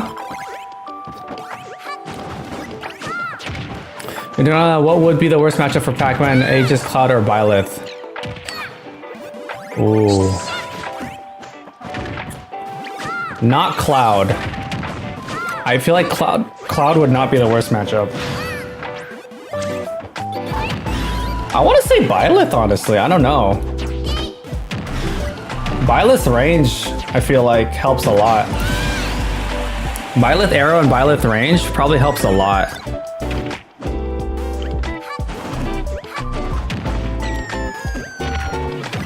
Stebba Swamp? Yeah.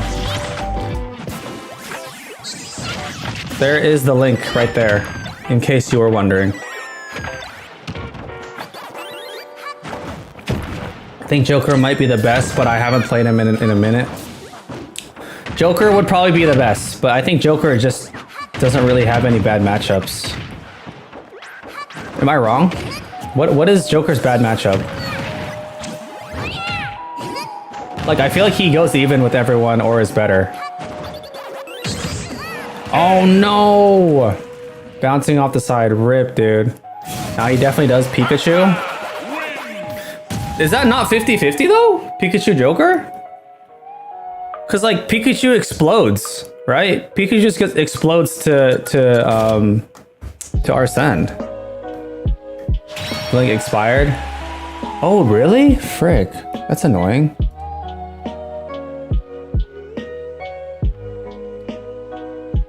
What the frick? Okay, I gotta change that. I do gotta change that. Oh, Purple. Oh, are you still here, Purple? Oh, nice. Cone, if you could let Purple in, that'd be great. Mucho Nuts, hello, hello. Are we coaching randoms? No, I guess the coaching is over. That was earlier in the stream. We were kind of doing a general thing at the start. Again, I don't claim to be that great of a player, but I feel like I know a few things. So we're actually about to end the stream. You kind of came at an unfortunate time. Like we're just gonna have 2 more matches and then we're gonna end. But welcome, welcome. It's good to see a new face.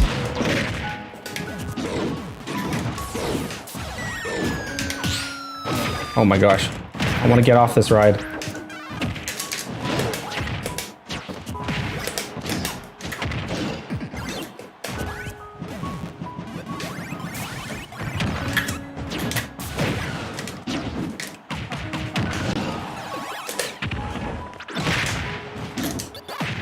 Oh no. Oh gosh.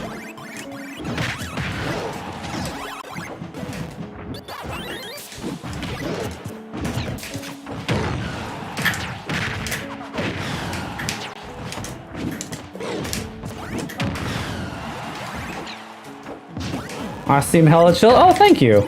I'd like to think I'm pretty chill. Sorry, I'm not good enough where I'm able to actually I can't. It's hard for me to read chat and play. I'm not good enough. Oh, frick!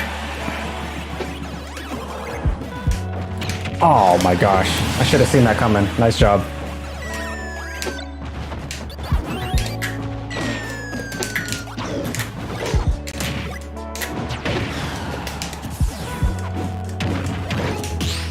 Oi! Oh my gosh, I'm getting hit by everything. What the frick was that? I think mixed with the lag and the that looked ridiculous.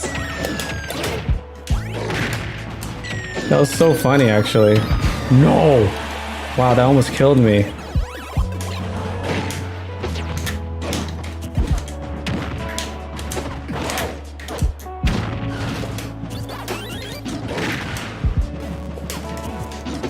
Oh man, we're getting some pretty bad lag all of a sudden. Oh no.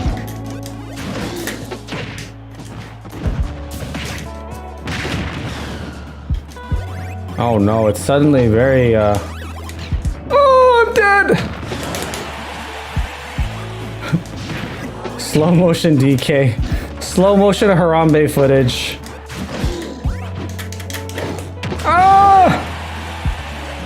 Extenders are the worst to get hit by in Smash Ultimate, in my opinion.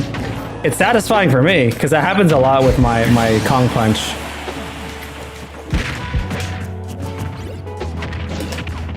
This isn't on you, this is just a rough matchup. Yeah! This is fair. Oh, I almost got it!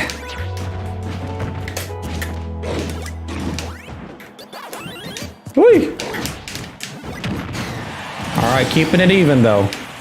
Since we're not optometrists chill like this, well, I think all the optometrists I know are pretty chill. Is your optometrist always screaming at you? You need glasses! Oh, frick.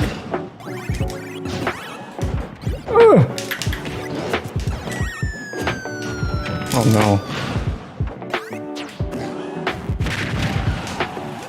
Oh man, the connection's all of a sudden really like doo-doo. Oh no.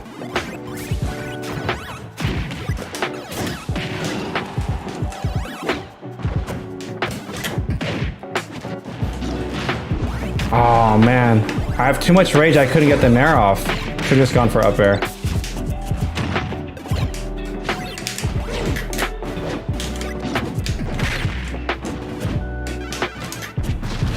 Wow, your down B hopped up enough that you didn't get hit by the hydrant. Or I didn't get to hit you with the down B. Oh man.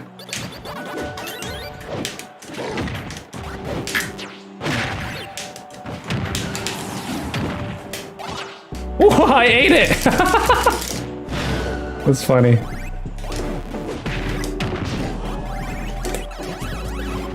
No, not the key. Ah! Oh man.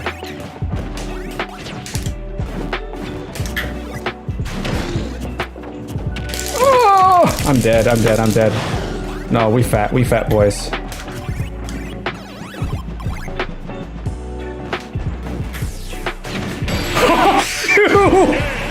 No! Oh no! That's crazy, dude. I punched. I mean, that game was a flop. The connection was horrendous. That was like we both threw our all or nothings, but mine happened to have super armors. I'm sorry, Tectonic. That was not. That I think. Yeah, the game definitely devolved into some weird tech connection. It might be me. I don't know if it's me or it's you, but hey, we'll have to play some more next time. We'll have to play some more next time, for sure. What did I miss? What did I miss? Because it's like, why did I move last for 20 frames? I know. I'm pretty sure optometrist wishes I was dead. What do you mean? I don't know any optometrist that would feel that way. Optometrist is hella nice. That's good. What is an optometrist? An optometrist is an eye doctor. Yeah. I am indeed an optometrist. All right, Purple. Last game of the night. Oh, but yeah, Mucho Nuts. If you want to stay in touch of when we stream or play games, be sure to consider checking out the Discord. Link in my description. We have a pretty good community of people that I'd like to think are pretty cool. But yeah, there's that. All my plugins are down below. Obviously, there's a sub button. We try to make things happen on YouTube, you know? It's always good to find new people that are cool to hang out with.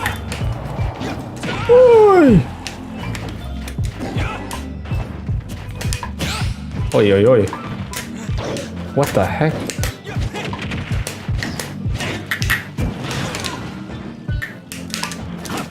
Oh my gosh, you were too far, no way. I definitely will have already subbed and whatnot. Oh, thanks so much. Hey, oh wow, what a 2-frame, holy moly. I appreciate it, man. Welcome aboard, welcome aboard.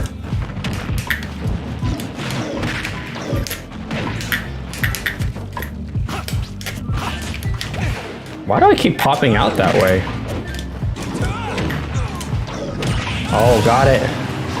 Got the spike off the back air. How do you grab me there?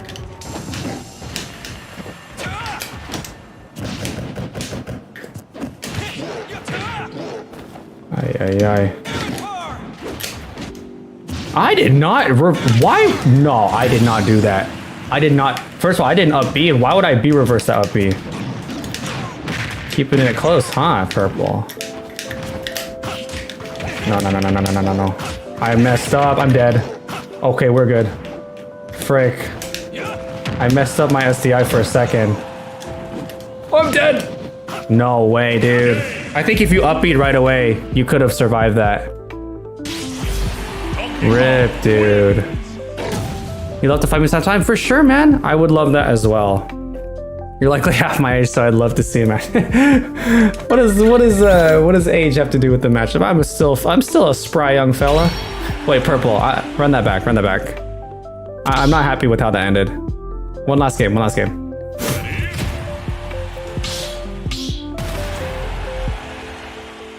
Last one, and then we're gonna call it. I gotta sleep. Best of 3. Okay, sure, fine. We'll call this your emergency. Why are you always picking flat stages, huh?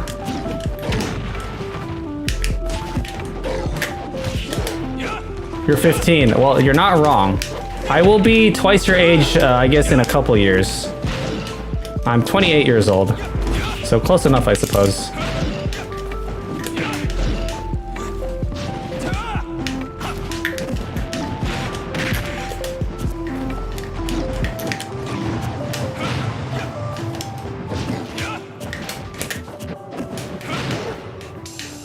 Leave me alone. Oh no, that's a misinput. Rip. You should do tuner where I partnered up with an amiibo. Nah, dude, the amiibos, like having buff stats is too much. If there's a way to have amiibos without buff stats, I think that'd be fine. But the buff stat nature makes it not fun, in my opinion. Why way too deep? What am I doing? I didn't mean to go that deep. It's okay, winnable. Winnable! You can have no buff stats. Yeah, I know. I think in that sense, no one would really mind. I wouldn't mind playing an amiibo with no stats.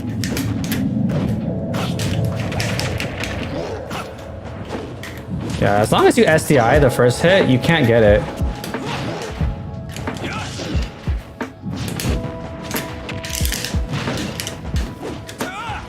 What the heck? Where the heck did my...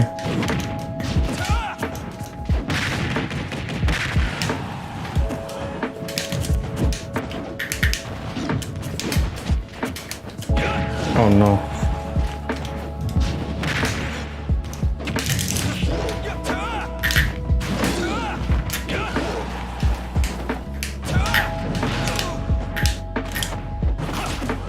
I killed myself.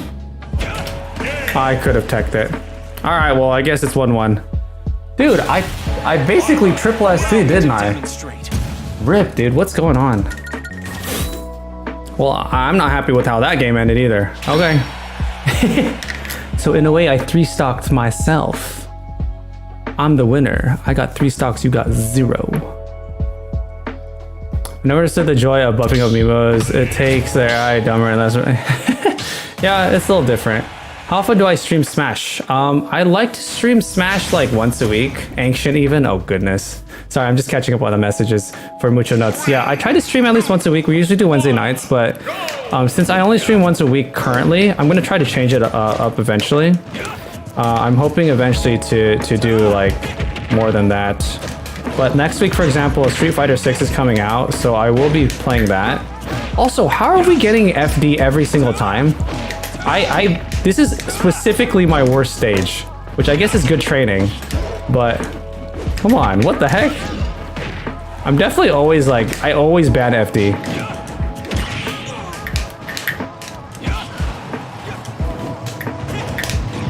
Check this. Well, that's like, I'd love to pop in sooner. No worries, no worries. What time zone are you? Woo!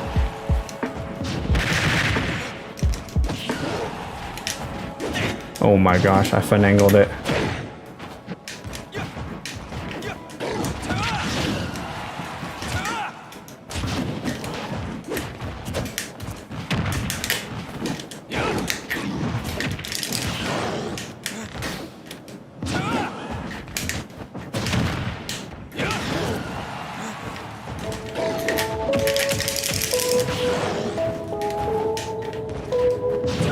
Let me back on stage. Constantly chucking this monkey off. I'm back.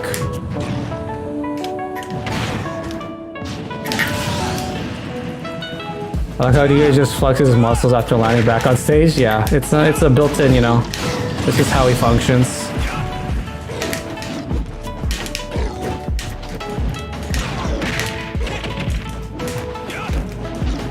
Up and down, up and down. Oh no, dude. That's unfortunate. It's rare for the down B to break shield. Usually you have to like shield tilt it down like that. That game was kind of janky. Sorry, Purple. I don't know. I'm not super proud of that game either. First 2 kills were really cheesy. That was that, yeah. First 2 kills were really cheesy. Last kill was also pretty cheesy. We'll play more in the future, Purple, don't worry. You'll join next week though, don't worry. No worries, I'm never worried.